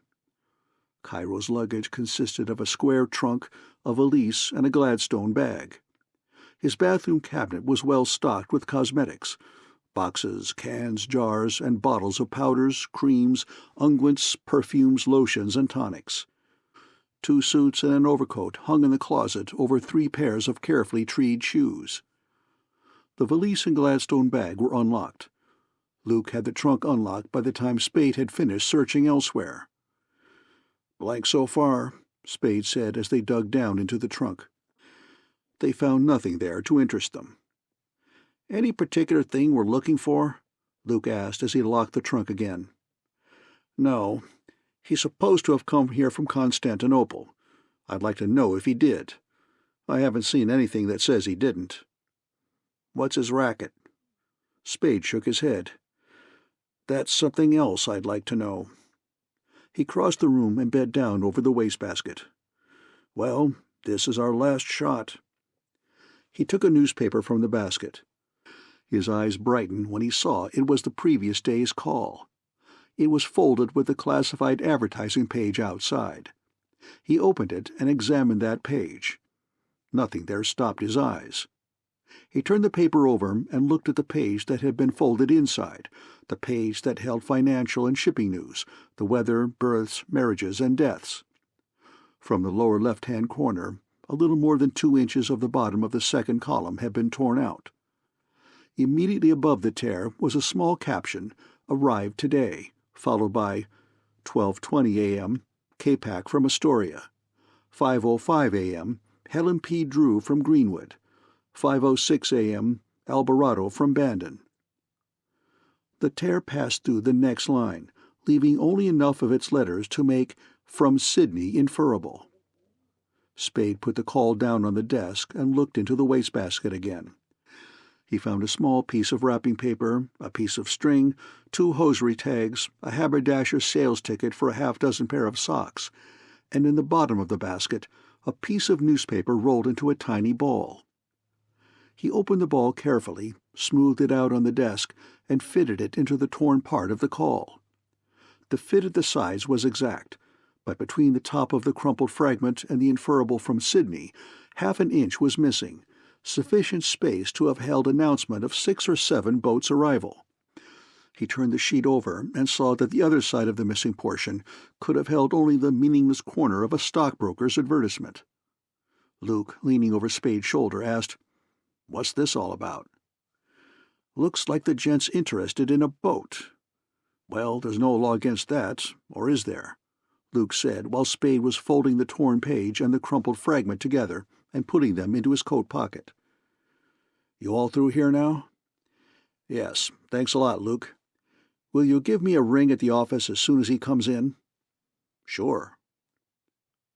Spade went to the business office of the Call, bought a copy of the previous day's issue, opened it to the shipping news page, and compared it with the page taken from Cairo's wastebasket. The missing portion had read, 5:17 a.m., Tahiti from Sydney and Papeete, 6:05 a.m., Admiral Peoples from Astoria, 8:07 a.m., Caddo Peak from San Pedro, 8:17 a.m., Silverado from San Pedro, 8:05 a.m., La Paloma from Hong Kong, 9:03 a.m., Daisy Gray from Seattle. He read the list slowly, and when he had finished, he underscored Hong Kong with a forefinger nail, cut the list of arrivals from the paper with his pocketknife, put the rest of the paper and Cairo's sheet into the wastebasket, and returned to his office. He sat down at his desk, looked up a number in the telephone directory, and used the telephone. "Kearney 1401, please." "Where is the Paloma in from Hong Kong this morning docked?" He repeated the question. "Thanks." He held the receiver hook down with his thumb for a moment, released it, and said, "Davenport 2020, please. Detective Bureau, please. Is Sergeant Polhouse there? Thanks. Hello, Tom. This is Sam Spade. Yes, I tried to get you yesterday afternoon. Sure. Suppose you go to lunch with me. Right." He kept the receiver to his ear while his thumb worked the hook again. "Davenport 0170, please. Hello, this is Samuel Spade. My secretary got a phone message yesterday that Mr. Bryan wants to see me. Will you ask him what time's most convenient for him? Yes, Spade. Spade. A long pause. Yes, 2:30. All right, thanks. He called a 5th number and said, "Hello, darling. Let me talk to Sid?" "Hello, Sid. Sam. I've got a date with the district attorney at 2:30 this afternoon. Will you give me a ring around 4, there or here or both, just to see that I'm not in trouble? The hell with your Saturday afternoon golf. Your job's to keep me out of jail." "Right, Sid. Bye." He pushed the telephone away, yawned, stretched, felt his bruised temple, looked at his watch, and rolled and lighted a cigarette. He smoked sleepily until Effie Perrine came in. She came in smiling, bright-eyed and rosy-faced. "Ted says it could be," she reported, "and he hopes it is. He's going to look it up some more. He says he's not a specialist in that field, but the names and dates are all right, and at least none of your authorities or their works are out-and-out fictions. He's all excited over it." "That's swell, as long as he doesn't get too enthusiastic to see through it if it's a lot of hooey." "Oh, he wouldn't. Not Ted. He's too good at his stuff for that." "Uh-huh, the whole damn Perrine family's wonderful," Spade said, "including you and the smudge of soot on your nose." "He's not a Perrine, he's a Christie." She bent her head to look at her nose in her vanity case mirror. "I must have got that from the fire." She scrubbed the smudge with the corner of a handkerchief. "The Perrine Christie enthusiasm ignite Berkeley?" he asked. She made a face at him while patting her nose with a powdered pink disc. "There was a boat on fire when I came back. They were towing it out from the pier, and the smoke blew all over our ferry boat." Spade put his hands on the arms of his chair. "Were you near enough to see the name of the boat?" he asked. "Yes, La Paloma. Why?" Spade smiled ruefully. "I'm damned if I know why, sister," he said. End of chapter 14.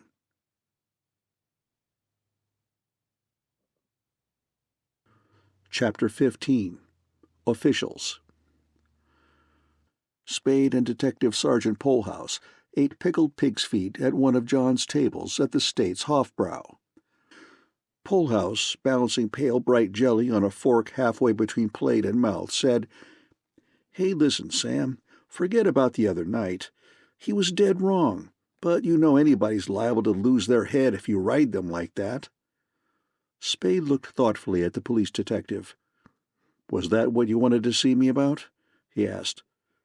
Polhouse nodded, put the forkful of jelly into his mouth, swallowed it, and qualified his nod. "Mostly." "Dundee send you?" Polhouse made a disgusted mouth. "You know he didn't. He's as bullheaded as you are." Spade smiled and shook his head. "No, he's not, Tom," he said. "He just thinks he is." Tom scowled and chopped at his pig's foot with his knife. "Ain't you ever going to grow up?" he grumbled. "What have you got to beef about? He didn't hurt you. You came out on top. What's the sense of making a grudge of it? You're just making a lot of grief for yourself." Spade placed his knife and fork carefully together on his plate and put his hands on the table beside his plate. His smile was faint and devoid of warmth. "With every bull in town working overtime trying to pile up grief for me, a little more won't hurt. I won't even know it's there." Polhouse's ruddiness deepened. He said, "That's a swell thing to say to me." Spade picked up his knife and fork and began to eat. Polhouse ate. Presently Spade asked, "See the boat on fire in the bay?" "I saw the smoke." "Be reasonable, Sam. Dundee was wrong, and he knows it. Why don't you let it go at that?" "Think I ought to go around and tell him I hope my chin didn't hurt his fist?" Polhouse cut savagely at his pig's foot.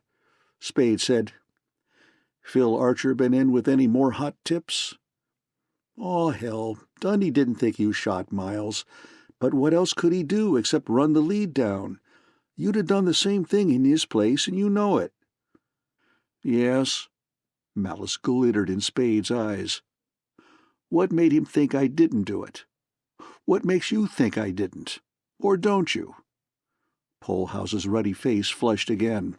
He said, "Thursby shot Miles." "You think he did?" "He did. That Wembley was his, all right, and the slug in Miles came out of it." "Sure?" Spade demanded. "Dead sure," the police detective replied, in the tone of one without the least doubt. "We got hold of a kid, a bellhop at his hotel, that had seen it in his room just that morning. He noticed it particular because he never saw one like it before. I never saw one. You say they don't make them anymore. It ain't likely there'd be another around, and anyway, if it wasn't Thursby's, what happened to his?" He started to put a piece of bread into his mouth, withdrew it, and asked, You say you've seen them before. Where was that at?" He put the bread into his mouth. "In England, before the war." "Sure, there you are." Spade nodded and said, "Then that leaves Thursby the only one I killed?" Polehouse squirmed a little in his chair, and his face was red and shiny. "Oh, sake, ain't you ever going to forget that?" he complained earnestly. "That's out. You know it as well as I do. You'd think you wasn't a dick yourself, the way you bellyache over things. I suppose you don't never pull the same stuff on anybody that we pulled on you?" "You mean that you tried to pull on me, Tom. Just tried."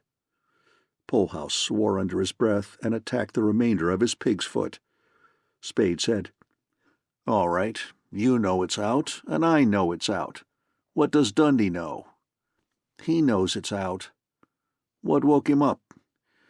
"Aw, Sam, he never really thought you'd—" The irony in Spade's smile checked Polehouse. He left the sentence incomplete and said, "We dug up Thursby's record." "Yes? Who was he?" Polehouse's shrewd small brown eyes studied Spade's face. Spade exclaimed irritably, "I wish to God I knew half as much about this business as you smart guys think I do." "I wish we all did," Polehouse grumbled. "Well, he was a St. Louis gunman the first we hear of him. He was picked up a lot back there for this and that, but he belonged to the Egan mob, so nothing much was ever done about any of it. I don't know how come he left that shelter, but they got him once in New York for knocking over a row of Stuss games. His twist turned him up, and was in a year before Fallon sprung him. A couple of years later, he did a short hitch in Joliet for pistol-whipping another twist that had given him the needle, but after that he took up with Dixie Monahan, and didn't have much trouble getting out whenever he happened to get in. That's when Dixie was almost as big a shot as Nick the Greek in Chicago gambling.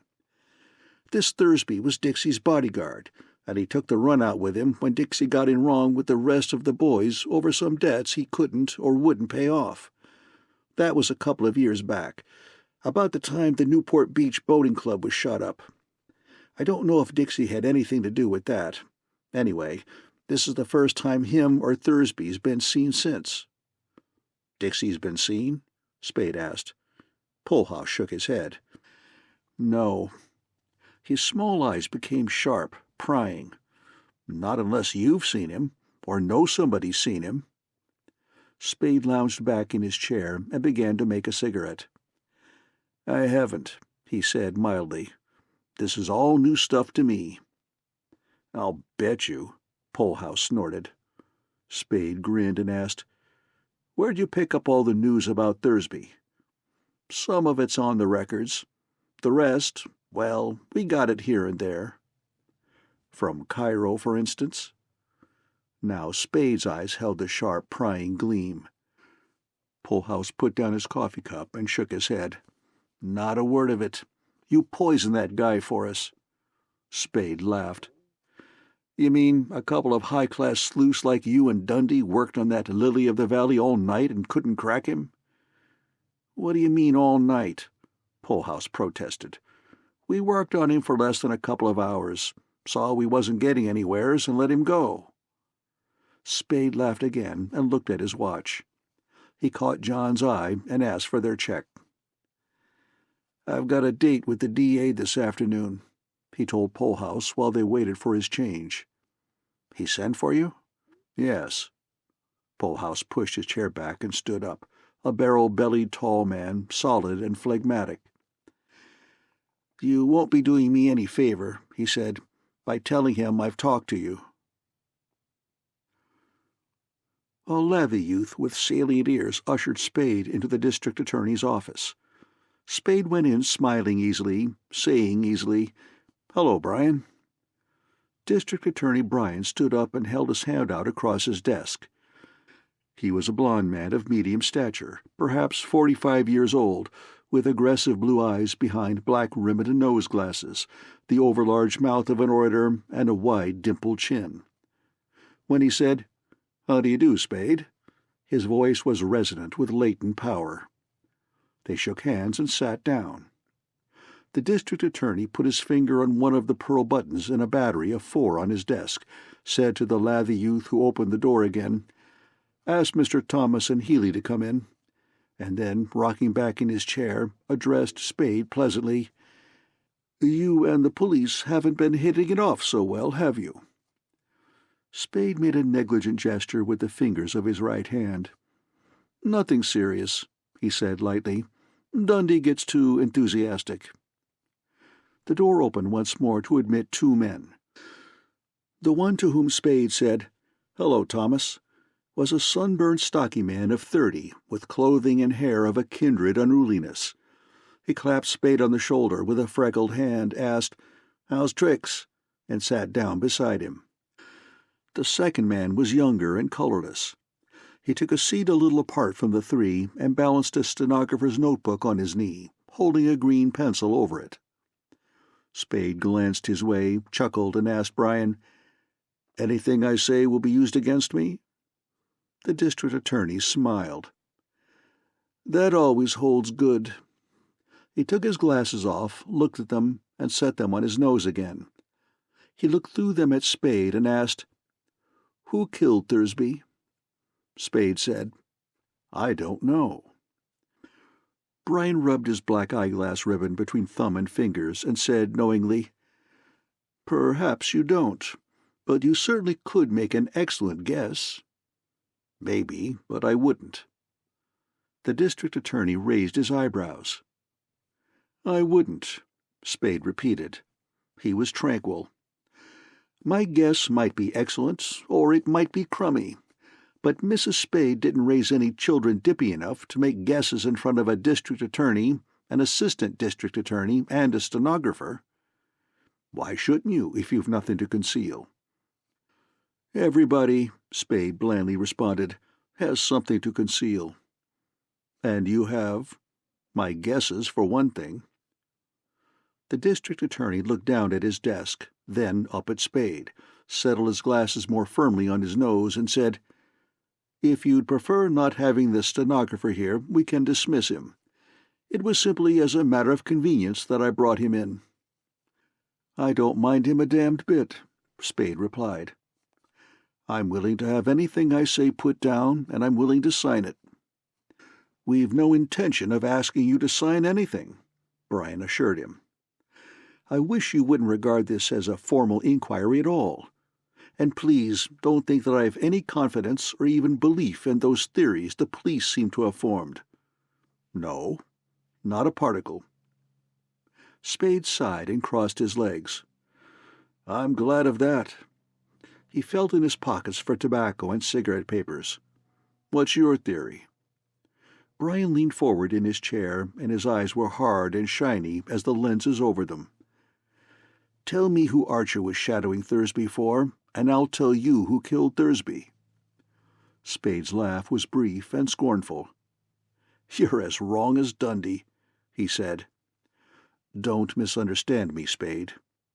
Brian knocked on the desk with his knuckles. "I don't say your client killed Thursby, or had him killed, but I do say that, knowing who your client is, or was, I'll mighty soon know who killed Thursby." Spade lighted his cigarette, removed it from his lips, blew his lungs empty of smoke, and spoke as if puzzled. "I don't exactly get that." "You don't? Then suppose I put it this way. Where is Dixie Monahan?" Spade's face retained its puzzled look. "Putting it that way doesn't help much," he said. "I still don't get it." The district attorney took his glasses off and shook them a little for emphasis. He said, "We know Thursby was Monahan's bodyguard, and went with him when Monahan found it wise to vanish from Chicago. We know Monahan welched on something like $200,000 worth of bets when he vanished. We don't know, not yet, who his creditors were." He put his glasses on again and smiled grimly. "But we all know what's likely to happen to a gambler who welches, and to his bodyguard when his creditors find him. It's happened before." Spade ran his tongue over his lips and pulled his lips back over his teeth in an ugly grin. His eyes glittered under pulled-down brows. His reddening neck bulged over the rim of his collar. His voice was low and hoarse and passionate. "Well, what do you think? Did I kill him for his creditors, or just find him and let them do their own killing?" "No, no," the district attorney protested. "You misunderstand me." "I hope to— I do," Spade said. "He didn't mean that," Thomas said. "Then what did he mean?" Spade asked. Brian waved a hand. "I only meant that you might have been involved in it without knowing what it was. That could—" "I see," Spade sneered. "You don't think I'm naughty. You just think I'm dumb." "Nonsense," Brian insisted. "Suppose someone came to you and engaged you to find Monahan, telling you they had reason to think he was in the city. The someone might give you a completely false story. Any one of a dozen or more would do, or might say he was a debtor who had run away without giving you the details.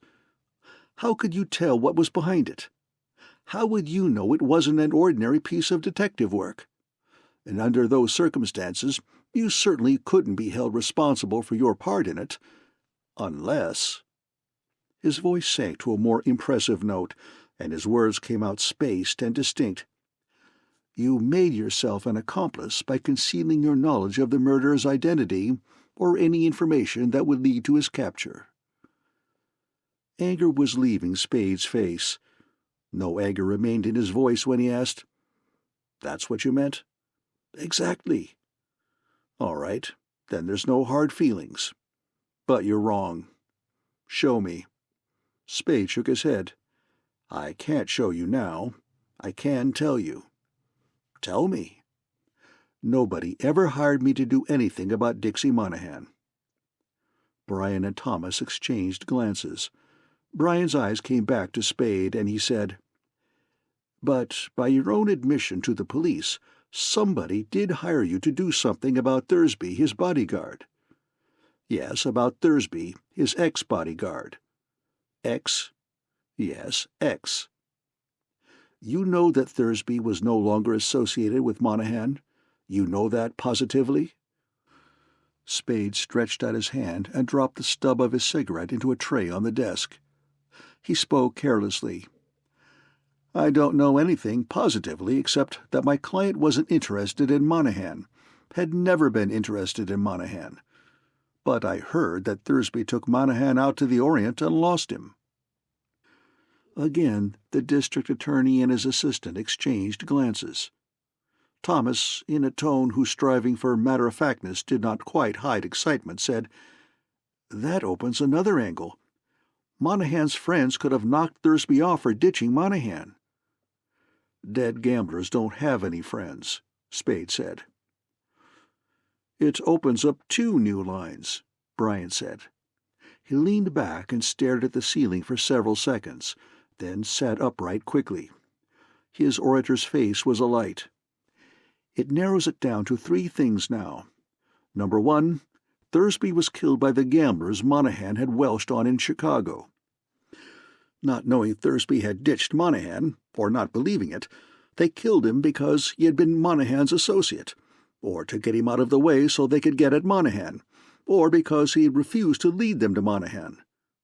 Number 2, he was killed by friends of Monahan. Or number 3, he sold Monahan out to his enemies and then fell out with them and they killed him.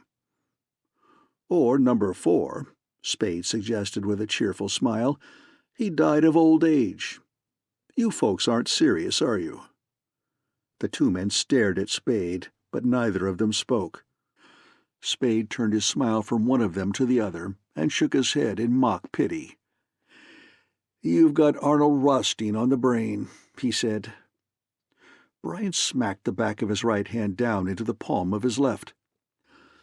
"In one of those 3 categories lies the solution."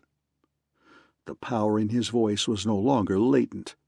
His right hand, a fist except for the protruding forefinger, went up and then down to stop with a jerk when the finger was leveled at Spade's chest.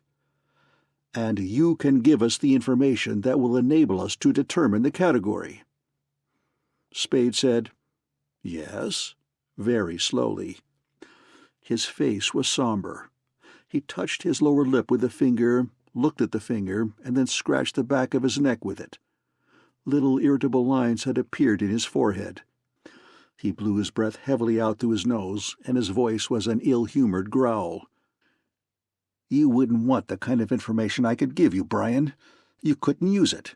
It'd have pooped this gambler's revenge scenario for you." Brian sat up straight and squared his shoulders. His voice was stern without bluster. "You are not the judge of that. Right or wrong, I'm nevertheless the district attorney." Spade's lifted lip showed his eye-tooth. "I thought this was an informal talk."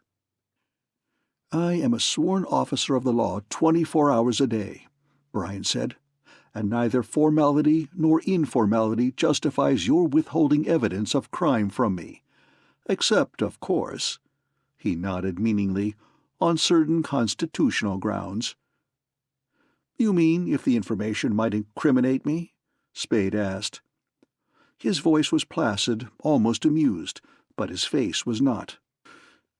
"Well, I've got grounds that suit me better than those.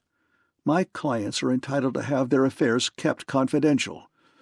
Maybe I can be made to talk to a grand jury, or even a coroner's jury, but I haven't been called before either yet, and it's a cinch I'm not going to publish any of my clients' secrets until I have to. Then again, you and the police have both accused me of being mixed up in the other night's murders. I've had trouble with both of you before. So far as I can see, my best chance of clearing myself is by bringing in the murderers all tied up. And my only chance of ever catching them and tying them up and bringing them in is in keeping away from you and the police, because neither of you show any signs of knowing what the hell it's all about." He got up and turned his head over his shoulder to address the stenographer. "Getting this all right, son? Or am I going too fast for you?" The stenographer looked up at him with startled eyes and replied, "No, sir, I'm getting it all right." "Good work," Spade said, and turned to Brian again. "Now, if you want to go to the board and tell them I'm obstructing justice and ask them to revoke my license, hop to it. You've tried it before, and it didn't get you anything but a laugh." He picked up his hat. Brian began. "Look here, you," Spade said, "and I don't want any more of these informal talks. I've got nothing to tell you, and I'm damn tired of being called things by every crackpot on the city payroll. If you want to see me, pinch me or subpoena me or something, and I'll come down with my lawyer." He put his hat on his head, said, "See you at the inquest, maybe," and stalked out. End of Chapter 15.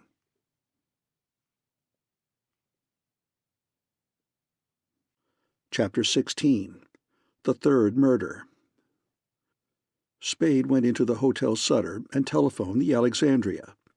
Gutman was not in. No member of Gutman's party was in.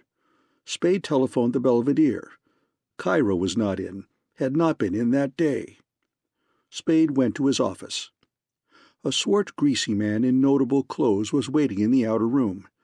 Effie Perrine, indicating the swart man, said, "This gentleman wishes to see you, Mr. Spade." Spade smiled and bowed and opened the inner door. "Come in." Before following the man in, Spade asked Effie Perrine, "Any news on that other matter?" "No, sir." The swart man was the proprietor of a Market Street moving picture theater. He suspected one of his cashiers and a doorman of colluding to defraud him. Spade hurried him through the story, promised to take care of it, asked for and received $50, and got rid of him in less than half an hour. When the corridor door had closed behind the showman, Effie Perrine came into the inner office. Her sunburned face was worried and questioning. "You haven't found her?" she asked. He shook his head and went on stroking his bruised temple lightly in circles with his fingertips. "How is it?" she asked.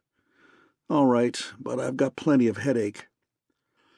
She went around and stood behind him, putting his hand down, stroking his temple with her thin fingers. He leaned back until the back of his head, over the chair top, rested against her breast, and said, "You're an angel." She bent her head forward over his and looked down at his face. "You've got to find her, Sam. It's more than a day, and she—" He stirred impatiently and interrupted her. I haven't got to do anything. But if you'll let me rest this damned head a minute or two, I'll go out and find her." She murmured, "Poor head," and stroked it in silence for a little while. Then she asked, "You know where she is?" The telephone bell rang. Spade picked up the telephone and said, "Hello. Yes, Sid, it came out all right. No, sure. He got snotty, but so did I. He's nursing a gambler's warpipe dream. Well, we didn't kiss when we parted. I declared my weight and walked out on him. That's something for you to worry about. Right. Bye." He put the telephone down and leaned back in his chair again. Effie Perrine came from behind him and stood at his side. She demanded, "Do you think you know where she is, Sam?" "I know where she went," he replied in a grudging tone. "Where?" She was excited. "Down to the boat you saw burning." Her eyes opened until their brown was surrounded by white. "You went down there?" It was not a question. "I did not," Spade said. Effie Perrine stamped her foot. "Sam!" she cried angrily. "She may be—" "She went down there," he said in a surly voice. "She wasn't taken. She went down there instead of to your house when she learned the boat had come in. Well, what the hell? Am I supposed to run around after my clients begging them to let me help them?" "But, Sam, when I told you the boat was on fire—" "That was at noon, and I had a date with Polehouse and another with Brian to keep." She glared at him between tightened lids. "Sam Spade," she said, "you're the most contemptible man God ever made when you want to be. Because she did something without confiding in you, you'd sit here and do nothing when you know she's in danger, when you know she might be—" Spade's face flushed.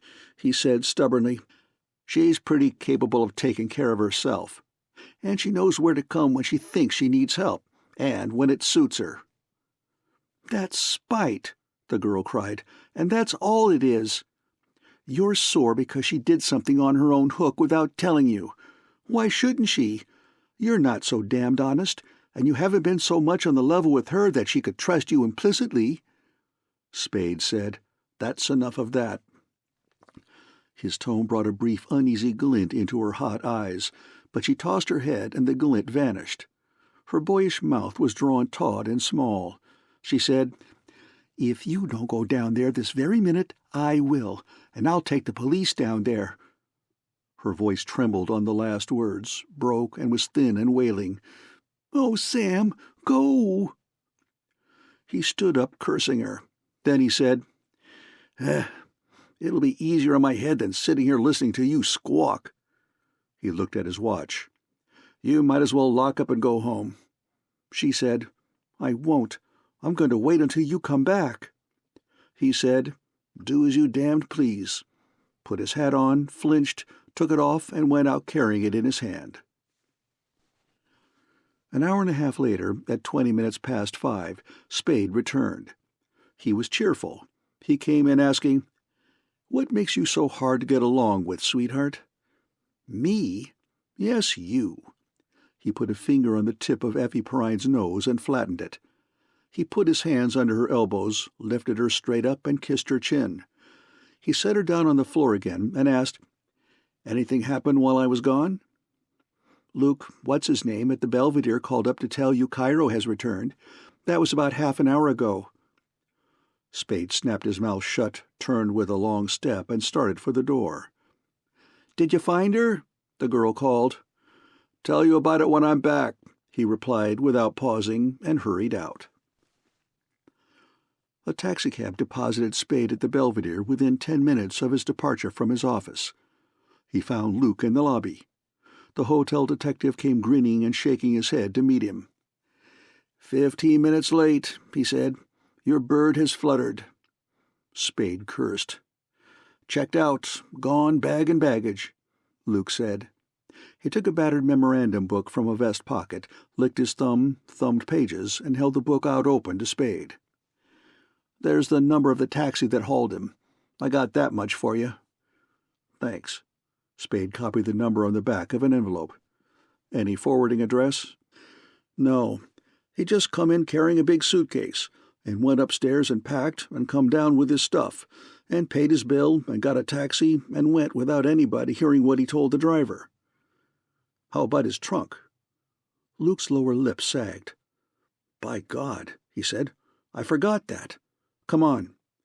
They went up to Cairo's room. The trunk was there. It was closed but not locked. They raised the lid. The trunk was empty. Luke said, "What do you know about that?" Spade did not say anything. Spade went back to his office. Effie Perine's eyes questioned him. "Missed him," he grumbled, and passed into his private room. She followed him in. He sat in his chair and began to roll a cigarette. She sat on the desk in front of him and put her toes on a corner of his chair seat. "What about Miss O'Shaughnessy?" she demanded. "I missed her, too," he replied, "but she had been there." "On the La Paloma?" "The La is a lousy combination," he said. "Stop it. Be nice, Sam. Tell me." He set fire to his cigarette, pocketed the lighter, patted her shins, and said, "Yes, La Paloma. She got down there at a little after noon yesterday." He drew his brows down. "That means she went straight there after leaving the cab at the ferry building. It's only a few piers away. The captain wasn't there. His name's Jacoby, and she asked for him by name. He was uptown on business. That would mean he didn't expect her, or not at that time anyhow. She waited there till he came back at 4 o'clock. They spent the time from then till mealtime in his cabin, and she ate with him." He inhaled and exhaled smoke, turned his head aside to spit a yellow tobacco flake off his lip, and went on. "After the meal, Captain Jacoby had 3 more visitors. One of them was Cairo, and one was Gutman, and one was the kid who delivered Gutman's message to you yesterday. Those 3 came together, while Bridget was there, and the 5 of them did a lot of talking in the captain's cabin. It's hard to get anything out of the crew, but they had a row, and somewhere around 11 that night a gun went off there in the captain's cabin. The watchman beat it down there, but the captain met him outside and told him there was nothing the matter.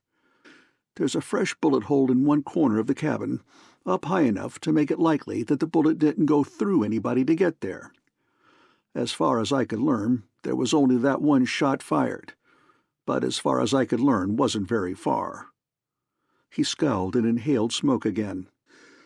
"Well, they left at around midnight, the captain and his 4 visitors, all together, and all of them seemed to have been walking all right. I got that from the watchman. I haven't been able to get hold of the custom-house men who were on duty there then. That's all of it. The captain hasn't been back since. He didn't keep a date this noon with some shipping agents, and they haven't found him to tell him about the fire." "And the fire?" Spade shrugged. "I don't know. It was discovered in the hold aft, in the rear basement late this morning.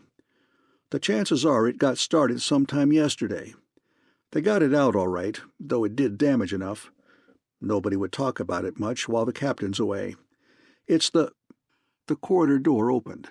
Spade shut his mouth.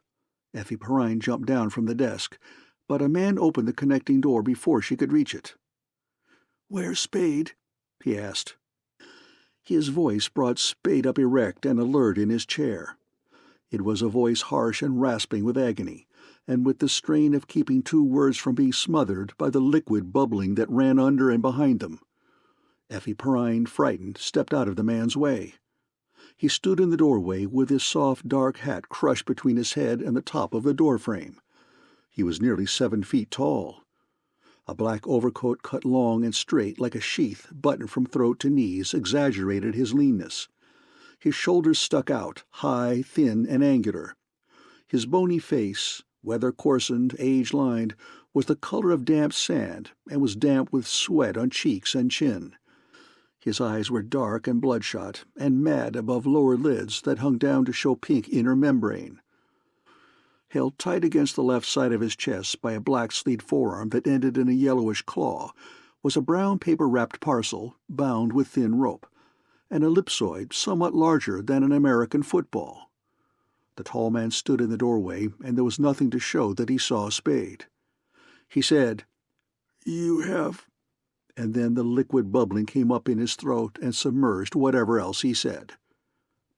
He put his other hand over the hand that held the ellipsoid. Holding himself straight, rigid, and not putting his hands out to break his fall, he fell forward as a tree falls. Spade, wooden-faced and nimble, sprang from his chair and caught the falling man. When Spade caught him, the man's mouth opened, and a little blood spurted out, and the brown-wrapped parcel dropped from the man's hands and rolled across the floor until the foot of the desk stopped it. Then the man's knees bent, and he bent at the waist, and his thin body became limber inside the sheath-like overcoat, sagging in Spade's arm so that Spade could not hold it up from the floor. Spade lowered the man gently until he lay on the floor on his left side. The man's eyes, dark and bloodshot, but not now mad, were wide open and still. His mouth was open as when blood had spurted from it, but no more blood came from it, and all his long body was as still as the floor on which it lay. Spade said, "Lock the door." While Effie Perrine, her teeth chattering, fumbled with the corridor door's lock, Spade knelt beside the thin man, turned him over on his back, and ran a hand down inside his overcoat. When he withdrew his hand presently, it came out smeared with blood. The sight of his bloody hand brought not the least nor briefest of changes in Spade's face. Holding that hand up where it would touch nothing, he took his lighter out of his pocket with his other hand. He snapped on the flame and held the flame close to first one and then the other of the thin man's eyes. The eyes, lids, balls, irises, and pupils, remained frozen, immobile. Spade extinguished the flame and returned the lighter to his pocket. He moved on his knees around to the man's side, and using his one clean hand, unbuttoned the tubular overcoat and opened it. The inside of the overcoat was wet with blood, and the double-breasted blue jacket beneath it was sodden. The jacket's lapels, where they crossed over the man's chest, and both sides of his coat immediately below that point, were mangled as if chewed. Spade rose and went to the washbowl in the outer office. Effie Perrine, wan and trembling and holding herself upright by means of a hand and her back against the door, whispered, Is he?" "Yes. He's been shot through the chest, maybe half a dozen times." Spade began to wash his hands. "Oughtn't we—" she began, but he cut her short. "It's too late for a doctor now, and I've got to think before we do anything." He finished washing his hands and began to rinse the bowl. He couldn't have gone far with those in him. Why in hell couldn't he have stood up long enough to tell us something? He frowned at the girl, rinsed his hands again, and picked up a towel. "Pull yourself together. For God's sake, don't get sick on me now." He threw the towel down and ran fingers through his hair. "We'll have a look at that bundle." He went into the inner office again, stepped over the dead man's legs, and picked up the brown paper-wrapped parcel.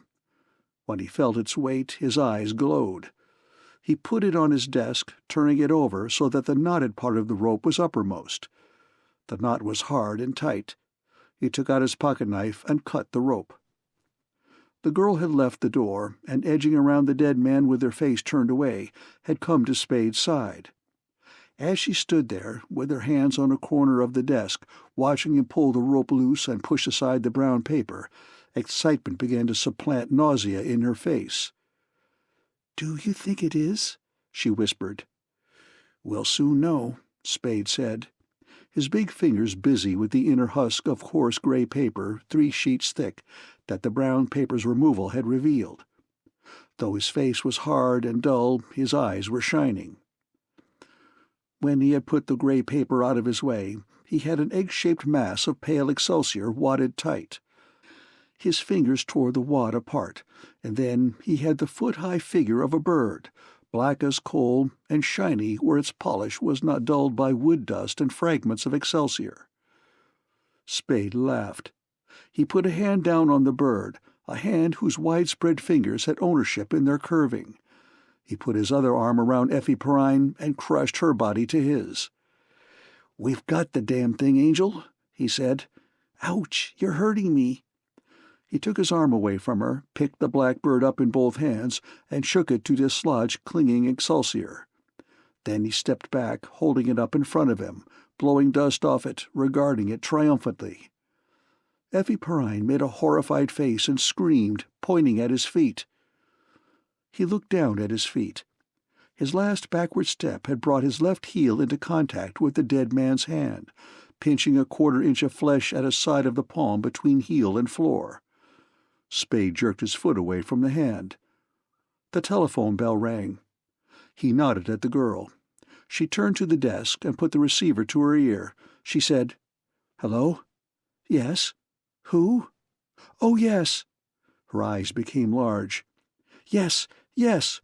Hold the line." Her mouth suddenly stretched wide and fearful. She cried, "Hello? Hello?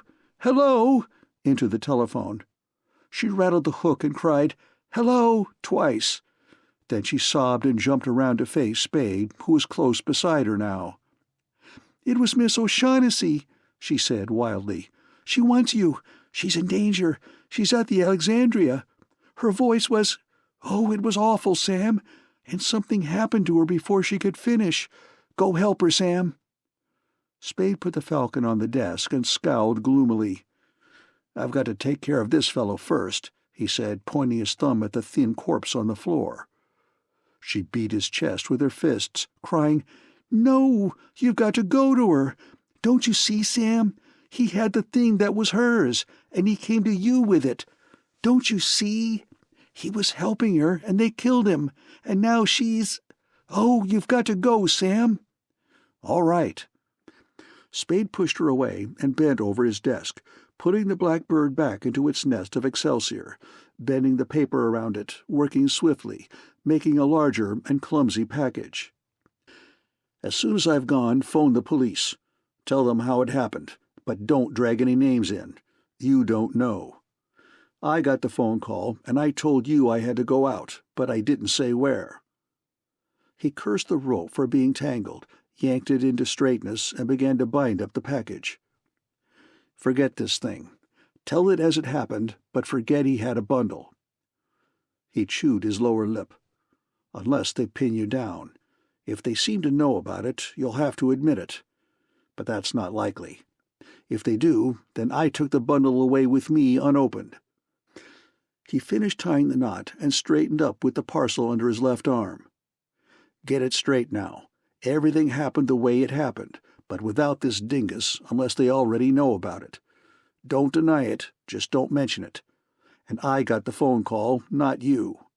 And you don't know anything about anybody else having any connection with this fellow. You don't know anything about him, and you can't talk about my business until you see me. Got it?" "Yes, Sam. Do you know who he is?" He grinned wolfishly. He said. "But I'd guess he was Captain Jacoby, late master of the Paloma." He picked up his hat and put it on. He looked thoughtfully at the dead man and then around the room. "Hurry, Sam," the girl begged. "Sure," he promised absent-mindedly. "I'll hurry. Might not hurt to get those few scraps of Excelsior off the floor before the police come. And maybe you ought to try to get hold of Sid." "No." He rubbed his chin. "We'll leave him out of it for a while. It'll look better. I'd keep the door locked till they come." He took his hand away from his chin and rubbed her cheek. "You're a damn good man, sister," he said, and went out. End of chapter 16.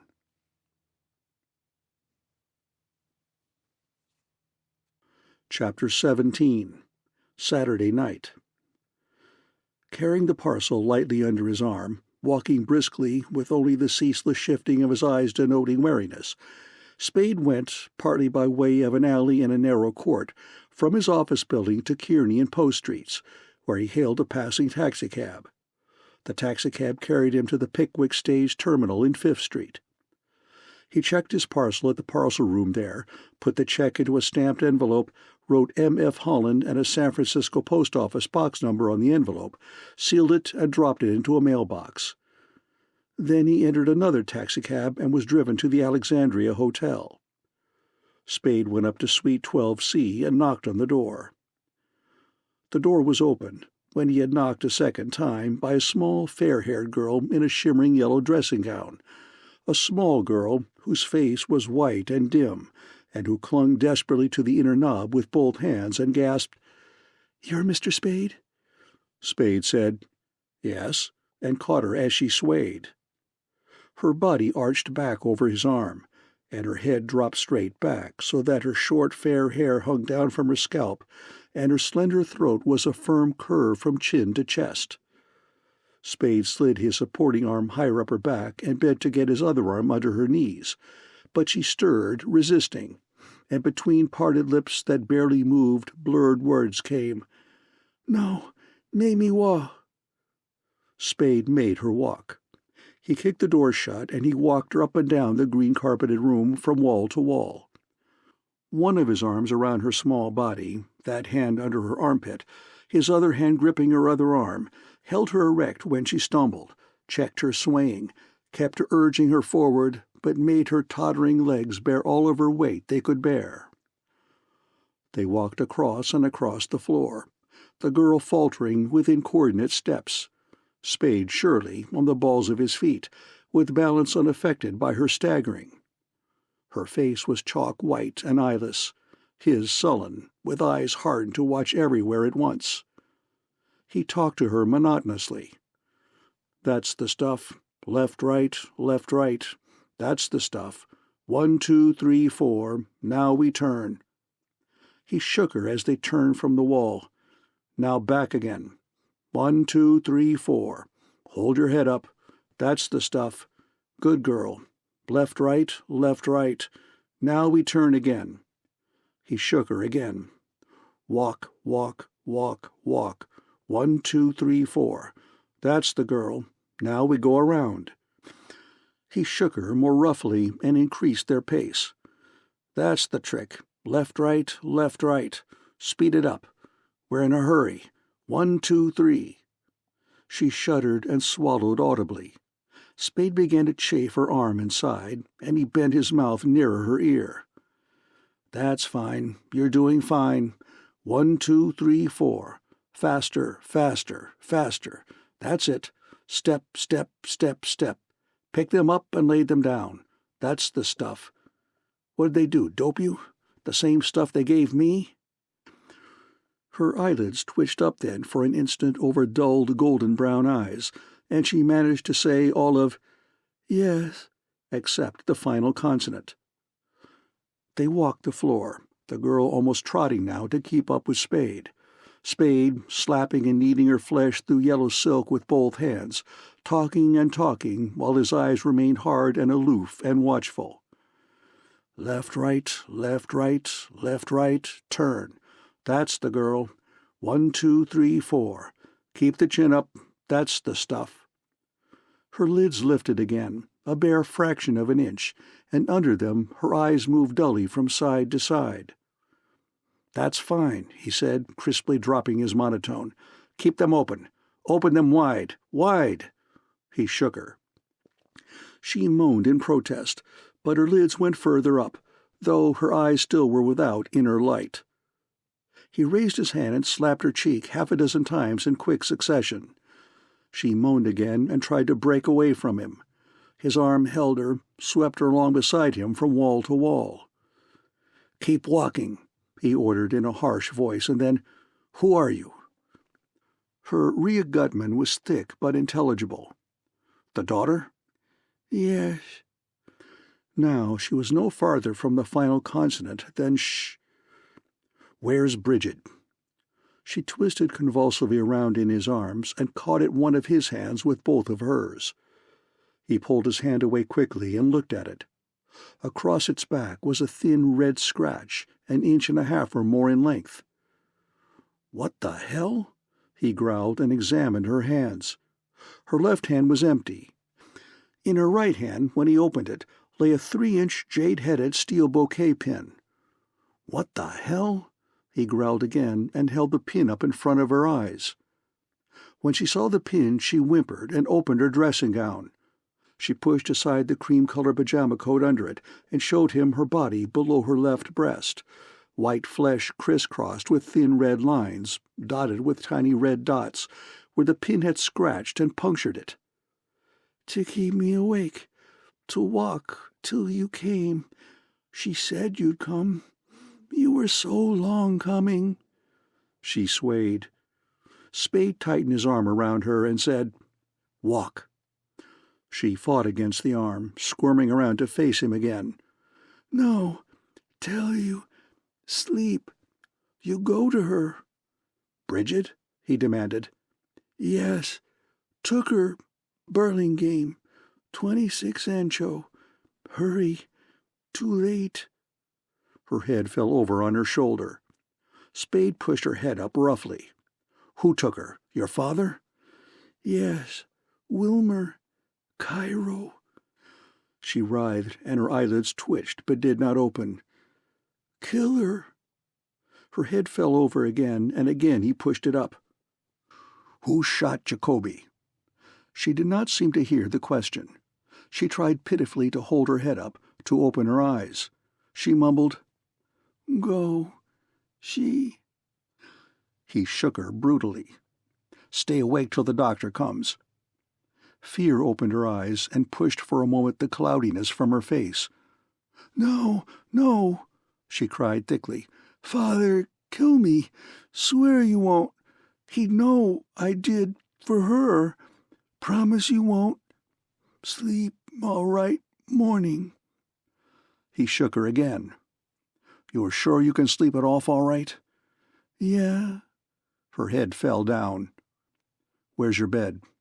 She tried to raise a hand, but the effort had become too much for her before the hand pointed at anything except the floor.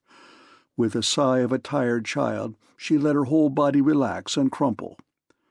Spade caught her up in his arms, scooped her up as she sank, and holding her easily against his chest, went to the nearest of the 3 doors.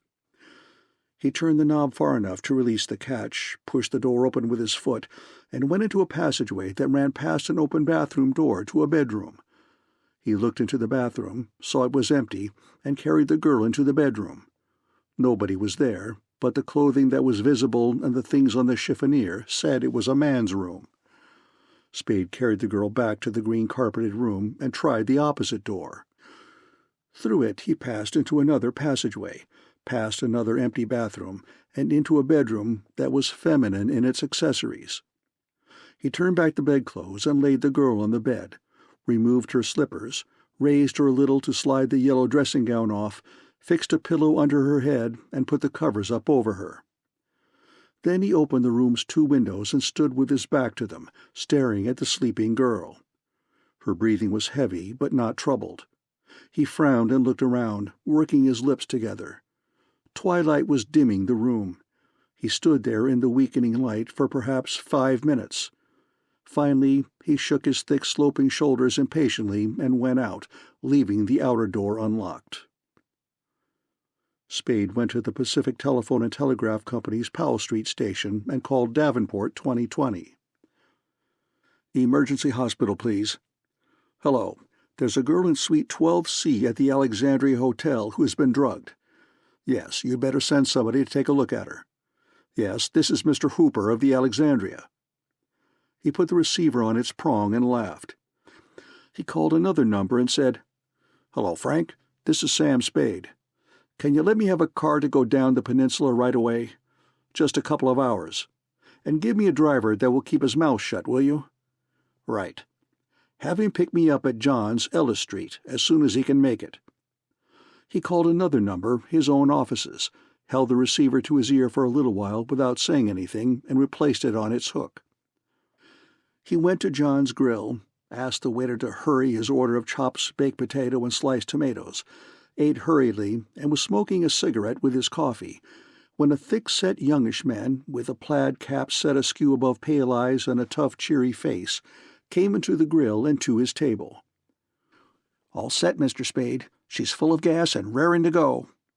"Swell." Spade emptied his cup and went out with the thick-set man. "Know where Ancho Avenue or Road or Boulevard is in Burlingame?" "Nope, but if she's there, we can find her." "Let's do that," Spade said as he sat beside the chauffeur in a dark Cadillac sedan.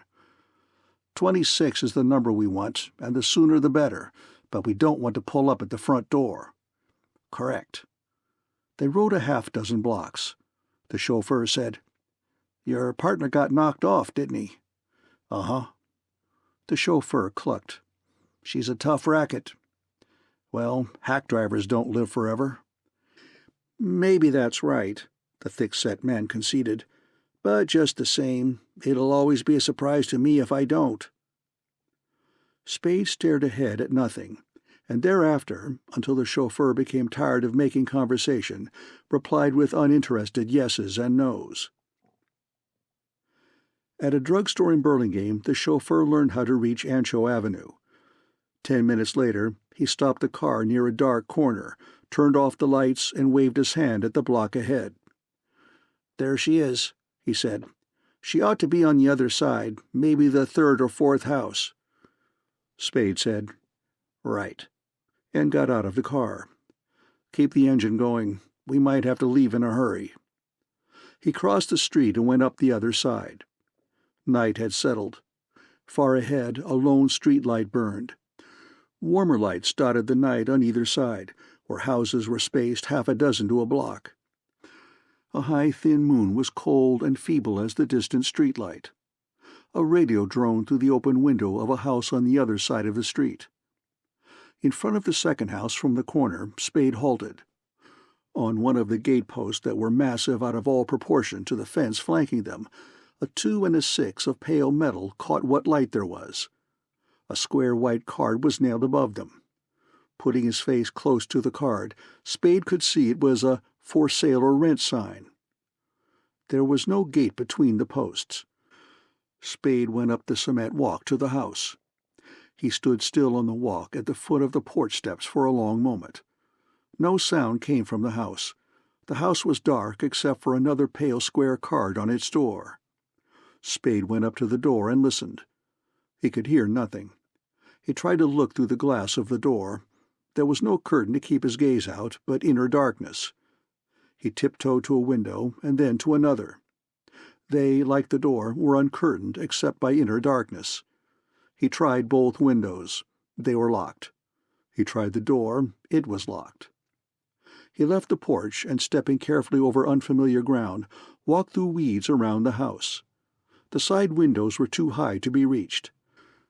The back door and the one back window he could reach were locked. Spade went back to the gatepost and, cupping the flame between his hands, held his lighter up to the "For Sale or Rent" sign.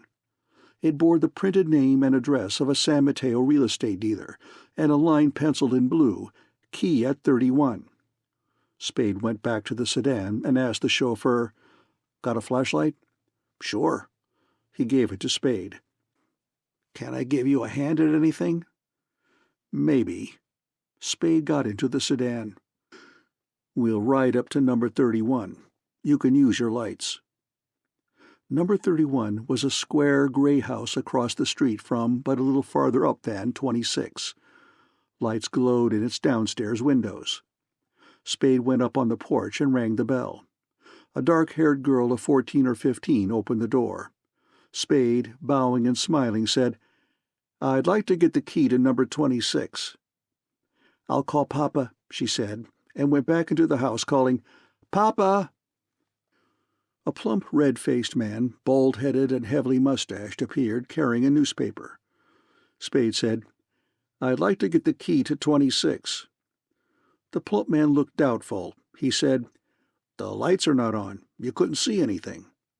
Spade patted his pocket. "I have a flashlight."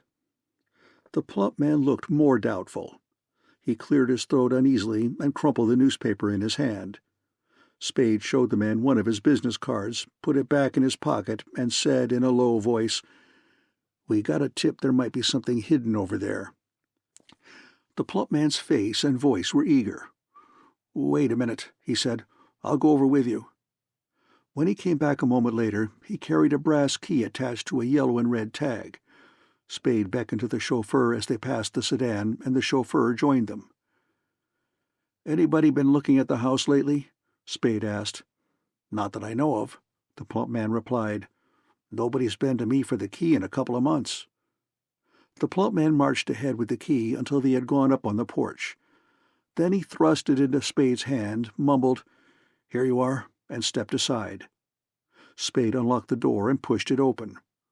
There was silence and darkness. Holding the flashlight, dark in his left hand, Spade went in. The chauffeur came close behind him, and then, at a little distance, the plump man followed them. They searched the house from bottom to top, cautiously at first, then, finding nothing, boldly. The house was empty unmistakably, and there was nothing to show that it had been visited in weeks. Spade, saying, "That's all, thanks," and "Good night," left the sedan in front of the Alexandria. He went into the hotel to the desk where a tall young man with a dark grave face said, "Good evening, Mr. Spade." "Good evening." Spade drew the young man to one end of the desk. "These Gutmans up in 12C, are they in?" The young man replied, "No," darting a quick, sharp glance at Spade. Then he looked away, hesitated, looked at Spade again, and murmured, "A funny thing happened a couple of hours ago. Somebody called the emergency hospital and told them there was a sick girl up there." "And there wasn't?" "Oh, no, there was nobody up there. They went out earlier in the evening." Spade said, "Well, these practical jokers have to have their fun.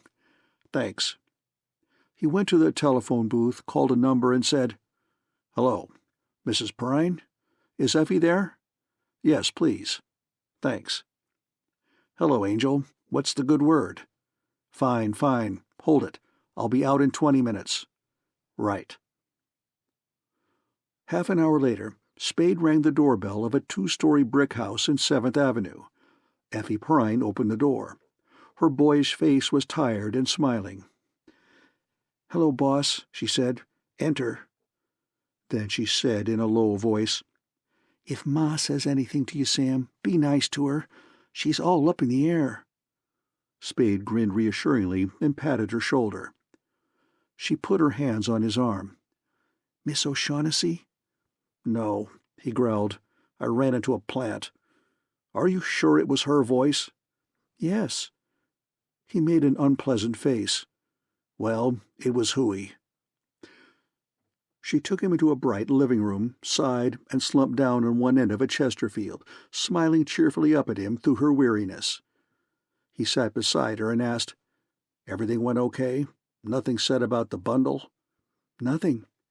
I told them what you told me to tell them, and they seemed to take it for granted that the telephone call had had something to do with him, and that you were off trying to clear it up."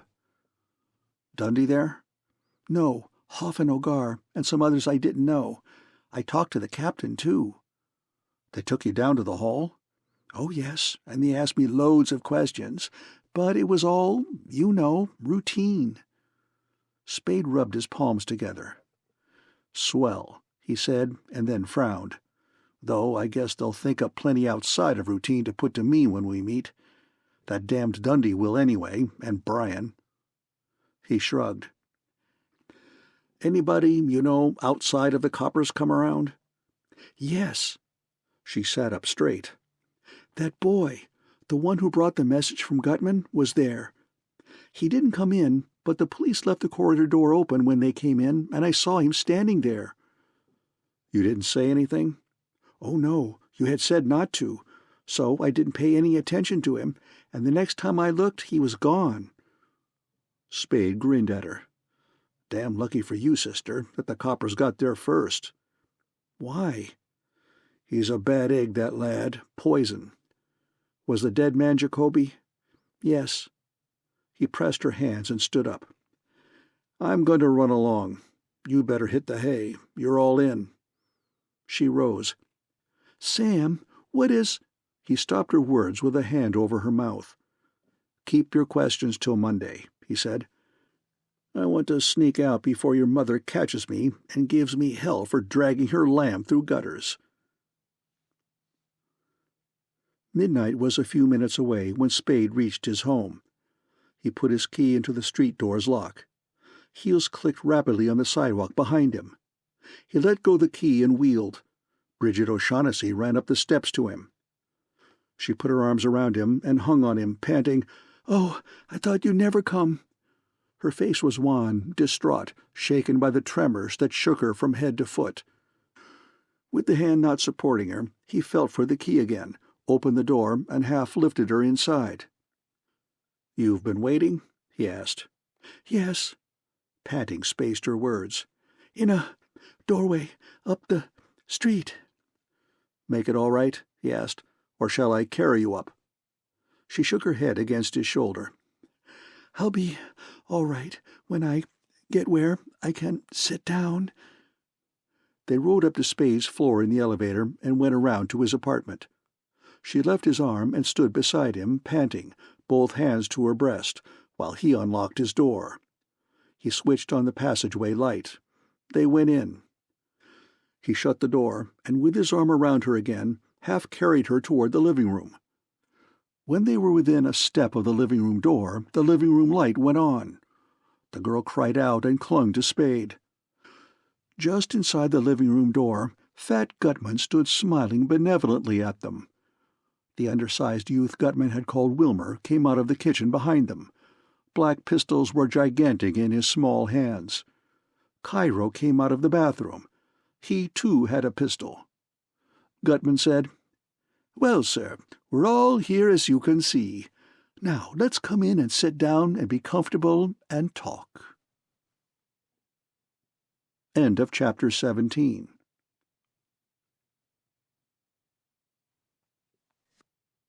Chapter 18. The Fall Guy. Spade, with his arms around Bridget O'Shaughnessy, smiled meagerly over her head and said, "Sure, we'll talk." Gutman's bulbs jounced as he took 3 waddling backward steps away from the door. Spade and the girl went in together. The boy and Cairo followed them in. Cairo stopped in the doorway. The boy put away one of his pistols and came up close behind Spade. Spade turned his head far around to look down over his shoulder at the boy and said, "Get away. You're not going to frisk me." The boy said, "Shut up. Stand still." Spade's nostrils went in and out with his breathing. His voice was level. "Get away. Put your paw on me, and I'm going to make you use the gun. Ask your boss if he wants me shot up before we talk." "Never mind, Wilmer," the fat man said. He frowned indulgently at Spade. "You are certainly a most headstrong individual. Well, let's be seated." Spade said, "I told you I didn't like that punk," and took Bridget O'Shaughnessy to the sofa by the windows. They sat close together, her head against his left shoulder, his left arm around her shoulders. She had stopped trembling, had stopped panting. The appearance of Gutman and his companions seemed to have robbed her of that freedom of personal movement and emotion which is animal, leaving her alive, conscious, but quiescent as a plant. Gutman lowered himself into the padded rocking chair. Cairo chose the armchair by the table. The boy Wilmer did not sit down. He stood in the doorway where Cairo had stood, letting his one visible pistol hang down at his side, looking under curling lashes at Spade's body. Cairo put his pistol on the table beside him. Spade took off his hat and tossed it to the other end of the sofa. He grinned at Gutman. The looseness of his lower lip and the droop of his upper eyelids combined with the V's in his face to make his grin lewd as a satyr's. "That daughter of yours has a nice belly," he said. "Too nice to be scratched up with pins." Gutman's smile was affable, if a bit oily. The boy in the doorway took a short step forward, raising his pistol as far as his hip. Everyone in the room looked at him. In the dissimilar eyes with which Bridget O'Shaughnessy and Joel Cairo looked at him, there was, oddly, something identically reproving. The boy blushed, drew back his advanced foot, straightened his legs, lowered the pistol, and stood as he had stood before, looking under lashes that hid his eyes at Spade's chest. The blush was pale enough and lasted only an instant, but it was startling on his face that habitually was so cold and composed. Gutman turned his sleek-eyed fat smile on Spade again. His voice was a suave purring. Yes, sir, that was a shame, but you must admit that it served its purpose pretty well. Spade's brows twitched together. Anything would have, he said impatiently. Naturally, I wanted to see you as soon as I had the Falcon. Cash customers, why not? I went to Burlingame expecting to run into this sort of meeting. I didn't know you were blundering around, half an hour late, trying to get me out of the way so you could find Jacoby again before he found me. Gutman chuckled. His chuckle seemed to hold nothing but satisfaction. Well, sir, he said, in any case, here we are, having our little meeting, if that's what you wanted. That's what I wanted. How soon are you ready to make your first payment and take the bird off my hands? Bridget O'Shaughnessy sat up straight and looked at Spade with surprised blue eyes. He patted her shoulder inattentively. His eyes were steady on Gutman's. Gutman's twinkled merrily between sheltering fat puffs. He said, "Well, sir, as to that," and put a hand inside the breast of his coat. Cairo, hands on thighs, leaned forward in his chair, breathing between parted soft lips. His dark eyes had the surface shine of lacquer. They shifted their focus warily from Spade's face to Gutman's, from Gutman's to Spade's. Gutman repeated, "Well, sir, as to that," and took a white envelope from his pocket. 10 eyes, the boy's now only half hidden by his lashes, looked at the envelope. Turning the envelope over in his swollen hands, Gutman studied for a thoughtful moment its blank white front and then its back, unsealed with the flap tucked in. He raised his head, smiled amiably, and scaled the envelope at Spade's lap. The envelope, though not bulky, had sufficient weight to fly true. It struck the lower part of Spade's chest and dropped down on his thighs.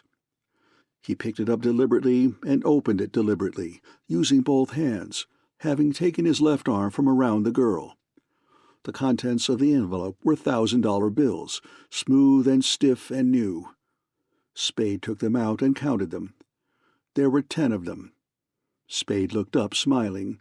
He said mildly, "We were talking about more money than this." "Yes, sir, we were," Gutman agreed. "But we were talking then. This is actual money, genuine coin of the realm, sir. With $1 of this you can buy more than $10 worth of talk." He shook his bulbs with silent laughter. Then the commotion stopped, and he said, more seriously, yet not altogether seriously, "There are more of us to be taken care of now." He moved his twinkling eyes and his fat head sidewise with a little jerk to indicate Cairo. "And, well, sir, in short, the situation has changed considerably." While Gutman talked, Spade had tapped the edges of the 10 bills into alignment and had returned them to their envelope, tucking the flap in over them. Now, with forearms on knees, he sat hunched forward, dangling the envelope from a corner held tightly by finger and thumb down between his legs. His reply to the fat man's words was careless. "Sure, you're together now, but I've got the Falcon." Joel Cairo spoke. Ugly white hands grasping the arms of his chair, he leaned forward and said primly, in his high-pitched, thin voice, "I shouldn't think it would be necessary to remind you, Mr. Spade, that though you may have the Falcon, yet we certainly have you." Spade grinned. "I'm trying not to let that worry me," he said. He sat up straight, put the envelope aside on the end of the sofa, and addressed Gutman. "We'll come back to the money later. There's another thing that's got to be taken care of. We've got to have a fall guy." The fat man frowned without comprehension, but before he could speak, Spade was explaining. "The police have got to have a victim, somebody they can stick for those 3 murders. Cairo, speaking in a brittle, excited voice, interrupted him. Only 2 murders, Mr. Spade. Thursby undoubtedly killed your partner." "All right, 2, Spade growled. "What difference does that make? The point is, we've got to feed the police some—" Now Gutman broke in, smiling complacently, talking with good-humored assurance. "Well, sir, from what I've seen and heard of you, I don't think we'll have to bother ourselves about that. We can leave the handling of the police to you, all right. You won't need any of our help." "If that's what you think," Spade said, "you haven't seen or heard enough." Gutman's good humor was undisturbed. He remonstrated.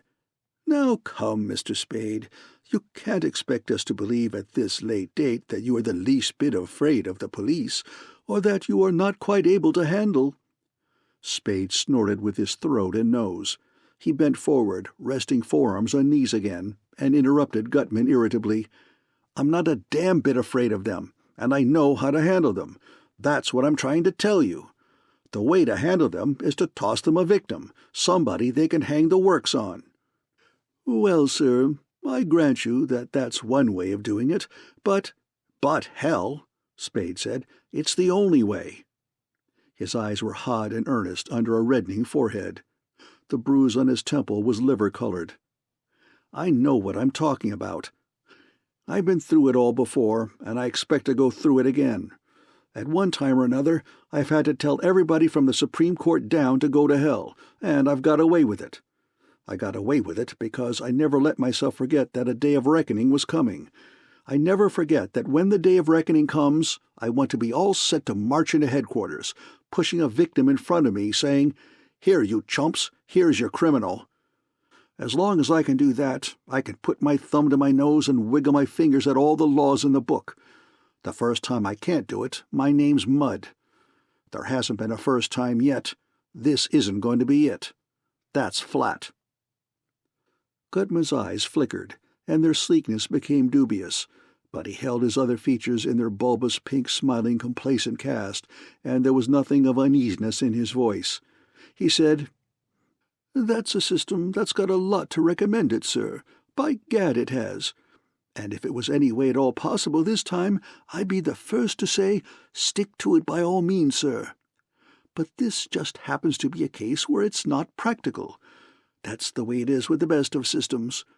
There comes a time when you've got to make exceptions, and a wise man just goes ahead and makes them.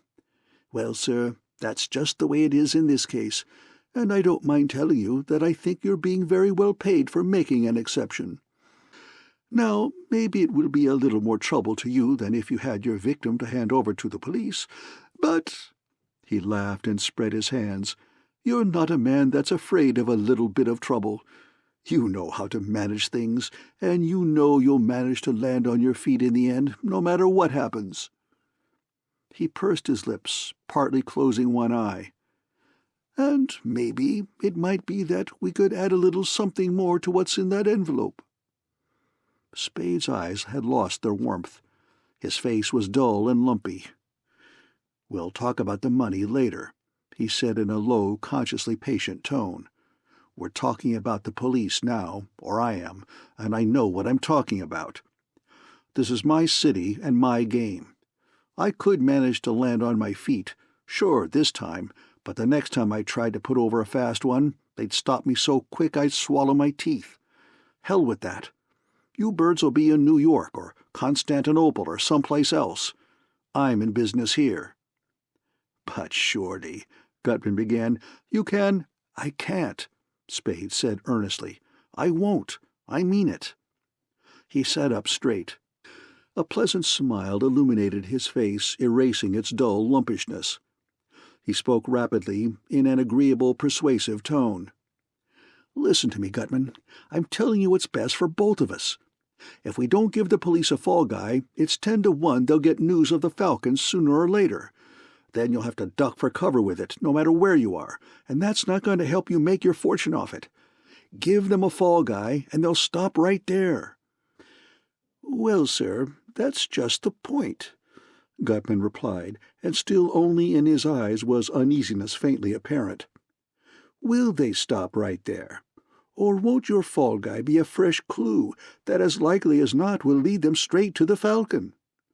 And on the other hand, wouldn't you say that they were stopped right now, and that the best thing for us to do is to leave well enough alone?" A forked vein began to swell in Spade's forehead. You don't know what it's all about either," he said in a restrained tone. "They're not asleep, Gutman. They're lying low, waiting. Try to get that. I'm in it up to my neck, and they know it." That's all right as long as I do something when the time comes, but it won't be all right if I don't." His voice became persuasive again. "Listen, Gutman, we've absolutely got to give them a victim. There's no way out of it. Let's give them the punk." He nodded pleasantly at the boy in the doorway. "He actually did shoot both of them, Thursby and Jacoby, didn't he? Anyway, he's made to order for the part. Let's pin the necessary evidence on him and turn him over to them." The boy in the doorway tightened the corners of his mouth in what may have been a minute smile. Spade's proposal seemed to have no other effect on him. Joel Cairo's dark face was open-mouthed, open-eyed, yellowish, and amazed. He breathed through his mouth, his round, effeminate chest rising and falling while he gaped at Spade. Bridget O'Shaughnessy had moved away from Spade a little and had twisted herself around on the sofa to stare at him. There was a suggestion of hysterical laughter behind the startled confusion in her face. Gutman remained still and expressionless for a long moment. Then he decided to laugh. He laughed heartily and lengthily, not stopping until his sleek eyes had borrowed merriment from his laughter. When he stopped laughing, he said, "By gad, sir, you're a character, that you are." He took a white handkerchief from his pocket and wiped his eyes. "Yes, sir, there's never any telling what you'll do or say next, except that it's bound to be something astonishing." "There's nothing funny about it." Spade did not seem offended by the fat man's laughter, nor in any way impressed. He spoke in the manner of one reasoning with a recalcitrant but not altogether unreasonable friend. "It's our best bet. With him in their hands, the police will—" "But, my dear man," Gutman objected, "can't you see? If I even for a moment thought of doing it— But that's ridiculous, too. I feel toward Wilmer just exactly as if he were my own son. I really do. But if I even for a moment thought of doing what you propose, what in the world do you think would keep Wilmer from telling the police every last detail about the Falcon and about you and me and all of us?" Spade grinned with stiff lips. "If we had to," he said softly, "we could have him killed resisting arrest. But we wouldn't have to go that far. Let him talk his head off. I promise you, nobody'll do anything about it. That's easy enough to fix." The pink flesh on Gutman's forehead crawled in a frown. He lowered his head, mashing his chins together over his collar, and asked, "How?" Then, with an abruptness that set all his fat bulbs to quivering and tumbling against one another, he raised his head, squirmed around to look at the boy, and laughed merrily. "What do you think of all this, Wilmer? It's funny, eh?" The boy's eyes were cold hazel gleams under his lashes. He said in a low, distinct voice, "Yes, it's funny. The blankety-blank, blink, blink." Spade was talking to Bridget O'Shaughnessy. "How do you feel now, Angel? Any better?" "Yes, much better, only—" She reduced her voice until the last words were inaudible 2 feet away. "I'm frightened." "Don't be," he said carelessly, and put a hand on her round gray-stocking knee. "Nothing very bad's going to happen. Want a drink?" "Not now, thanks." Her voice became barely audible again. "Be careful, Sam." Spade grinned and looked at Gutman, who was looking at him. The fat man smiled genially, saying nothing for a moment, and then asked, "How?" Spade was stupid. "How what?" The fat man considered more laughter necessary then, and an explanation. "Well, sir, if you're really serious about this suggestion of yours, the least we can do, in common politeness, is to hear you out. Now, how are you going about fixing it so that Wilmer—" he paused here to laugh again— "won't be able to do us any harm?" Spade shook his head. "No," he said. "I wouldn't want to take advantage of anybody's politeness, no matter how common like that. Forget it." The fat man puckered up his facial bulbs. "Now, come, he protested. "You make me feel decidedly uncomfortable, sir. I shouldn't have laughed, and I apologize most humbly and sincerely. I wouldn't want to seem to ridicule anything you'd suggest, Mr. Spade, regardless of how much I disagreed with you, for you must know that I have the greatest amount of respect and admiration for your astuteness. Now, mind you, I don't see how this suggestion of yours can be in any way practical, even leaving out the fact that I couldn't feel any different toward Wilmer if he was my own flesh and blood. But I'll consider it a personal favor, sir, as well as a sign that you've accepted my apology, if you'll go ahead and tell me the rest of it." "Fair enough," Spade said. "Brian is like most district attorneys. He's more interested in how his record will look on paper than in anything else. He'd rather drop a doubtful case than try it and have it go against him. I don't know that he ever deliberately framed anyone he believed innocent, but I can't imagine his letting himself believe them innocent if he could scrape up or twist into shape proof of their guilt. To be sure of convicting one man, he'll let half a dozen equally guilty accomplices go free, if trying to nail them all might confuse his case. That's the choice we'll give him, and he'll gobble it up. He wouldn't want to know about the Falcon. He'll be tickled to death to persuade himself that anything the punk tells him about it is a lot of hooey, an attempt to muddle things up. Leave that end to me. I can show him that if he starts fooling around trying to gather up everybody, he's going to have a tangled case that no jury will be able to make heads or tails of, while if he sticks to the punk, he can get a conviction standing on his head." Gutman wagged his head sidewise in a slow, smiling gesture of benign disapproval. "No, sir," he said. "I'm afraid that won't do at all. I don't see how even this district attorney of yours could link Thursby and Jacoby and Wilmer together without having to—" "You don't know district attorneys," Spade told him. "The Thursby angle is easy. He was a gunman, and so's your punk. Brian's already got a theory about that. There'll be no catch there. Well, they can only hang the punk once. Why try for Jacoby's murder after he's been convicted of Thursby's? They just close the record by writing it up against him and let it go at that. If, as is likely enough, he used the same gun on both of them, the bullets will match up. Everybody will be satisfied." "Yes, but—" Gutman began and stopped to look at the boy. The boy advanced from the doorway, walking stiff-legged, with his legs apart, until he was between Gutman and Cairo, almost in the center of the floor. He halted there, leaning forward slightly from the waist, his shoulders raised toward the front. The pistol in his hand still hung at his side, but his knuckles were white over its grip. His other hand was a small, hard fist down at his other side. The indelible youngness of his face gave an indescribably vicious and inhuman turn to the white-hot hatred and the cold white malevolence on his face. He said to Spade in a voice cramped by passion, "You, get up on your feet and go for your heater." Spade smiled at the boy. His smile was not broad, but the amusement in it seemed genuine and unalloyed.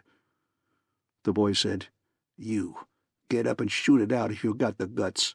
I've taken all the writing from you I'm going to take." The amusement in Spade's smile deepened. He looked at Gutman. "Young Wild West," he said in a voice that matched his smile. "Maybe you better remind him that shooting me before you get your hands on the Falcon would be bad for business." Gutman's attempt to smile was not successful, but he kept the resultant grimace on his mottled face. He licked his dry lips with a dry tongue. His voice was too hoarse and gritty for the paternally admonishing tone it tried to achieve. "Now come, Wilmer," he said. "We can't have any of that. You shouldn't let yourself attach so much importance to these things. You—" The boy, not taking his eyes from Spade, spoke in a choked voice out the side of his mouth. "Make him lay off me, then. I'm going to plug him if he keeps it up, and there won't be anything that will stop me from doing it." "Now, Wilmer," Gutman said, and turned to Spade. His face and voice were under control. "Your plan is, sir, as I said in the first place, not at all practical. Let's not say anything more about it." Spade looked from one of them to the other. He had stopped smiling. His face held no expression at all. "I say what I please," he told them. "You certainly do," Gutman said quickly, "and that's one of the things I've always admired in you. But this matter is, as I say, not at all practical, so there's not the least bit of use of our discussing it any further, as you can see for yourself." "I can't see it for myself," Spade argued, "and you haven't made me see it." He frowned at Gutman. "Let's get this straight. Am I wasting time talking to you? I thought this was your show. Should I do my talking to the punk? I know how to do that." "No, sir," Gutman replied. "You're quite right in dealing with me." Spade said, "All right. Now I've got another suggestion. It's not as good as the first one, but it's better than nothing. Want to hear it?" "Most assuredly." "Give them Cairo." Cairo hastily picked his pistol up from the table beside him. He held it tight in his lap with both hands. Its muzzle pointed at the floor a little to one side of the sofa. His face had become yellowish again. His black eyes darted their gaze from face to face. The opaqueness of his eyes made them seem flat, two-dimensional. Gutman looked as if he did not believe he could have heard what he had heard. He asked, "Do what?" "Give the police Cairo." Gutman seemed about to laugh, but he did not laugh. Finally he exclaimed, "Well, by God, sir," in an uncertain voice. "It's not as good as giving them the punk," Spade said. "Cairo's not a gunman, and he carries a .38, while Jacoby and Thursby were cut down by larger bullets. That means we'd have to go to some trouble framing him, but that's better than giving the police nobody." Cairo cried in a voice shrill with indignation, "Suppose we give them you, Mr. Spade, or Miss O'Shaughnessy. How about that, if you're so set on giving them somebody?" Spade smiled at the Levantine and answered him calmly. "You people want the Falcon? I've got it. I'm asking for a fall guy as part of my price. As for Miss O'Shaughnessy—" His dispassionate glance moved to her white, perplexed face for a moment and then back to Cairo, and his shoulders rose and fell a fraction of an inch. "If you think she could be rigged for the part, I'm perfectly willing to talk it over with you." The girl put her hands to her throat, uttered a short, strangled cry, and edged away from him. Cairo, his face and body twitching with excitement, exclaimed, "You seem to forget that you are not in a position to insist on any price." Spade laughed, a sharp, derisive snort. Gutman said, in a voice that tried to make firmness ingratiating, "Come now, gentlemen, let's keep our discussion on a friendly basis. But there certainly is," he was addressing Spade, "something in what Mr. Cairo says. You must take into consideration like hell I must." Spade flung his words out with a brutal sort of carelessness that gave them more weight than they could have got from dramatic emphasis or from loudness. "If you kill me, how are you going to get the bird? If I know you can't afford to kill me till you have it, how are you going to scare me into giving it to you?" Gutman cocked his head to the left and considered these questions. His eyes twinkled between puckered lids. Presently he gave his genial answer. "Well, sir, there are other means of persuasion besides killing or threatening to kill." "Sure," Spade agreed. "But they're not much good unless the threat of death is behind them to hold the victim down. See what I mean? If you try anything I don't like, I won't stand for it. I'll make it a matter of your having to call it off or kill me, knowing you can't afford to kill me." "I see what you mean," Gutman chuckled. "That is an attitude, sir, that calls for the most delicate judgment on both sides, because, as you know, sir, men are likely to forget in the heat of action just what they can and can't afford, and let their emotions carry them away." Spade was all smiling blandness. "That's the trick from my side," he said, "to make my play strong enough that it ties you up, but not strong enough to make you mad enough to bump me off against your better judgment." Gutman said fondly, "By gad, sir, you're a character." Joel Cairo jumped up from his chair and went around behind the boy and behind Gutman's chair. He bent over the back of Gutman's chair and, screening his mouth and the fat man's ear with his empty hand, whispered. Gutman listened attentively, shutting his eyes. Spade grinned at Bridget O'Shaughnessy. Her lips smiled feebly in response.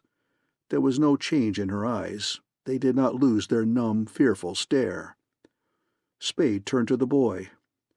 2-1 they're selling you out, son. The boy did not say anything. A trembling in his knees began to shake the knees of his trousers. Spade addressed Gutman. I hope you're not letting yourself be influenced by the guns these pocket edition desperados are waving. Gutman opened his eyes. Cairo stopped whispering and stood erect behind the fat man's chair. Spade continued. I practiced taking them away from both of them, so there'll be no trouble there. The punk is... In a voice choked horribly with emotion, the boy cried, All right, and jerked his pistol up in front of his chest. Gutman flung a fat hand out at the boy's wrist, caught the wrist, and bore it and the gun down while Gutman's fat body was rising in haste from the rocking chair. Joel Cairo scurried around to the boy's other side and grasped his other arm.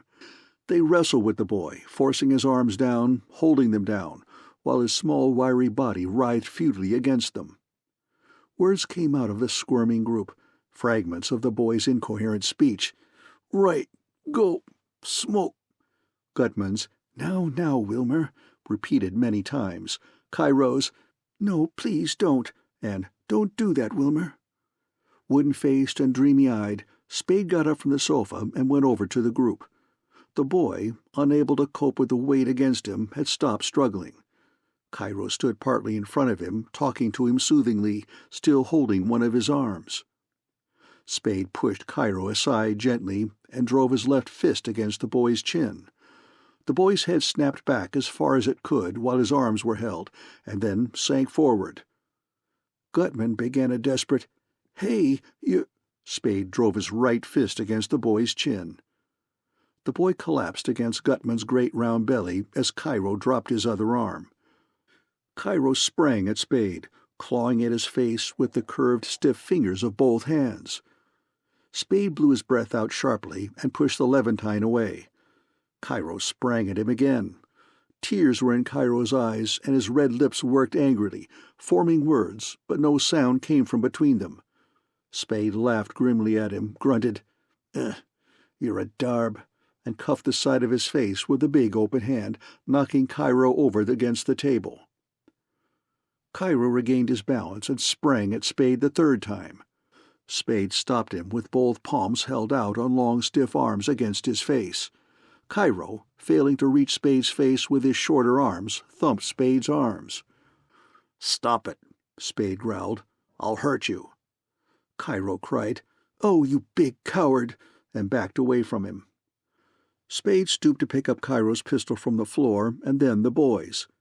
He straightened up, holding them in his left hand, dangling them upside down by their trigger guards from his forefinger. Gutman had put the unconscious boy in the rocking chair and stood looking down at him with troubled eyes and an uncertainly puckered face. Cairo was on his knees beside the chair, chafing one of the boy's limp hands. Spade leaned over and felt the boy's chin with his fingers. Nothing broken, he said. We'll spread him on the sofa. He put his right arm under the boy's arm and around his back, put his left forearm under the boy's knees, lifted him without apparent effort, and carried him to the sofa. Bridget O'Shaughnessy got up quickly, and Spade laid the boy there. With his right hand, Spade patted the boy's clothes, found the boy's second pistol, added it to the others in his left hand, and turned his back on the sofa. Cairo was already sitting beside the boy's head. Spade clinked the pistols together in his hand and smiled cheerfully at Gutman. Well, he said, there's our fall guy. Gutman's face was grayish and his eyes were troubled. He did not look at Spade. He looked at the floor, and he did not say anything. Spade said, Don't be a damn fool again. You let Cairo whisper to you, and you held the kid while I pasted him. You can't laugh that off, and you're likely to get yourself shot trying to. Gutman moved his feet uneasily on the rug and said nothing. Spade said, And the other angle to it is you'll either say yes right now, or I'll turn the Falcon and the whole damn lot of you in.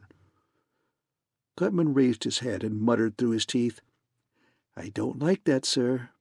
You won't like it, Spade said. Well? The fat man sighed and made a wry face and replied wearily, "You can have him," Spade said. "That's swell." End of chapter 18.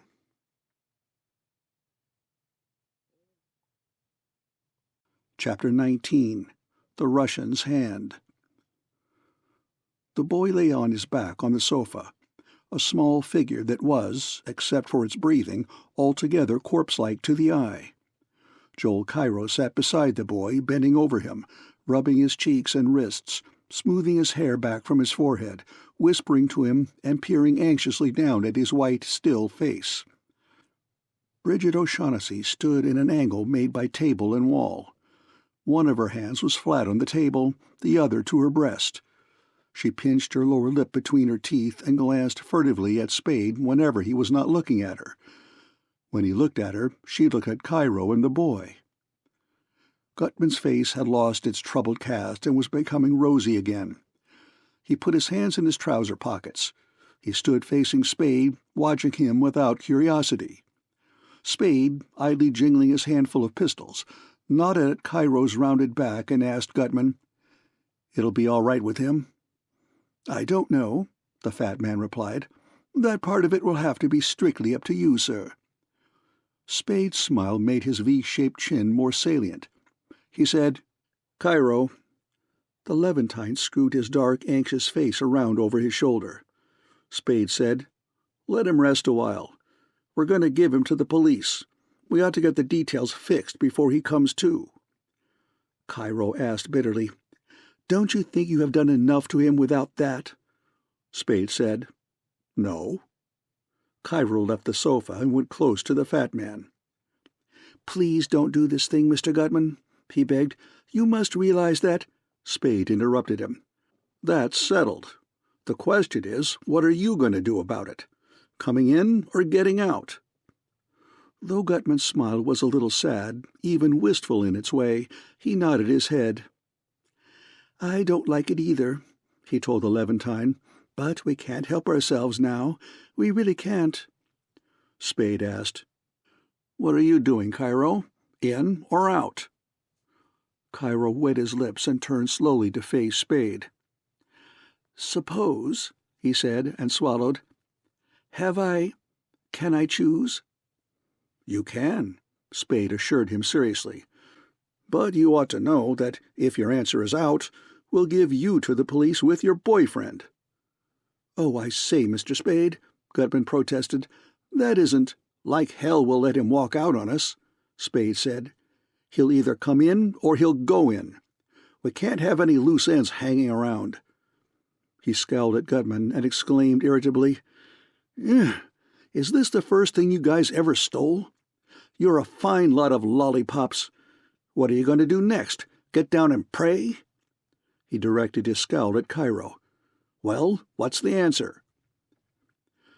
"You give me no choice." Cairo's narrow shoulders moved in a hopeless shrug. "I come in." "Good." Spade looked at Gutman and at Bridget O'Shaughnessy. "Sit down." The girl sat down gingerly on the end of the sofa by the unconscious boy's feet. Gutman returned to the padded rocking chair and Cairo to the armchair. Spade put his handful of pistols on the table and sat on the table corner beside them. He looked at the watch on his wrist and said, 2:00. I can't get the Falcon till daylight. We've got plenty of time to arrange things." Gutman cleared his throat. "Where is it?" he asked, and then hastily explained, "I don't really care, sir. What I had in mind was that it would be best for all concerned if we did not get out of each other's sight now until our business had been transacted." He looked at the sofa and at Spade again, sharply. "You have the envelope?" Spade shook his head, looking at the sofa and then at the girl. He smiled with his eyes and said, "Miss O'Shaughnessy has it." "Yes, I have it," she murmured, putting a hand inside her coat. "I picked it up." "That's all right," Spade told her. "Hang on to it." He addressed Gutman. "We won't have to lose sight of each other. I can have the Falcon brought here." "An excellent idea," Gutman purred. "Then, sir, in exchange for the $10,000 and Wilmer, You will give us the Falcon and an hour or two of grace, so we won't be in the city when you turn him over to the authorities."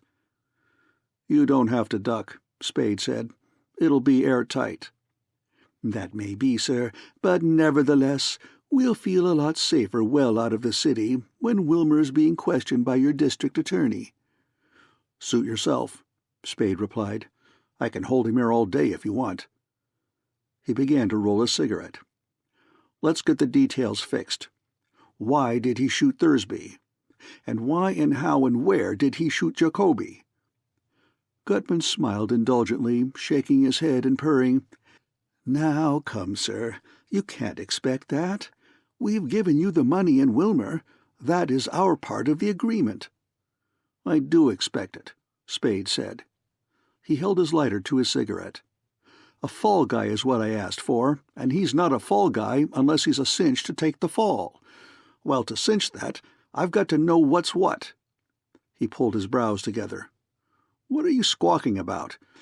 You're not going to be sitting so damn pretty if you leave him with an out." Gutman leaned forward and wagged a fat finger at the pistols on the table beside Spade's legs. "There's ample evidence of his guilt, sir. Both men were shot with those guns. It's a very simple matter for the police department experts to determine that the bullets that killed the men were fired from those guns. You know that. You've mentioned it yourself. And that, it seems to me, is ample proof of his guilt."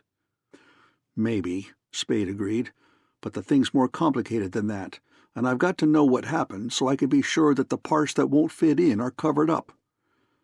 Cairo's eyes were round and hot. "Apparently you've forgotten that you assured us it would be a very simple affair, Mr. Spade," he said. He turned his excited dark face to Gutman. "You see, I advised you not to do this. I don't think—" "It doesn't make a damn bit of difference what either of you think," Spade said bluntly. "It's too late for that now, and you're in too deep. Why did he kill Thursby?" Gutman interlaced his fingers over his belly and rocked his chair. His voice, like his smile, was frankly rueful. "You're an uncommonly difficult person to get the best of," he said. "I begin to think that we made a mistake, sir, in not letting you alone from the very first. By gad, I do." Spade moved his cigarette carelessly. "You haven't done so bad. You're staying out of jail, and you're getting the Falcon. What do you mean?" He put his cigarette into a corner of his mouth and said around it, "Anyhow, you know where you stand now. Why did he kill Thursby?" Gutman stopped rocking his chair. "Thursby was a notorious gunman, and Miss O'Shaughnessy's ally. We knew that removing him in just that manner would make her stop and think that perhaps she would do better to patch up her differences with us, besides leaving her without so violent a protector. You see, sir, I am being candid with you." "Yes, keep it up. You didn't think he might have the Falcon?" Gutman shook his head so that his round cheeks wobbled. "We didn't think that for a minute," he replied. He smiled benevolently. "We had the advantage of knowing Miss O'Shaughnessy far too well for that, and while we didn't then know that she had left the Falcon with Captain Jacoby in Hong Kong to be brought over on the Paloma while they took a faster boat, still we didn't think for a minute that, if only one of them knew where it was, Thursby was the one." Spade nodded thoughtfully and asked, "You didn't try to make a deal with him before you gave him the works?" "Yes, sir, certainly we did. I talked to him myself that night. Wilmer had located him 2 days before and had been trying to follow him to wherever he was meeting Miss O'Shaughnessy, but Thursby was too crafty for that, even if he didn't know he was being followed. So that night Wilmer went to his hotel, learned he wasn't in, and waited outside for him. I suppose Thursby returned immediately after killing your partner. Be that as it may, Wilmer brought him in to see me. We could do nothing with him. He was quite determinedly loyal to Miss O'Shaughnessy. Well, sir, Wilmer followed him back to his hotel and did what he did." Spade thought for a moment. "That sounds all right. Now, Jacoby."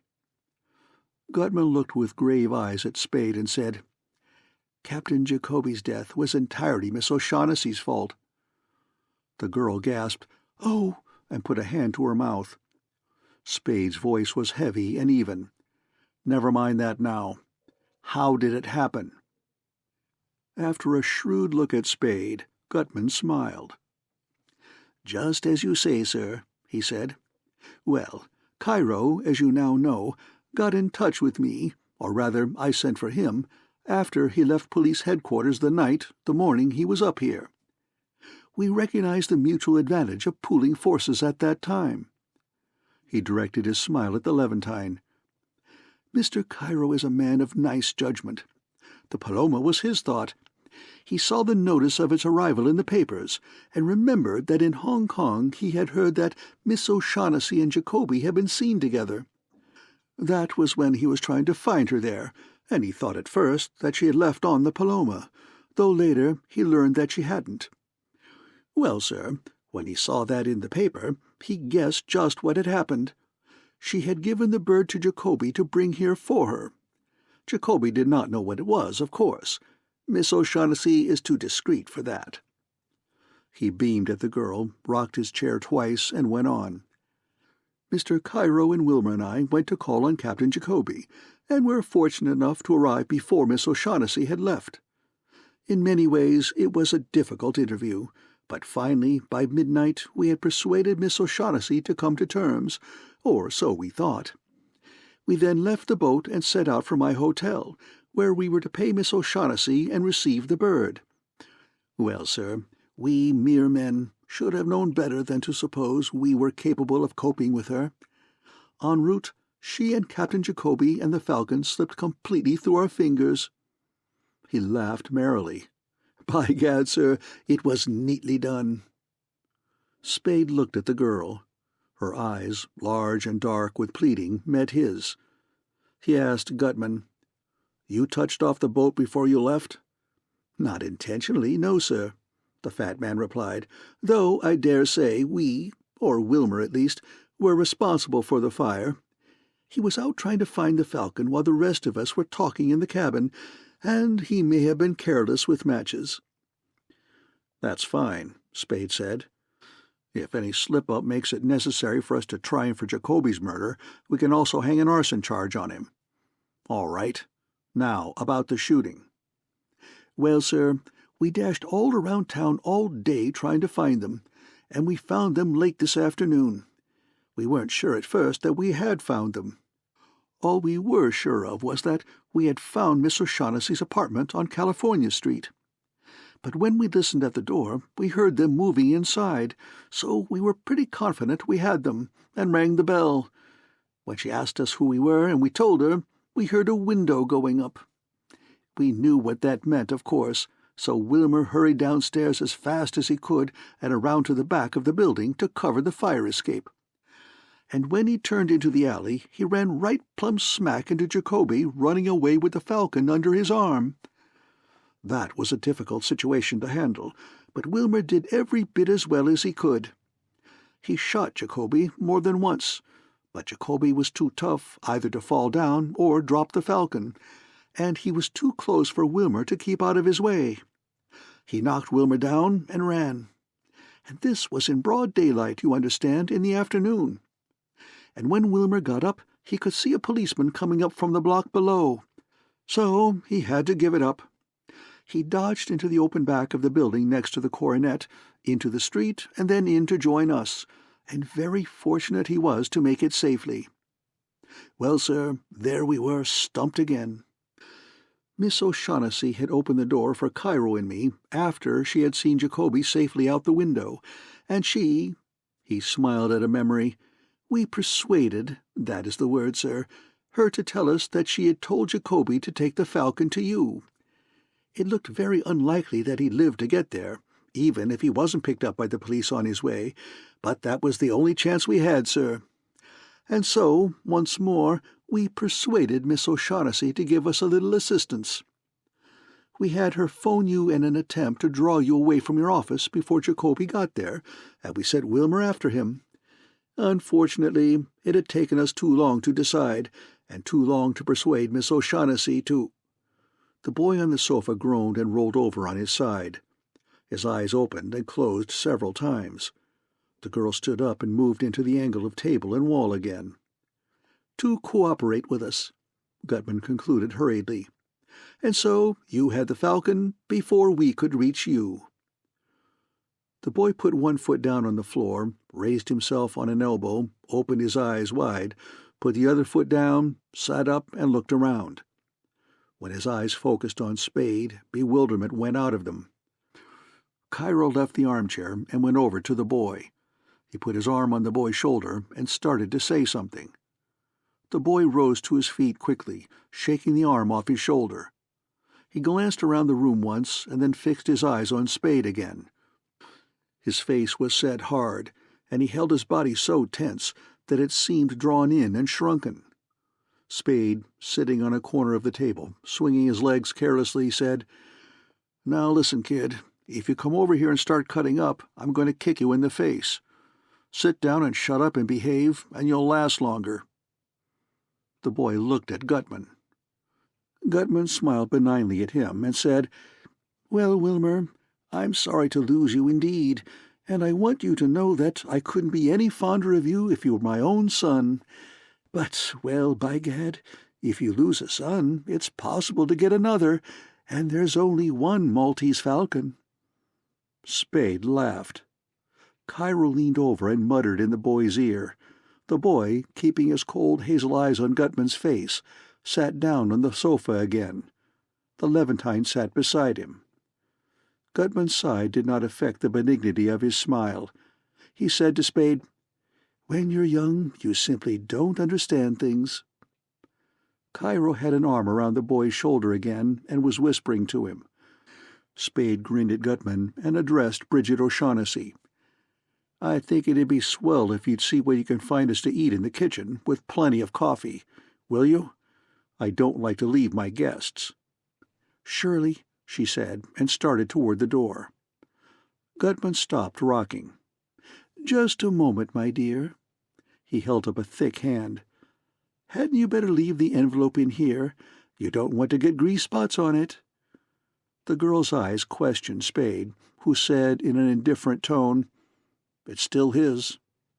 She put a hand inside her coat, took out the envelope, and gave it to Spade. Spade tossed it into Gutman's lap, saying, "Sit on it if you're afraid of losing it." "You misunderstand me," Gutman replied suavely. "It's not that at all, but business should be transacted in a business-like manner." He opened the flap of the envelope, took out the $1,000 bills, counted them, and chuckled so that his belly bounced. "For instance, there are only 9 bills here now." He spread them out on his fat knees and thighs. "There were 10 when I handed it to you, as you well know." His smile was broad and jovial and triumphant. Spade, looking at Bridget O'Shaughnessy, asked, "Well?" She shook her head sidewise with emphasis. She did not say anything, though her lips moved slightly, as if she had tried to. Her face was frightened. Spade held his hand out to Gutman, and the fat man put the money into it. Spade counted the money, $9,000 bills, and returned it to Gutman. Then Spade stood up, and his face was dull and placid. He picked up the 3 pistols on the table. He spoke in a matter-of-fact voice. "I want to know about this. We," he nodded slightly to indicate the girl, "are going in the bathroom. The door will be open, and I'll be facing it.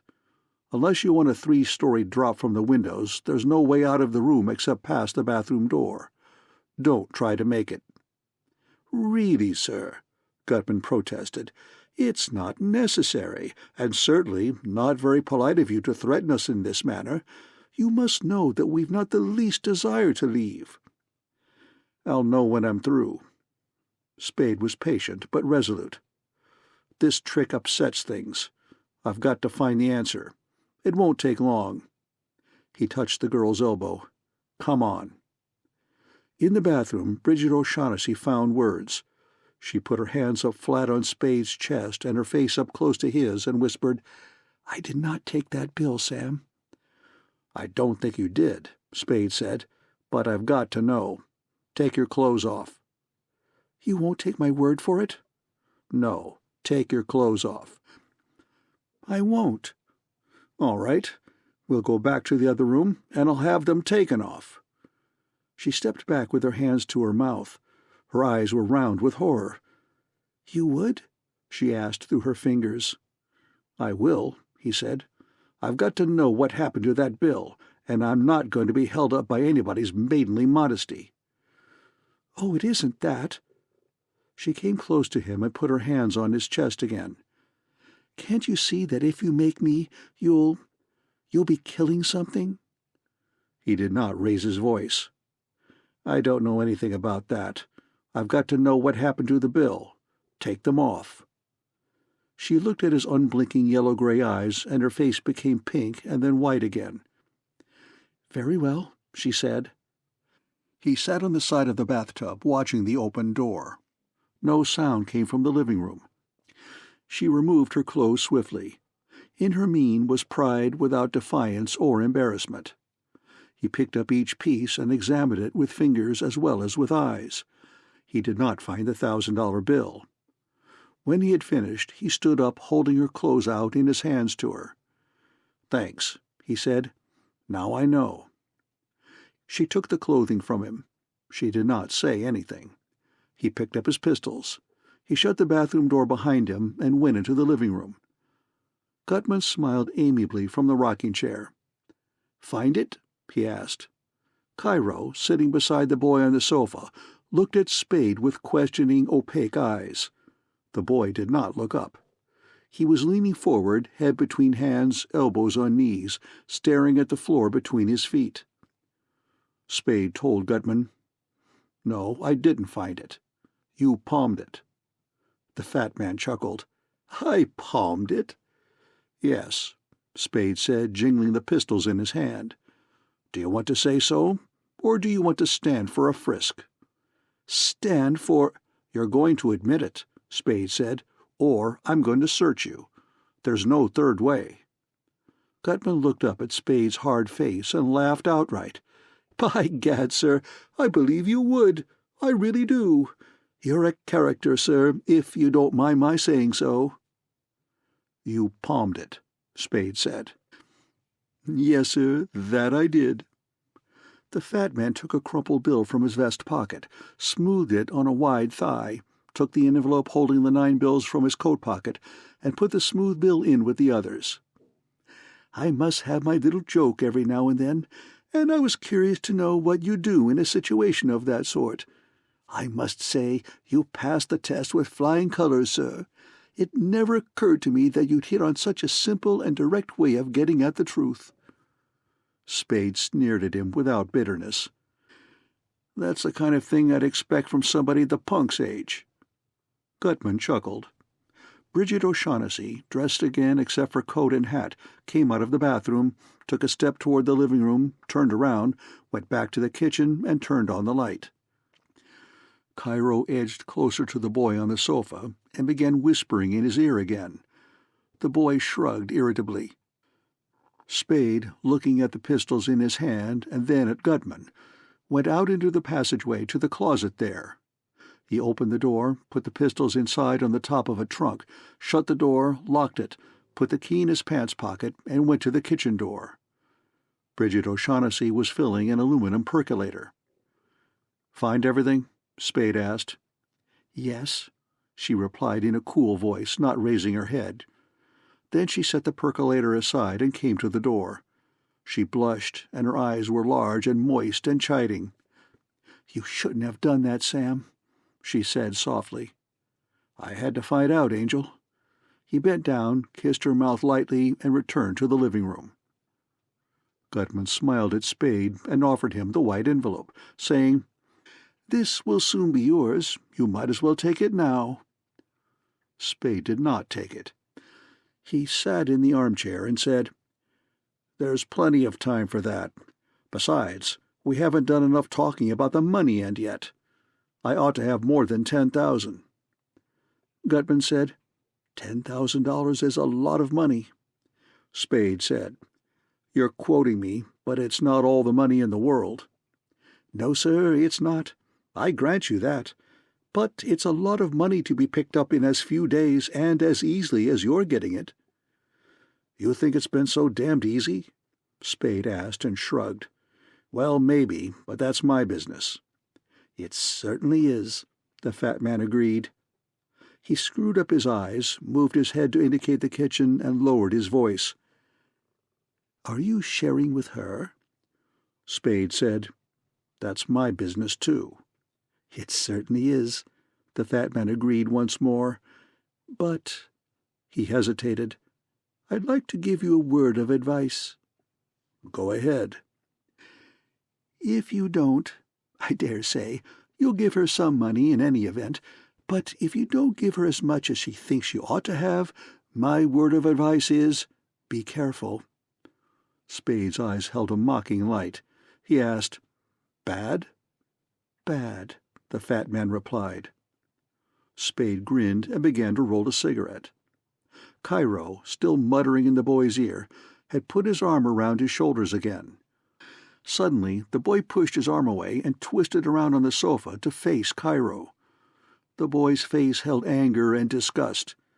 He made a fist of a small hand and struck the Levantine's mouth with it. Cairo cried out as a woman might have cried and drew back to the very end of the sofa. He took a silk handkerchief from his pocket and put it to his mouth. It came away daubed with blood. He put it to his mouth again and looked reproachfully at the boy. The boy snarled, "Keep away from me," and put his face between his hands again. Cairo's handkerchief released the fragrance of chypre in the room. Cairo's cry had drawn Bridget O'Shaughnessy to the door. Spade, grinning, jerked a thumb at the sofa and told her, "The course of true love. How's the food coming along?" "It's coming," she said, and returned to the kitchen. Spade lighted his cigarette and addressed Gutman. "Let's talk about the money." "Willingly, sir, with all my heart," the fat man replied. "But I might as well tell you frankly right now that 10,000 is every cent I can raise." Spade exhaled the smoke. "I ought to have 20. "I wish you could. I'd give it to you gladly, if I had it, but 10,000 is every cent I can manage on my word of honor." "All right, then, call it 15,000. Gutman smiled and frowned and shook his head. "Mr. Spade, I've told you frankly and candidly and on my word of honor as a gentleman that $10,000 is all the money I've got, all I can raise." "Sure, you told me that, but you didn't say positively." Gutman laughed and said, "Positively." Spade said gloomily, "That's not any too good, but if it's the best you can do, give it to me." Gutman handed him the envelope. Spade counted the bills and was putting them in his pocket when Bridget O'Shaughnessy came in carrying a tray. The boy would not eat. Cairo took a cup of coffee. The girl, Gutman, and Spade ate the scrambled eggs and bacon and toast and marmalade she had prepared and drank 2 cups of coffee apiece. Then they settled down to wait the rest of the night through. Gutman smoked a cigar and read Celebrated Criminal Cases of America, now and then chuckling over or commenting on the parts of its contents that he found interesting. Cairo nursed his bruised mouth and sulked on his end of the sofa. The boy sat with his head in his hands until a little after 4 o'clock. Then he lay down with his feet toward Cairo, turned his face to the window, and went to sleep. Bridget O'Shaughnessy, in the armchair, dozed, listened to the fat man's comments, and carried on a wide-spaced, desultory conversation with Spade. Spade lolled and smoked cigarettes and moved, without fidgeting or nervousness, around the room. He sat sometimes on an arm of the girl's chair, on the table corner, on the floor at her feet, on a straight-backed chair. He was wide awake, cheerful, and full of vigor. At 5:30 he went into the kitchen and made more coffee. Half an hour later the boy stirred, awakened, and sat up yawning. Gutman looked at his watch and questioned Spade. "Can you get it now?" "Give me another hour." Gutman nodded and returned his attention to his book. At 7 o'clock Spade went to the telephone and called Effie Perrine's number. "Hello, Mrs. Perrine? This is Mr. Spade. Will you let me talk to Effie, please?" "Yes, it is." "Thanks." He whistled 2 lines of Ancuba softly. "Hello, Angel. Sorry to get you up." Yes, very. Here's the plot. In our Holland box at the post office, you'll find an envelope addressed in my scribble. There's a Pickwick Stage parcel room check in it, for the bundle we got yesterday. Will you get the bundle and bring it to me, PDQ? Yes, I'm home. That's the girl. Hustle. Bye. The street doorbell rang at 10 minutes of 8. Spade went to the telephone box and pressed the button that released the door. Gutman put down his book and rose, smiling. "You don't mind if I go to the door with you?" he asked. "Okay," Spade told him. Gutman followed him to the corridor door. Spade opened it. Presently, Effie Perrine, carrying the brown wrapped parcel, came from the elevator. Her boyish face was gay and excited, and she came forward quickly, almost trotting. After one quick glance, she did not look at Gutman. She smiled at Spade and gave him the parcel. He took it, saying, "Thanks a lot, lady. I'm sorry to spoil your day of rest, but it's not the first one you've spoiled," she replied, laughing, and then, when it was apparent that he was not going to invite her in, asked, "Anything else?" He shook his head. "No, thanks." She said, "Bye-bye," and went back to the elevator. Spade shut the door and carried the parcel into the living room. Gutman's face was red and his cheeks quivered. Cairo and Bridget O'Shaughnessy came to the table as Spade put the parcel there. They were excited. The boy rose, pale and tense, but he remained by the sofa, staring under curling lashes at the others. Spade stepped back from the table, saying, "There you are." Gutman's fat fingers made short work of cord and paper and excelsior, and he had the black bird in his hands. "Ah," he said huskily, "now, after 17 years." His eyes were moist. Cairo licked his red lips and worked his hands together. The girl's lower lip was between her teeth. She and Cairo, like Gutman and like Spade and the boy, were breathing heavily. The air in the room was chilly and stale and heavy with tobacco smoke. Gutman set the bird down on the table again and fumbled at a pocket. "It's it," he said, "but we'll make sure." Sweat glistened on his round cheeks. His fingers jerked as he took out a gold pocket-knife and opened it. Cairo and the girl stood close beside him on either side. Spade stood back a little, where he could watch the boy as well as the group at the table. Gutman turned the bird upside down and scraped an edge of its base with his knife. Black enamel came off in tiny curls, exposing blackened metal beneath. Gutman's knife blade bit into the metal, turning back a thin curved shaving. The inside of the shaving and the narrow plane its removal had left had the soft gray sheen of lead. Gutman's breath hissed between his teeth. His face became turgid with hot blood. He twisted the bird around and hacked at its head. There, too, the edge of his knife bared lead. He let knife and bird bang down on the table while he wheeled to confront Spade. "It's a fake," he said hoarsely. Spade's face became somber. His nod was slow, but there was no slowness in his hand going out to catch Bridget O'Shaughnessy's wrist. He pulled her to him and grasped her chin with his other hand, raising her face roughly. "All right," he growled down into her frightened face. "You've had your little joke. Now tell us about it." She cried, "No, Sam, no. That's the one I got from Kamidov. I swear." Joel Cairo thrust himself between Spade and Gutman and began to emit words in a shrill, spluttering stream. "That's it! That's it! It was the Russian! I should have known! What a fool we thought him, and what fools he made of us!" Tears ran down the Levantine's cheeks, and he danced up and down. "You bungled it!" he screamed at Gutman. "You and your stupid attempt to buy it from him! You fat fool! You let him know it was valuable, and he found out how valuable and made a duplicate for us. No wonder we had so little trouble stealing it. No wonder he was so willing to send me off around the world looking for it. You imbecile! You bloated idiot!" He put his hands to his face and blubbered. Gutman's jaw sagged. He blinked vacant eyes. Then he shook himself and was, by the time his bulbs had stopped jouncing, again a jovially smiling fat man. "Come, sir," he said good-naturedly. "There's no need of going on like that. Everybody errs at times, and you may be sure that this is every bit as severe a blow to me as to anyone else. Yes, that is the Russian's hand. There is no doubt of it. Well, sir, what do you suggest? Shall we stand here and call each other names? Or shall we—" He paused, and his smile was a cherub's. "Go to Constantinople." Now Cairo's jaws sagged, while Cairo's eyes bulged. In a little while he stammered, "You are—" Amazement that came with full comprehension seemed to rob him of further words. Gutman patted a fat cheek gently with a fat hand. His eyes twinkled. His voice was a complacent, throaty purring. "For 17 years I have wanted that little item, and have been trying to get it. If I must spend another year on the quest, well, sir, that will be an additional expenditure in time of only—" His lips moved silently as he calculated, 5 15/17%.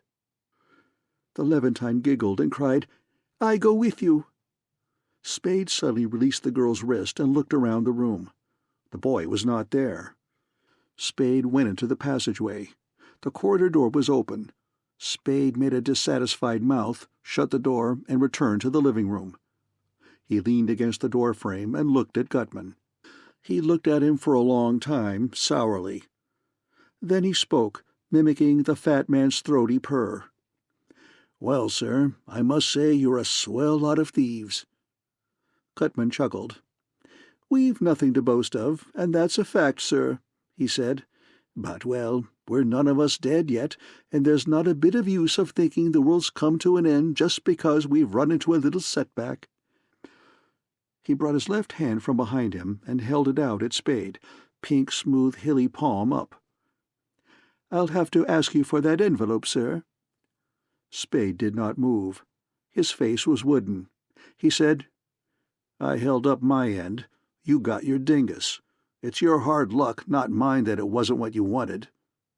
"Now come, sir," Gutman said persuasively. "We've all failed, and there's no reason for expecting any one of us to bear the brunt of it. It's simply one of those unfortunate happenings, and—" He brought his right hand from behind him. In the hand was a small pistol, an ornately engraved and inlaid affair of silver and gold and mother-of-pearl. "In short, sir, I must ask you to return my $10,000. Spade's face did not change. He shrugged phlegmatically and took the envelope from his pocket. He started to hold it out to Gutman, hesitated, opened the envelope, and took out $1,000 bill. He put that bill into his pants pocket. He tucked the envelope's flap in over the other bills and held them out to Gutman. "That'll take care of my time and expenses," he said.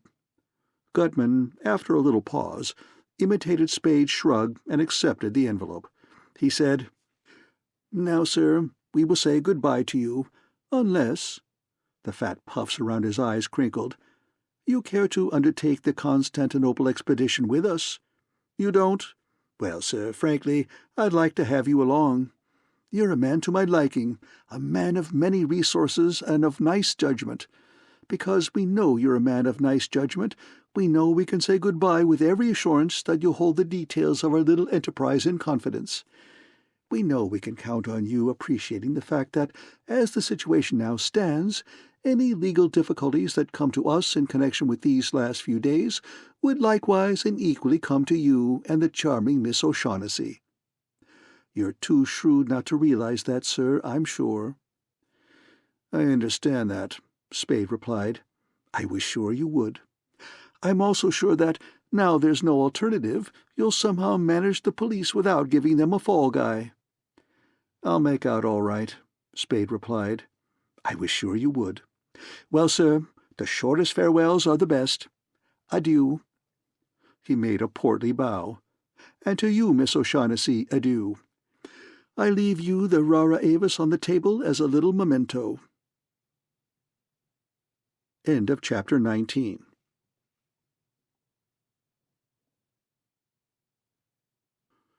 Chapter 20. If They Hang You. For all of 5 minutes after the outer door had closed behind Joel Cairo and Caspar Gutman, Spade, motionless, stood staring at the knob of the open living-room door. His eyes were gloomy under a forehead drawn down. The clefts at the root of his nose were deep and red. His lips protruded loosely, pouting. He drew them in to make a hard V and went to the telephone. He had not looked at Bridget O'Shaughnessy, who stood by the table looking with uneasy eyes at him. He picked up the telephone, set it on its shelf again, and bent to look into the telephone directory hanging from a corner of the shelf. He turned the pages rapidly, found the one he wanted, ran his finger down a column, straightened up, and lifted the telephone from the shelf again. He called a number and said, "Hello, is Sergeant Polhouse there? Will you call him, please? This is Samuel Spade." He stared into space, waiting. "Hello, Tom. I've got something for you. Yes, plenty. Here it is. Thursby and Jacoby were shot by a kid named Wilmer Cook, from New York, I think." He described the boy minutely. "He's tied up with, working for, a man named Caspar Gutman." He described Gutman. "That fellow Cairo you met here is in with them now also." "Yes, that's it. Gutman and the kid have been staying at the Alexandria, Suite 12C. They've just left here, and they're blowing town, so you'll have to move quick. But I don't think they're expecting a pinch. There's a girl in it, too, Gutman's daughter." He described Rhea Gutman. "Watch yourself when you go up against the kid. He's supposed to be pretty good with the gun." "That's right, Tom. And I've got some stuff here for you. I think I've got the guns he used. Right. Step on it, and luck to you." Spade slowly replaced receiver on prong, telephone on shelf. He licked his lips and looked down at his hands. Their palms were wet. He filled his deep chest with air. His eyes began to glitter between straightened lids. He turned and took 3 long, swift steps into the living room. Bridget O'Shaughnessy, startled by the suddenness of his approach, let her breath out in a little laughing gasp. Spade, face to face with her, very close to her, tall, big-boned and thick-muscled, coldly smiling, hard of jaw and eye, said, "They'll talk when they're pinched. About us. We're sitting on dynamite, and we've only got minutes to get set for the police. I can swing it if I'm sure I know what's what. Give me all of it, fast. Gutman sent you and Cairo to Constantinople?" She started to speak, hesitated, and bit her lip. He put a hand on her shoulder. "Damn you, talk," he said. "I'm in this with you, and you're not going to gum it. Talk. He sent you to Constantinople?" "Yes, he sent me. I met Joe there and asked him to help me. Then we—" "Wait. You asked Cairo to help you to get it from Kamidov?" "Yes." "For Gutman?" She hesitated again, squirmed under the hard, angry glare of his eyes, swallowed, and said, "No, not then. We thought we would get it for ourselves." "All right, then?" "Oh, then I began to be afraid that Joe wouldn't play fair with me, so I asked Floyd Thursby to help me." "And he did. Well?" "Well, we got it and went to Hong Kong." "With Cairo, or had he been ditched before that?" "Yes, we left him in Constantinople, in jail. Something about a check." "Something you fixed up to hold him there?" She looked shamefacedly at Spade and whispered, "Yes." "Right. Now you and Thursby are in Hong Kong with the bird." "Yes, and then— I didn't know him very well. I didn't know whether I could trust him. I thought it would be safest. Anyway, I met Captain Jacoby, and I knew his boat was coming here, so I asked him to bring a package for me, and that was the Falcon. I wasn't sure I could trust Floyd, and that was safer than running the risk of having it where he could get it." "All right. Then you and Thursby caught one of the fast boats over. Then what?" "Then I was afraid of Gutman. I knew he had people, connections everywhere, and he'd soon know what we had done. And I was afraid he'd have learned that we had left Hong Kong for San Francisco. He was in New York, and I knew if he heard that by cable, even some time after we'd left, he could get here by the time we did. And he did. I didn't know that then, but I was afraid of it, and I had to wait here until Captain Jacoby arrived. And I was afraid Gutman would find me, or find Floyd and buy him over. That's why I came to you and Mr. Archer and asked you to watch him for—" "That's a lie," Spade said. "You had Thursby hooked and you knew it. He was a sucker for women. His record shows that. The only falls he ever took were over women. And once a chump, always a chump. Maybe you didn't know his record, but you'd know you'd had him safe." She blushed and looked timidly at him. He said, "You wanted to get him out of the way before Jacoby arrived with the loot. What was your scheme?" I knew he'd left the States with a gambler after some trouble. I didn't know what it was, but I thought that if it was anything serious and he saw a detective watching him, he'd think it was on account of the old trouble and would be frightened into going away. I didn't think—" "You told him he was being shadowed," Spade said confidently. "Miles hadn't many brains, but he wasn't clumsy enough to be spotted the first night." "I told him, yes.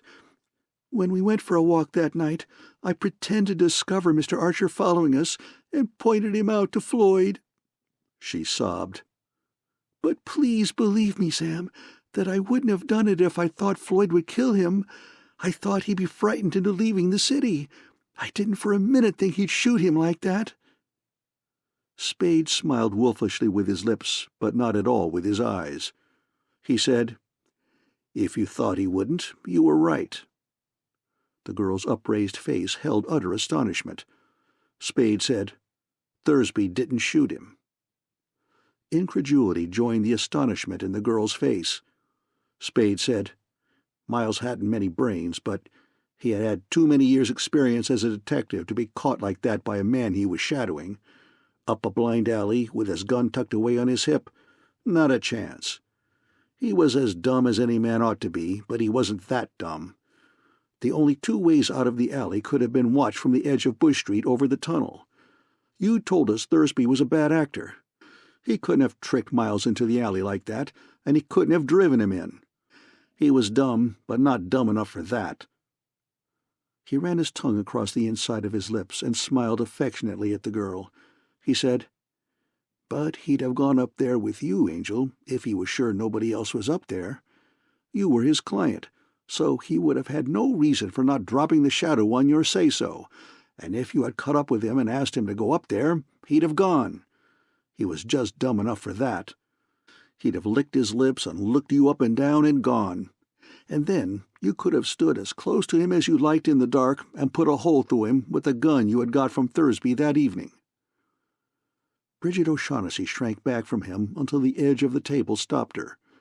She looked at him with horrified wide eyes and cried, Don't talk to me like that, Sam. You know I didn't. You know." "Stop it." He looked at the watch on his wrist. "The police will be blowing in any minute now, and we're sitting on dynamite. Talk."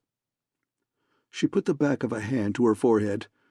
"Oh, why do you accuse me of such a terrible—" "Will you stop it?" he demanded in a low, impatient voice. "This isn't the spot for schoolgirl manners. Listen to me. The pair of us are sitting under the gallows." He took hold of her wrists and made her stand up straight in front of him.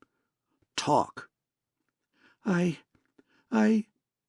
How did you know he licked his lips and looked?" Spade laughed harshly.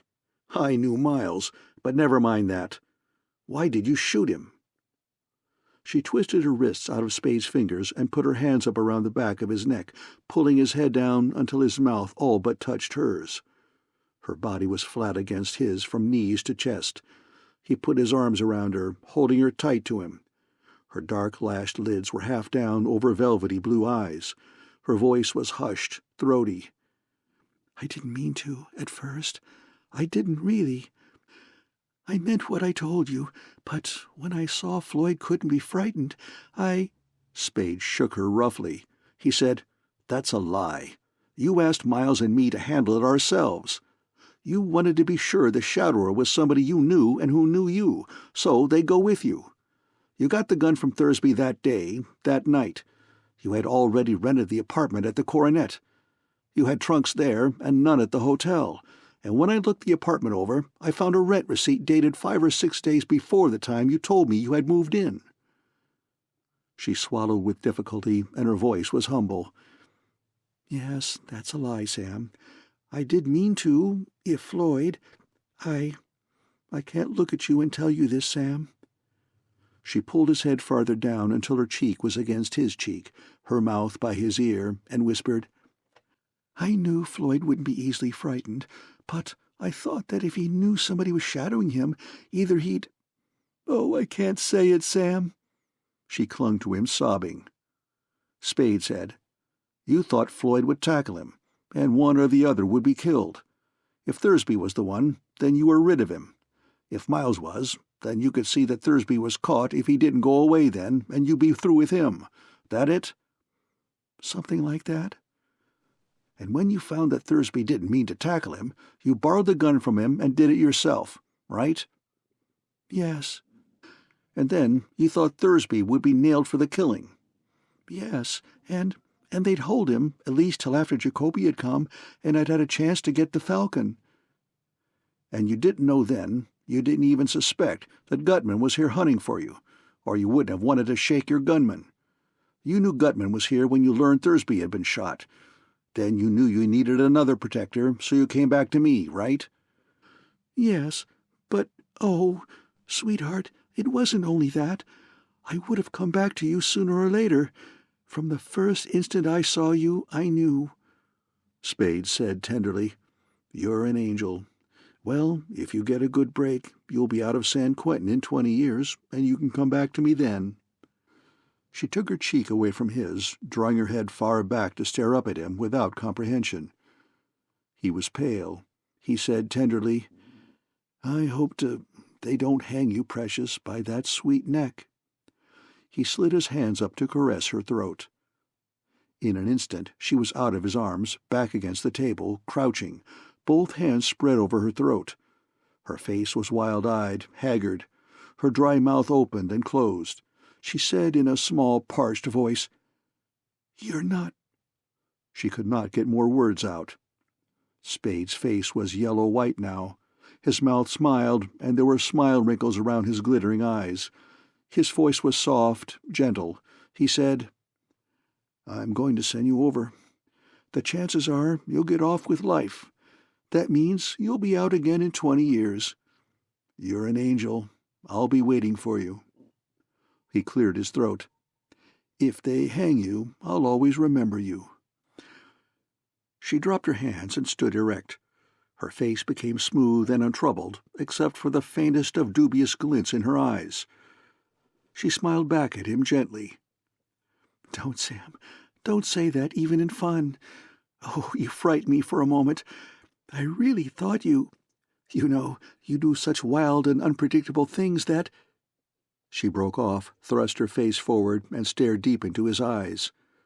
Her cheeks and the flesh around her mouth shivered, and fear came back in her eyes. "What? Sam!" She put her hands to her throat again and lost her erectness.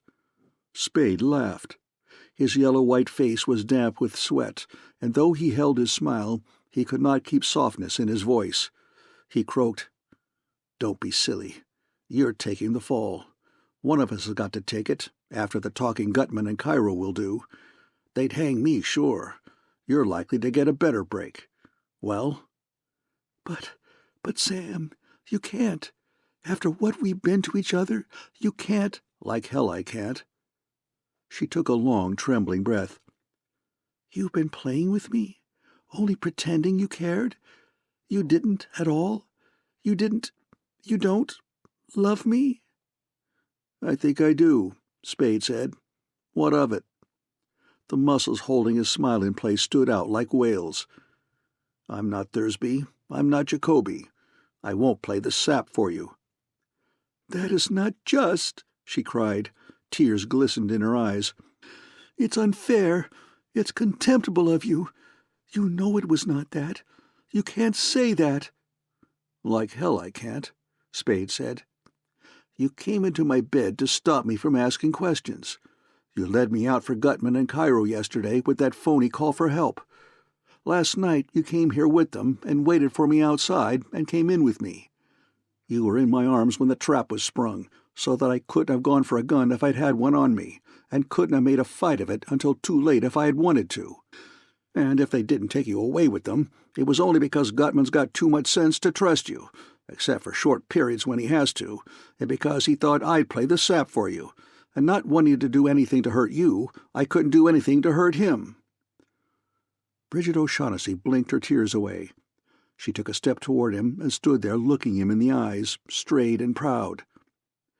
"You've called me a liar," she said. "Now you're lying. You're lying if you say that, in spite of anything I've done. Down in your heart, you don't know I love you." Spade made a short, abrupt bow. His eyes were becoming bloodshot, but there was no other change in his damp and yellowish, fixedly smiling face. "Maybe I do," he said. "What of it? I should trust you? You who arranged that nice little trick for my predecessor, Thursby? You who knocked off Miles, a man you had nothing against, in cold blood just like swatting a fly for the sake of ruining Thursby? You who've never played square with me for half an hour at a stretch since I've known you? I should trust you? No, no, darling, I wouldn't do it even if I could. Why should I?" Her eyes were steady under his, and her hushed voice was steady when she replied. "Why should you? If you have been playing with me, if you do not love me, there is no answer to that. If you did, no answer would be needed." Blood streaked Spade's eyeballs now, and his long-held smile had become a frightful grimace. He cleared his throat huskily and said, "Making speeches is no damn good now." He put a hand on her shoulder. The hand trembled. "I don't care who loves who. I'm not going to play the sap for you. I won't walk in Thursby's and Jacoby's and God knows who else's footsteps. You killed Miles, and you're going over for it. I could have helped you by letting the others go and standing off the police the best way I could. It's too late now. I can't help you, and I wouldn't if I could." She put a hand on his hand on her shoulder. "Don't help me then," she whispered. "But don't hurt me. Let me go away now." "No," he said. "I'm sunk if I haven't got you to hand to the police when they come. That's the only thing that can keep me from being sunk with the others." "You won't do that for me?" "I won't play the sap for you." "Don't say that, please." She took his hand from her shoulder and held it to her face. "Why must you do this, Sam? Surely Mr. Archer wasn't as much to you as—" "Miles," Spade said hoarsely, "was a— I found that out the first week we were in business together, and I intended to kick him out as soon as the year was up. You didn't do me a damn bit of harm by murdering him." "Then what?" Spade pulled his hand out of hers. He no longer either smiled or grimaced. His wet yellow face was set hard and deeply lined. His eyes burned madly. He said, "Listen, this isn't a damned bit of good. You'll never understand me, but I'll try once more, and then we'll give it up. In my part of the world, when your partner's killed, you're supposed to do something about it. It doesn't make any difference what you thought of him. He was your partner, and you're supposed to do something about it. Then it happens that we are in the detective business. Well, when one of your employees, or a partner, or anybody connected with your detective business is killed, it's bad business to let the killer get away with it. It's bad all around. Bad for that one agency, and bad for every detective. Bad all around. Third, I'm a detective, and expecting me to run any criminal down and then let him go free is like asking a dog to catch a rabbit and then let it go. It can be done all right, and sometimes it is done, but it's not the natural thing." "But—" "Wait till I'm through, and then you can talk. Fourth, no matter what I wanted to do now, it would be absolutely impossible for me to let you go now without having myself dragged in with Gutman, Cairo, and the kid. Next, I've got no reason in God's world to think I can trust you, and if I did this and got away with it, you'd have something on me that you could use if you ever happened to want to. That's 5 of them.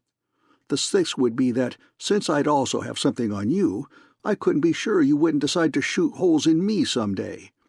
7th, I don't like the idea of even thinking that there might be 1 chance in 100 that you'd play me for a sucker. And 8th, but that's enough, all those on one side. Maybe some of them seem unimportant, but look at the number of them. Now, on the other side, we've got what? All we've got is the fact that maybe you love me and maybe I love you." "You know," she whispered, "whether you do or not." "I don't. It's easy enough for me to be nuts about you." He looked hungrily from her hair to her feet and up to her eyes again. "But I don't know what that amounts to. Does anybody ever? But suppose I do. What of it? Maybe next month I won't. I've been through it before, when it lasted that long. Then what? Then I'll remember you and I'll think I played the sap. And if I did it and got sent over, as I probably would, then I'd been the sap. Well, if I send you over, I'll be sorry as hell. I'll have some rotten nights, but that'll pass." She raised her hands to his cheeks and drew his face down. "Look at me," she said, "and tell me the truth. Would you have done this if the Falcon had been real and you had been paid your money?" "What difference does that make now? Don't be too sure that I'm as crooked as I'm supposed to be. That kind of a reputation might be good business, bringing in high-priced jobs and making dealings with the enemy easier." She looked at him, saying nothing. He moved his shoulders slightly and said, "Well, a lot of money would have been at least one more item on the other side of the scales." She put her face up to his face. Her mouth was partly open, with lips thrust a little out. She whispered, "If you love me, you need nothing more on that side." Spade set the edges of his teeth together and said through them, "I won't play the sap for you." She put her mouth against his slowly, her arms around him, and came into his arms. She was in his arms when the doorbell rang. Spade, left arm around Bridget O'Shaughnessy, opened the corridor door. Lieutenant Dundee, Detective Sergeant Polhouse, and 2 other detectives were there. Spade said, "Hello, Tom. Get them?" Polhouse said, "Got them." "Swell. Come in. Here's another one for you." Spade pressed the girl forward. "She killed Miles. And I've got some more exhibits. The boy's guns, one of Cairo's, a black statuette that all the hell was about, and a $1,000 bill that I was supposed to be bribed with." He looked at Dundee, drew his brows together, leaned forward to peer insolently into the lieutenant's face, and then burst out laughing. "What the hell's the matter with your little playmate, Tom? He looks heartbroken." He laughed again. "I bet, by God, when he heard Gutman's story, he thought he had me at last." "Cut it out, Sam," Tom grumbled. "We didn't think—" "Like hell he didn't," Spade said merrily. "He came up here with his mouth watering, though you'd have sense enough to know I've been stringing Gutman." "Cut it out," Tom grumbled again, looking uneasily sidewise at his superior. "Anyways, we got it from Cairo. Gutman's dead. The kid shot him up just before we got there." Spade nodded. "He ought to have expected that," he said. Effie Perrine put down her newspaper and jumped up from Spade's chair when he came to the office at a little after 9 o'clock Monday morning. He said, "Morning, Angel." "Is that what the papers have, right?" she asked. "Yes, ma'am." He dropped his hat on the desk and sat down. His face was pasty in color, but its lines were strong and cheerful, and his eyes, though shot with blood, were clear. The girl's brown eyes were peculiarly enlarged, and there was a queer twist to her mouth. She stood beside him, staring down at him. He raised his head, grinned, and said mockingly, "So much for your woman's intuition." Her voice was queer as the expression on her face. "You did that, Sam, to her?" He nodded. "Your Sam's a detective." He looked sharply at her. He put his arm around her waist, his hand on her hip. "She did kill Miles, Angel," he said gently. "Offhand, like that." He snapped fingers of his other hand. She moved away from his encircling arm as if it had hurt her. Please, don't touch me," she said brokenly. I know, you're right. You're right. But don't touch me now. Not now." Spade's face became pale as his collar. The corridor door's knob rattled. Effie Perrine turned quickly and went into the outer office, shutting the door behind her. When she came in again, she shut it behind her.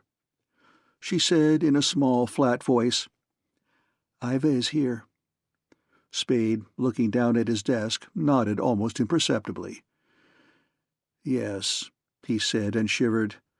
"Iva. Well, send her in." End of Chapter 20. The End of The Maltese Falcon by Dashiell Hammett.